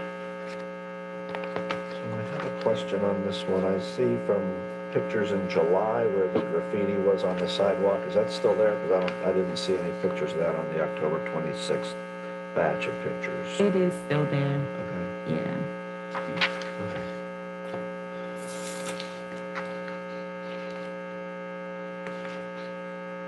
With the received certified mail, the city has proper notice, seeing no respondent is not present at today's hearing. Based on testimony and evidence, I will find property remains in violation as cited with the exception of City Code Sections 2137, 1539, and 23.5-1, all of which have complied. I'll allow till November 28th of 2022 to cure the outstanding violations. After that, daily fines of $250 per day are assessed until compliance is achieved. The city is awarded administrative costs $425.29 payable no later than November 28th. I'm sorry, give me 1 second. Some of these are not on my order. Yeah, no problem.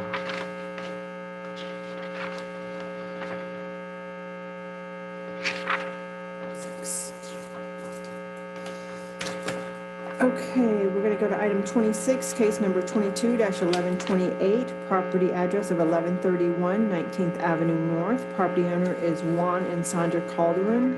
Officer Dale.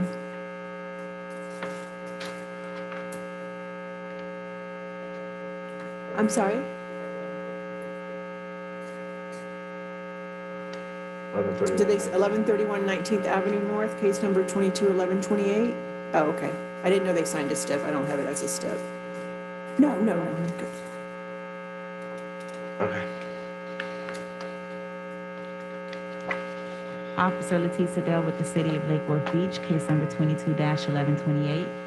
The City of Lake Worth Beach has entered into a stipulated agreement with property owners Juan and Sandra Calderon that the person signing the stipulated agreement have the authority to enter into the stipulation and bind, that the violations exist at the owner's property located at 1131 19th Avenue North, Lake Worth Beach, that the owner is granted until January 20th of 2023 to obtain compliance as specified in Exhibit A. Owner understands and agrees that she and he will not be entitled to an extension of time to correct the violations and agrees that she and he will not request time. That if the owner does not correct the violations and bring the property into compliance with the code section cited in Exhibit A by the date set forth in Section 3 above, a fine of $150 per day will be assessed. That the owner understands that the City of Lake Worth Beach Code Compliance Officer will reinspect the property to verify whether the necessary work has been completed to correct the violation in Exhibit A. Thank you. I have the stipulated agreement in the file. I have reviewed it. It appears to be in proper form and it is approved. Okay, page 10, item 27, case number 22-1135, property address of 1221 North 8th Street. Property owner is Gloria Ann Sarif. Officer Dale.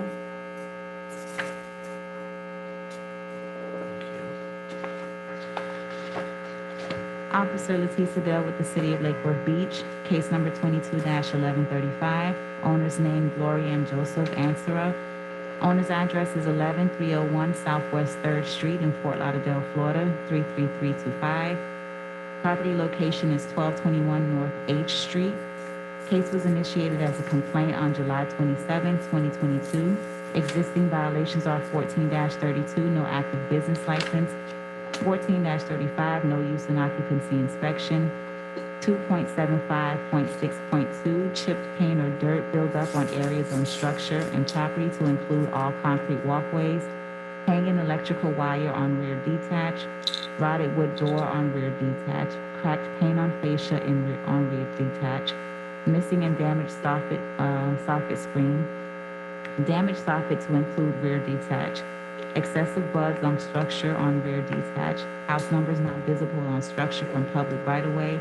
Dirt buildup on awnings. Code section 2-75.9 overgrown landscape. 23.2-21 permit required for makeshift shed in the rear. 23.4-4 C and D chain link fence in disrepair and white gate door in disrepair in the rear. 23.4-19 outdoor storage. There was no courtesy notice issued for violation hearings. The property was re-inspected on October 5th, 2022 and found to be in noncompliance. Formal notice of violation and hearing was issued via certified mail on August 4th, 2022, and the certified mail was received. The property was posted at the Property and City Hall on August 9th, 2022. Compliance extension has not been given. Last re-inspection was on October 26, 2022, and found to be in noncompliance. Photographs of the property have been taken showing the violations. The city has not had personal contact with the property owner. The city recommends all violations to be complied by November 28, 2022, with a $250 per day fine and an administrative cost of $425.29 to be paid by November 28, 2022. All other violations have been complied. Okay, with the received certified mail, the city has proper notice, even though the respondent is not present at today's hearing. Based on the testimony and evidence, I will find that the property remains in violation of City Code 1432 and 1435, 2-75.6.2, 23.2-21, 23.4-19, and 23.4-4E. Fine property is complied with all other code sections that were cited in the notice. I will allow until, let's see, what did we say, November 28th of 2022 for compliance. After that, daily fines of $250 per day are assessed until compliance is achieved. The city is awarded administrative costs of $425.29, which are payable no later than November 28th. So 1218 was complied? I had complied. It's on my order.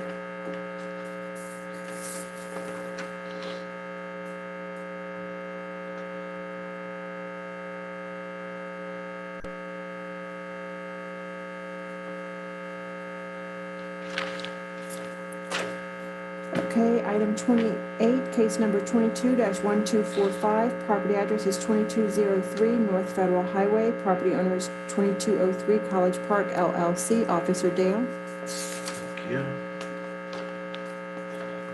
Batista Dell with the City of Lake Worth Beach, case number 22-1245. Owner's name 2203 College Park LLC. Owner's address is P.O. Box 3731, Montchanin, Delaware 19710. Property location is 2203 North Federal Highway. Case was initiated as an internal complaint for business license on August 8, 2022. Existing violations are 2-75.6.2, remove dirt buildup from roof tiles, repair, replace all damaged roof tiles. 14-32, no active business license. 14-35, no use in occupancy inspection. There was no issue of courtesy notice for the violation hearing. The property was re-inspected on September 1st, 2022 and found to be in noncompliance. Formal notice of violation and hearing was issued via certified mail on September 6, 2022. The certified mail was not received. The property was posted at the Property and City Hall on September 8, 2022. There was no compliance extension given. The last re-inspection was on October 26, 2022 and found to be in noncompliance. Photographs of the property have been taken showing the violations.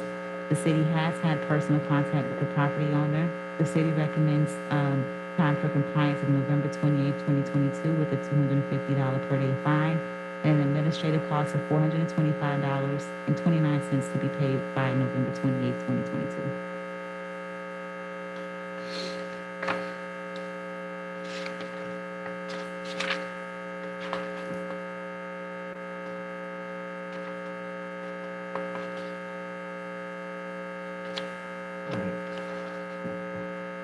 With the posting following the return of certified mail. The city has proper notice, even though the respondent is not present at today's hearing. Based on the testimony and the evidence, I do find the property remains in violation as cited. I will accept the city's recommendation, allow until November 28th, 2022 for compliance to be achieved. After that, daily fines of $250 per day are assessed until, for each day the property remains in violation. The city is awarded administrative costs of $425.29 payable no later than November 28th. Okay, we're going to go to page 11, item 30, case number 22-1258, property address of 2502 North Dixie Highway, Unit 42. Property owner is SFR 2012-1 Florida LLC, Officer Dale. Officer Leticia Dell with the City of Lake Worth Beach, case number 22-1258. Owner's name, SFR 2012-1 Florida LLC. Owner's address is 1775 Hancock Street, Suite 200, San Diego, California, 92110. Property location is 2502 North Dixie Highway 42. The case was initiated as an internal complaint for business license on July 27, 2022. Existing violations are 14-32, no active business license, 14-35, no use and occupancy inspection. There was not an issue of courtesy notice for violation. The property was re-inspected on September 20th, 2022 and found to be in non-compliance. Formal notice of violation and hearing was issued via certified mail on September 1st, 2022, and the certified mail was received. The property was posted at the Property and City Hall on September 6th, 2022. No compliance extension was given. The last reinspection was on October 17, 2022, and found to be in non-compliance. Photographs of the property have been taken showing the violations. The city has not had any personal contact with the property owner. The city's recommendation is for the fines to be complied as November 28, 2022, with the $250 per day fine, and administrative cost of $425.29 to be paid by November 28, 2022. All right, with the received certified mail, the city has proper notice, even though the respondent is not present at today's hearing. Based on the testimony and the evidence, I will find the property remains in violation as cited. I will allow until November 28th of 2022 for compliance. After that, daily fines of $250 per day are assessed until compliance is achieved. The city is awarded administrative costs of $425.29 payable no later than November 28th. Okay, item 31, case number 22-1340, property address of 508 23rd Avenue North. Property owner is Juan B. and Sandra M. Calderon, Officer Dale, and I think they entered into a stipulated agreement. Okay. Thank you. Leticia Dell with the City of Lake Worth Beach, case number 22-1340. The City of Lake Worth Beach has entered into a stipulated agreement with the property owners Juan and Sandra Calderon that the persons signing the stipulated agreement have the authority to enter into the stipulation and bind, that the violations exist at the owner's property located at 508 23rd Avenue North in Lake Worth Beach. The owner is granted until January 20th, 2023 to obtain compliance as specified in Exhibit A. Owner understands that he and she will not be entitled to an extension of time to correct the violations and agrees that he and she will not request the same. That if the owner does not correct the violations and bring the property into compliance with the code section cited in Exhibit A by the date set forth in Section 3 above, a fine of $150 per day will be assessed. That the owner understands that the City of Lake Worth Beach Code Compliance Officer will re-inspect the property to verify whether the necessary work has been completed to correct the violation in Exhibit A. Thank you. I have the stipulated agreement in the file. I have reviewed it. It is in proper form and approved. Item 32, case number 22-1377, property address of 312 12th Avenue North. Property owner is Lands End Ventures LLC, Officer Dale.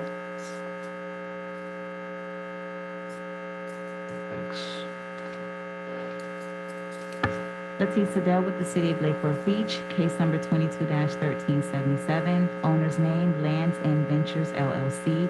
Owner's address, 1416 Lands End Road, Lake Worth, Florida, 33462. Property location is 312 12th Avenue North. The case was initiated as a complaint on August 22nd, 2022. Existing violations is 2-75.9 for overgrown landscape. There was no issue of courtesy notice for violation hearing. The property was re-inspected on September 20th, 2022 and found to be in non-compliance.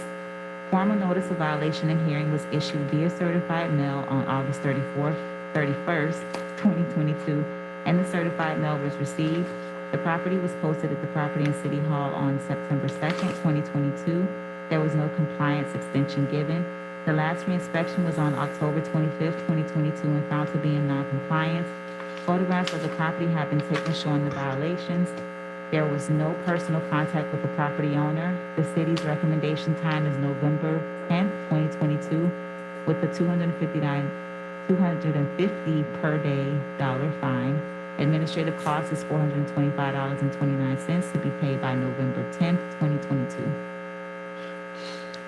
All right, with the received certified mail, city has proper notice, even though the respondent is not present. Based on the testimony and the evidence, the property very clearly remains in violation of City Code 2-75.9, allowed till November 10th to cure the violation. After that, daily fines of $250 per day are assessed until compliance is achieved. The city is awarded administrative costs of $425.29, also payable no later than November 10th. Okay, we're going to go to page 2 of the agenda, item number 5, case number 06-70102. This is a public request for a lien reduction at 616 South Pine Street. New owner is Home Specialty of Palm Beach, Officer Turk, and they entered into a stipulated agreement. What page are we on again? We are on page 2, item 5. After the beginning.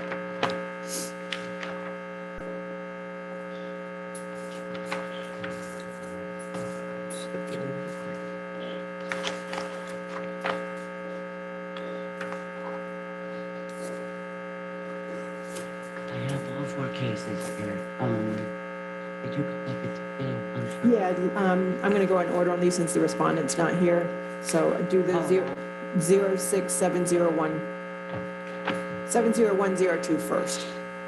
I'm going to do these one at a time since they're not here. So you're going in order Of case number. Okay, Mhm. Okay, I know this. The 06?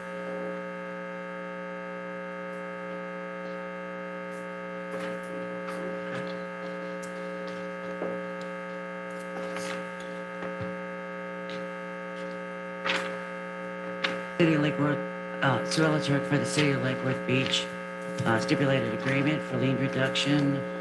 The City of Lake Worth versus Flood Edwin, and the property owner of Home Specialties of Palm Beach.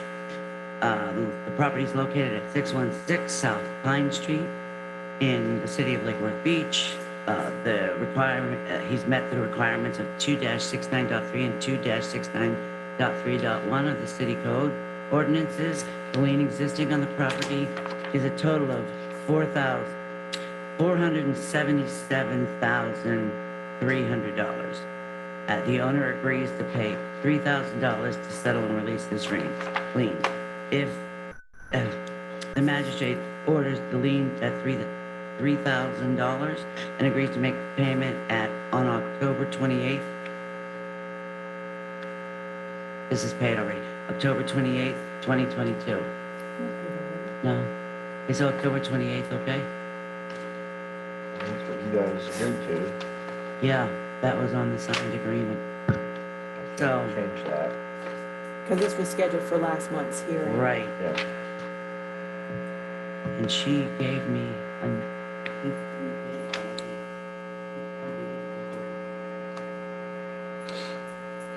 I mean, that's tomorrow. I'm happy to approve the agreement. I just hate to. I can't change it though. Yeah. Okay, we'll have to call her, make sure she gets in here tomorrow. Yeah, I think it's fine. She's like ready. She's totally ready. Okay, so I just want to tell you that we use the 300% rule on these 3 cases, 4 cases, including when you have, and the reduction came to $12,000, and we've divided it to $3,000 per each case. Okay. Okay. I did review the stipulated agreement. It is in proper form and approved. Next is item 6, case number 111095, public request for a lien reduction at 616 South Pine Street. New owner is Home Specialty of Palm Beach, Officer Turek. They entered into a stipulated agreement.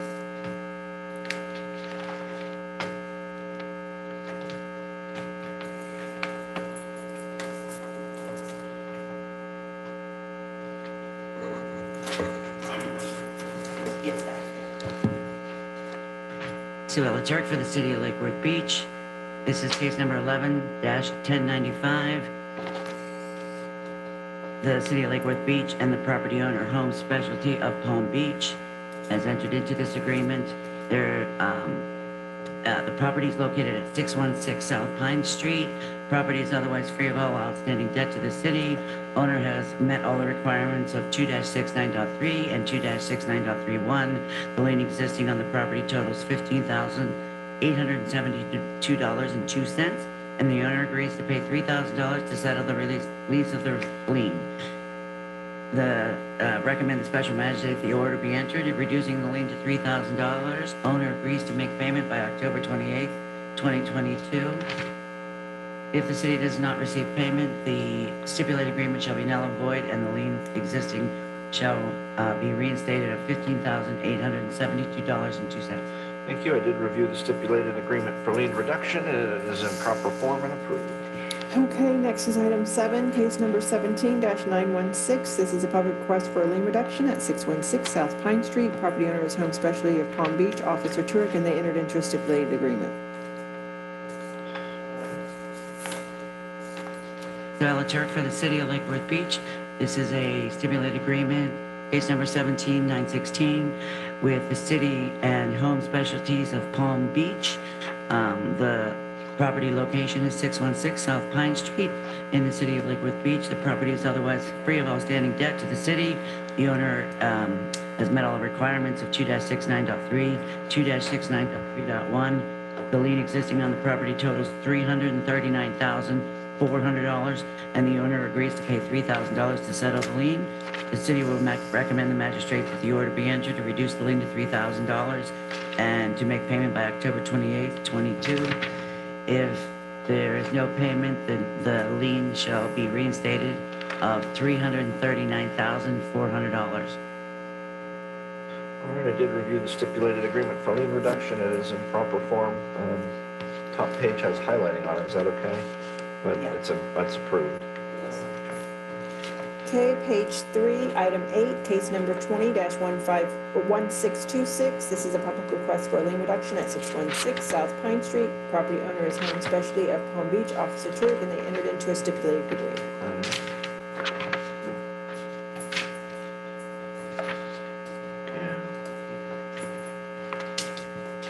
City of Lake Worth Beach, Sue Ella Turek, code case 20-1626, with the as a stipulated agreement with Home Specialty of Palm Beach. The property location is 616 South Pine Street, Lake Worth Beach, Florida. The property is otherwise free of all outstanding debt to the city. Owner has met all requirements of 2-69.3- and 2-69.3.1. The lien existing on the property totals $32,300, and the owner agrees to pay $3,000 to settle the lien. The city will recommend the magistrate's order be entered, reducing the lien to $3,000, and the owner agrees to make payment by October 28th, 2022. If the city does not receive payment, the stipulated agreement shall be null and void, and the existing lien amount will revert back to $32,300. I have reviewed the stipulated agreement for lien reduction. It is in proper form and approved. Okay, item 9, case number 19-717. This is a public request for a lien reduction at 1108 South Dixie Highway. Property owner is 1108 South Dixie Highway, LLC, Officer Turek, and they entered into a stipulated agreement.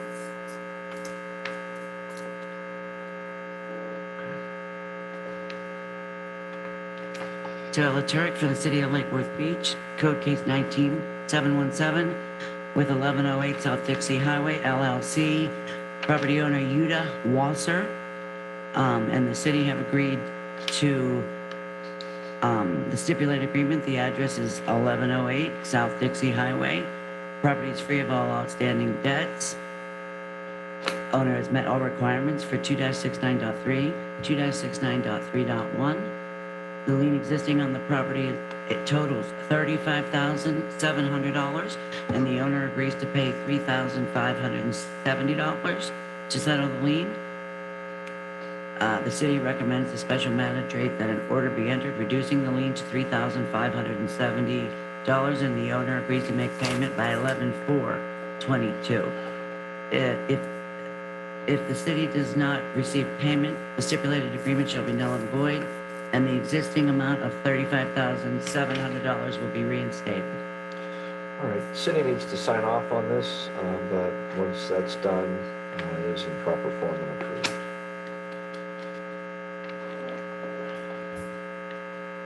Okay, item 10, case number 21-677. This is a public request for a lien reduction at 1410 South B Street. Property owner is U.S. Bank Trust and A. Officer Turk, and they entered into a stipulated agreement. 1410 South B Street.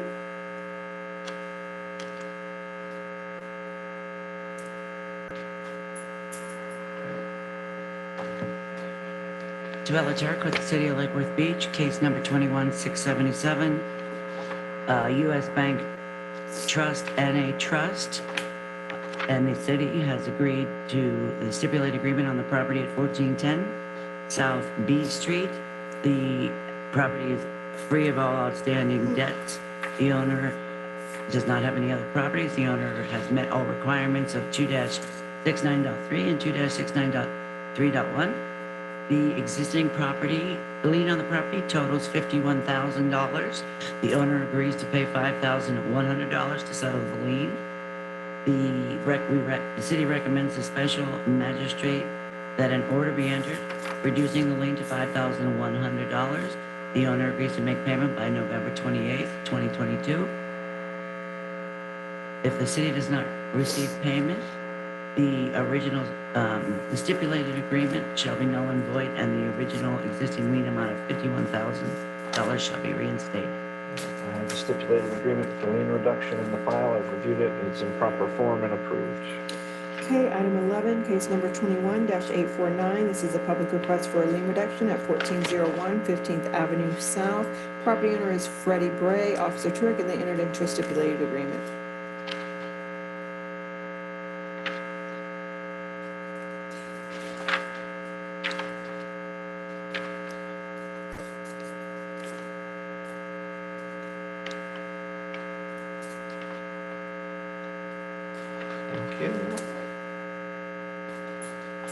Joella Turk for the City of Lake Worth Beach, case number 21-849, and between Traylene Bray. The property address is 1401 15th Avenue South in the City of Lake Worth Beach.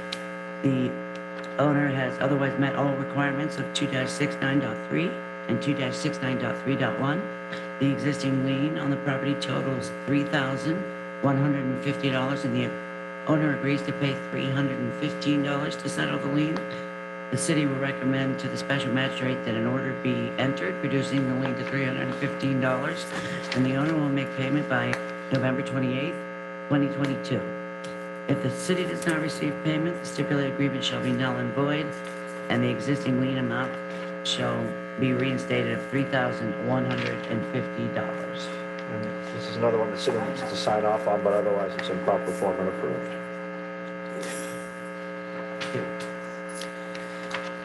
Okay, where are we? We are on page 31. Item number 99. Case number 22-291. Property address of 621 South M Street. Property owners Omir and Shlomo LLC. Officer Turek. Joella Turk for the City of Lake Worth Beach, case 22-291. Owners previously stated, property location 621 South M Street.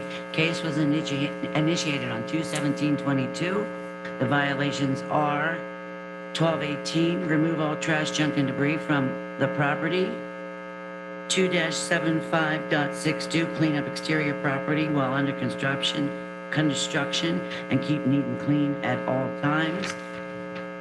2-75.9, keep grass cut, trimmed, shrubs, trees trimmed, shrubs trimmed while working on property.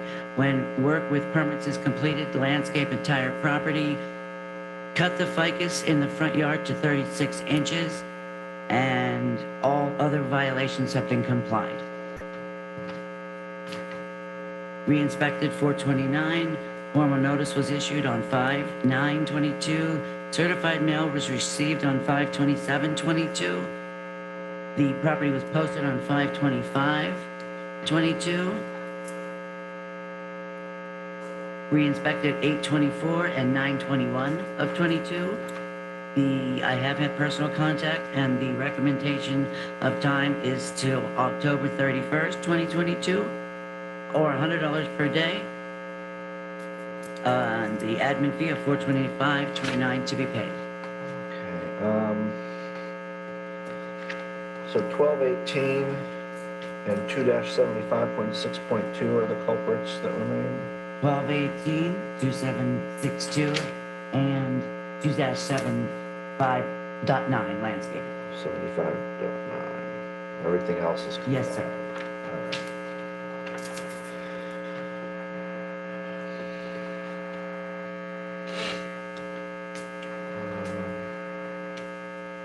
With the received certified mail, the city has proper notice, even though the respondent is not present at today's hearing.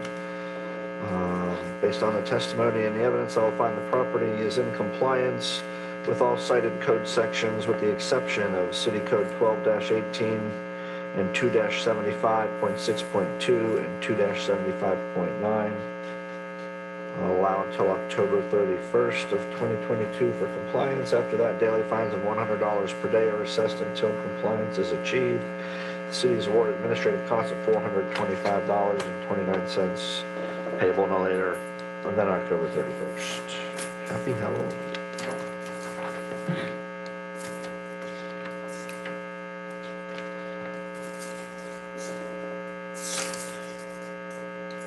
Okay, we're going to go to page 36 of the agenda. Item 113. Case number 22-1003, property address is 725 South J Street, number 5. Property owner is 732 South Dixie LLC, Officer Turek.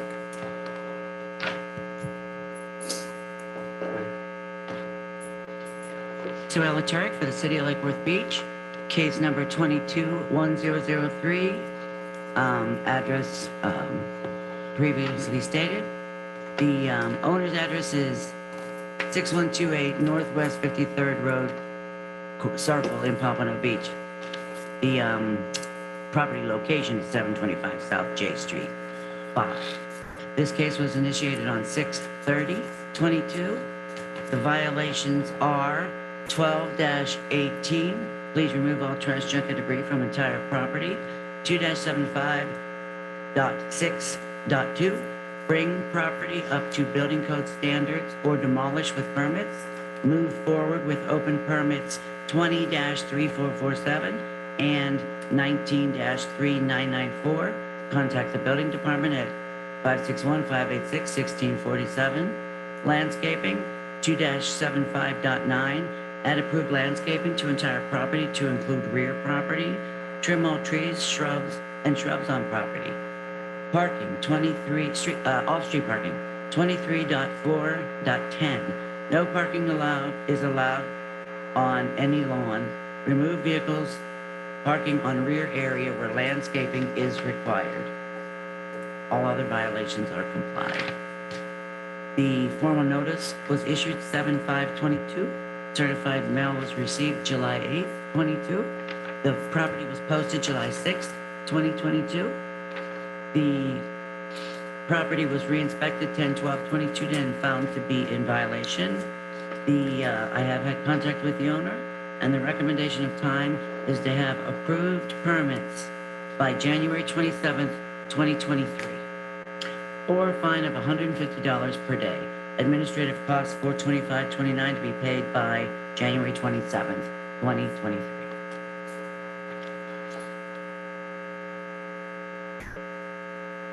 Are there any that are in compliance? No. They're all in violations. Yes, though, sir. right? Yeah, so, okay.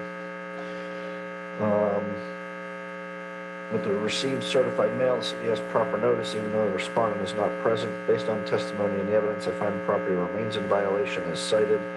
I'll allow till January 27th, 2023 to comply the non-permit violations and to have permits issued for the violations that require the permits. After that, daily fines of $150 per day are assessed until compliance is achieved. The city is awarded administrative costs of $425.29 payable no later than January 27th, 2023. Next is page 37, item 115, case number 22-1319, property address of 912 South J Street. Property owner is Carlos Barrios, Officer Turek.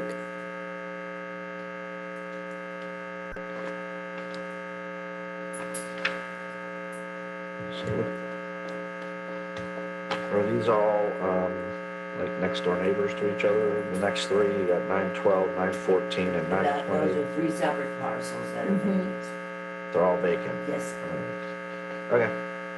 Sue Turk for the City of Lake Worth Beach, code case 221319, Carlos Barrios, 912 South J Street is the property location. Case was initiated on 8/16/22. The violations are 2-75.9, landscaping, please cut, mow, trim property and keep maintained. 23.4.10, off-street parking, no parking allowed on the lawn, remove vehicles from lawn. The formal notice was issued 8/16/22. The certified mail has not been received yet. The posting on the property was on 8/18/22. The property was re-inspected and found in non-compliance 10/19. I had no personal contact with the owner, and the recommendation of time is November 1st, 2022, or a fine of $150 per day, and to have the administrative cost of $425.29 to be paid by November 1st, 2022. All right, with the posting and the certified mail, the city has proper notice, even though the respondent is not present. Based on the testimony and the evidence, the property remains in violation as cited. I'll allow till November 1st, 2022 to comply. After that, daily fines of $150 per day are assessed until compliance is achieved. The city is awarded administrative costs of $425.29 payable by November 1st. Item 116, case number 22-1320, property address of 914 South J Street. Property owner Carlos Barrios, Officer Turek.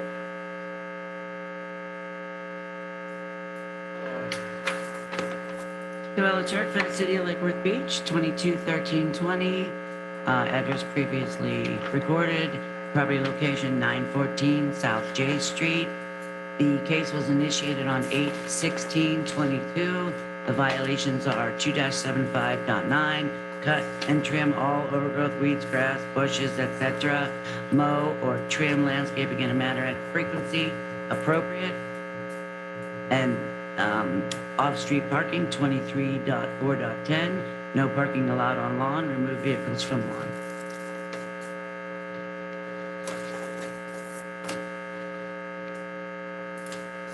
This was re-inspected 8/16/22. Formal notice was issued 8/16/22. Certified mail is still in transit, has not been received. The property was posted on 8/18/2022. Re-inspected on 10/19/2022. No contact with the owner. Recommendation of time November 1st of 2022, or a fine of $150 per day.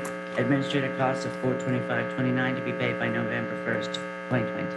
With the posting and the certified mail, the city has proper notice, even though the respondent is not present at today's hearing. Based on testimony and evidence, find the property remains in violation as cited. I'll allow till November 1st, 2022 for compliance. After that, daily fines of $150 per day are assessed until compliance is achieved. The city is awarded administrative costs of $425.29 payable by November 1st. Okay, next we're page 38, item 119, case number 22-1759, property address of 1120 South M Street. Property owner is FYR SFR Bar LLC, Officer Turek. This is the third one. Yeah, yeah, we did all three, right? Oh, I forgot to call I'm One sorry, you my called is the third apologies. Oh, no, I called the wrong one then. Oh, that's me, okay. 22-13-20. I have the I got file for 22-13-22. Okay, I got ahead of myself, I'm sorry. Okay, page 37, item 117, case number 22-1322, property address of 920 South J Street, property owner is Carlos Barrios, Officer Turek. Sue Ellen Turk for the city of Lake Worth, case number 22-13-22, address previously stated, property location 920 South J. Case was initiated on 8/16/2022. The violations are 2-75.9, cut, mow, trim all landscaping and maintain at all times. Re-inspected 8/16, found to be in violation. The certified mail was issued on 8/16/22. The mail was not received yet, it's in transit. The property was posted on 8/18/22. The property was re-inspected 10/19. The recommendation of time is November 1st of 2022. Fine of $150 per day. The administrative cost of $425.29 to be paid by November 1st, 2022. All right, with the posting in the certified mail, the city has proper notice, even though a respondent is not present. Based on the testimony and the evidence, find the property remains in violation as cited. I'll allow till November 1st for compliance. After that, daily fines of $150 per day are assessed until compliance is achieved. The city has ordered administrative costs of $425.29 payable by November 1st. Okay, now we're going to go to page 38, item 119, case number 22-1759, property address of 1120 South M Street, property owner is FYRSFR Bar LLC, Officer Turek.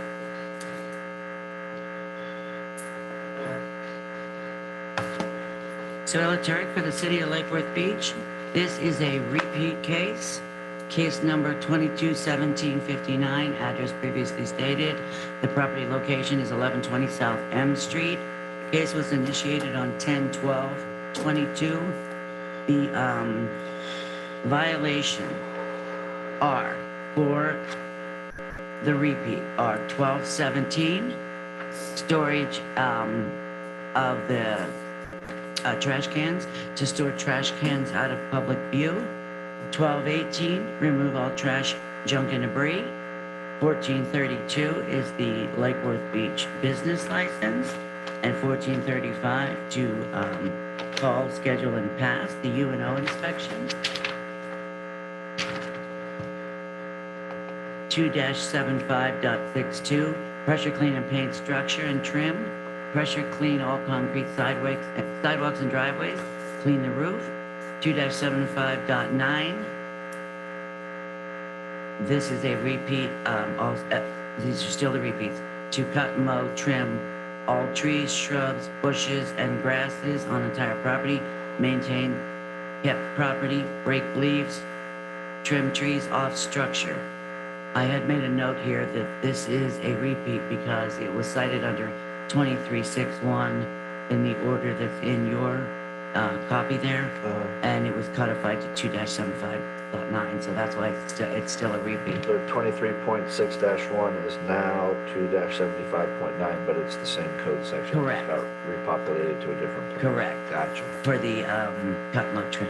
Thank you. Now, the only violation that is not a repeat on here is 2-75.11, and that is the foreclosure registration. So if he doesn't get the business license and he keeps it vacant, he can get a vacant registry in place of the business license. One or the other he needs. Okay. So that's the only not repeat vacant registry.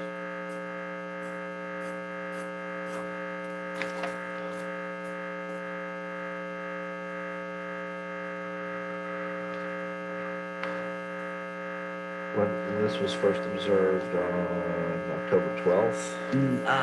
This is first observed on 9/16/22. Oh, what started on 9/16? It started on 9/16/22 through, and I have a blank, until complied. Okay, and what daily fine are you asking for? I'm asking for $150 per day starting. September 16th. Right. And what about for 2-75.11? What are you asking for that? For the not repeat, let's give 2 weeks. Do we have a date for 2 weeks, Krista?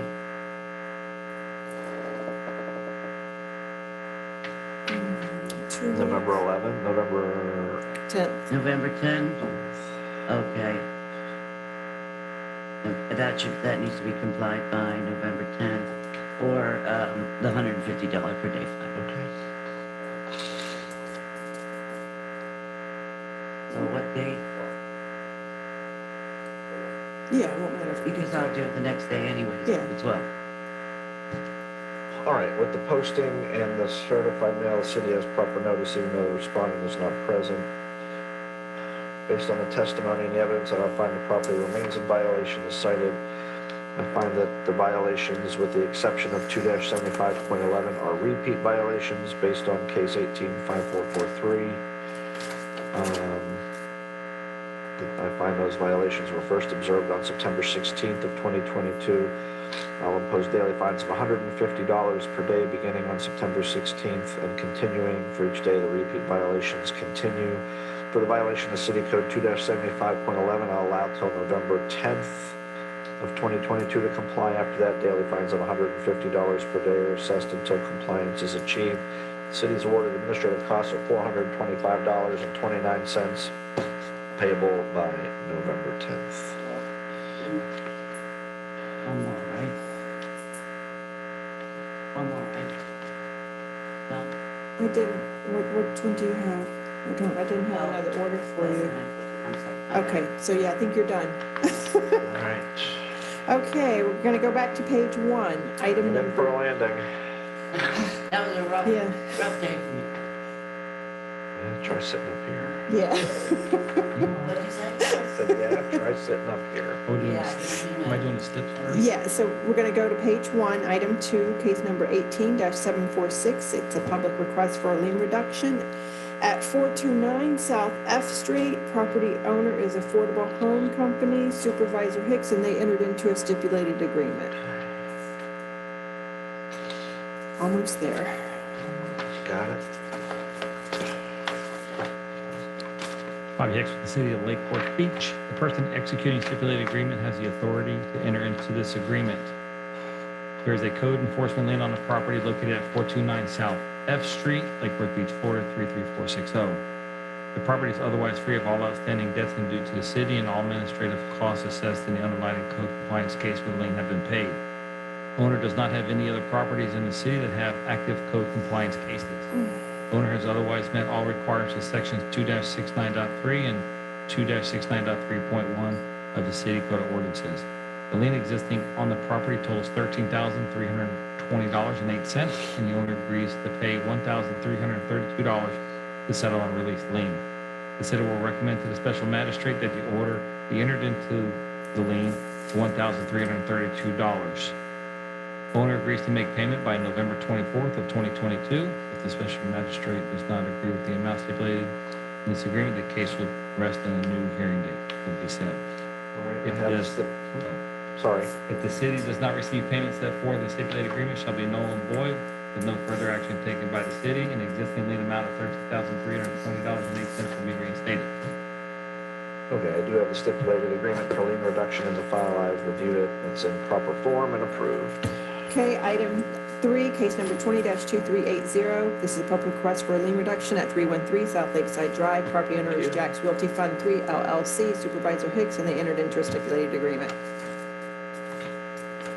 Bobby Hicks, City of Lake Forest Beach. Person executing the stipulated agreement has the authority to enter the agreement. There's a code enforcement lien on the property located at 313 South Lakeside Drive, Lake Forest Beach, Florida 33460. The property is otherwise free of all outstanding debts and dues to the city, and all administrative costs assessed in the Illinois Code Compliance case have been paid. Owner does not have any other properties in the city with active code compliance cases. The owner has otherwise met all requirements of sections 2-69.3 and 2-69.3.1 of the city's code of ordinances. The lien existing on the property is total $26,200. The city will recommend to the special magistrate that order into the lien is zero Owner has submitted receipts that were greater than the lien amount. All right, I've reviewed the stipulated agreement for lien reduction. It is in proper form and approved. Okay, we're going to go to page 21 of the agenda. Item 66, case number 22-800. Property address is 1149 15th Avenue North. Property owner is Moisey Guerrero, Ram Guerrero, and Enid Rock. Supervisor Hicks. Case number 22-800, property location 1149 15th Avenue North. Case was initiated on 5/11 of 2022. Existing violations still remain. 12-18 to remove all garbage, trash, and debris from entire property. Section 2-75.9 to cut and trim all overgrown grass, weed, bushes, hedges, etc. Clean up all landscaping and debris from property. 23.4-4 wooden privacy fence shall be kept in good repair. Other violations have been complied. Formal notice of violation and hearing was issued on 7/12 of 2022. Certified mail was returned to sender. Posted at property in City Hall on 7/14 of 2022. Property was re-inspected last on 10/24 of 2022 and found to be in non-compliance. Photographs have been taken to show the violations and added to the file for review. I did have personal contact with the property owner, and the city's recommendation time for compliance is November 28th of 2022, or fines of $100 per day plus the administrative cost of $425.29 to be paid by November 28th of 2022. All right, with the posting and the return of certified mail, the city has proper notice, even though the respondent is not present. Based on testimony and evidence, find the property remains in violation of City Code 1218, 2-75.9 and 23.4-4, but has complied with the other code sections cited in the notice. I will allow till November 28th, 2022 for compliance with the outstanding violations. After that, daily fines of $100 per day are assessed until compliance is achieved. The city is awarded administrative costs of $425.29, also payable no later than November 28th. Okay, we're going to go to page 22, item 70, case number 22-1026. Property address is 401 15th Avenue North. Property owner is Manuel A. Antonio. Supervisor Hicks. Bobby Hicks, City of Lake Forest Beach. Case was initiated on 7/8 of 2022 for property location 401 15th Avenue North by a previous code officer. Existing violations are 12-18 to remove all garbage, trash, and debris from entire property. Sections 23.4-4 to clean mildew, mold on wood fence on side rear of the building. Fix any disrepair of rotten wood on fence and rear side of building. Section 2-75.6.6 to remove expanded metal from windows. Sections 2-75.6.2 to remove all peeling, paint on structure, and paint as needed. Replace rotten wood on fascia. Remove all dirt, mold, mildew from entire structure to include walkways.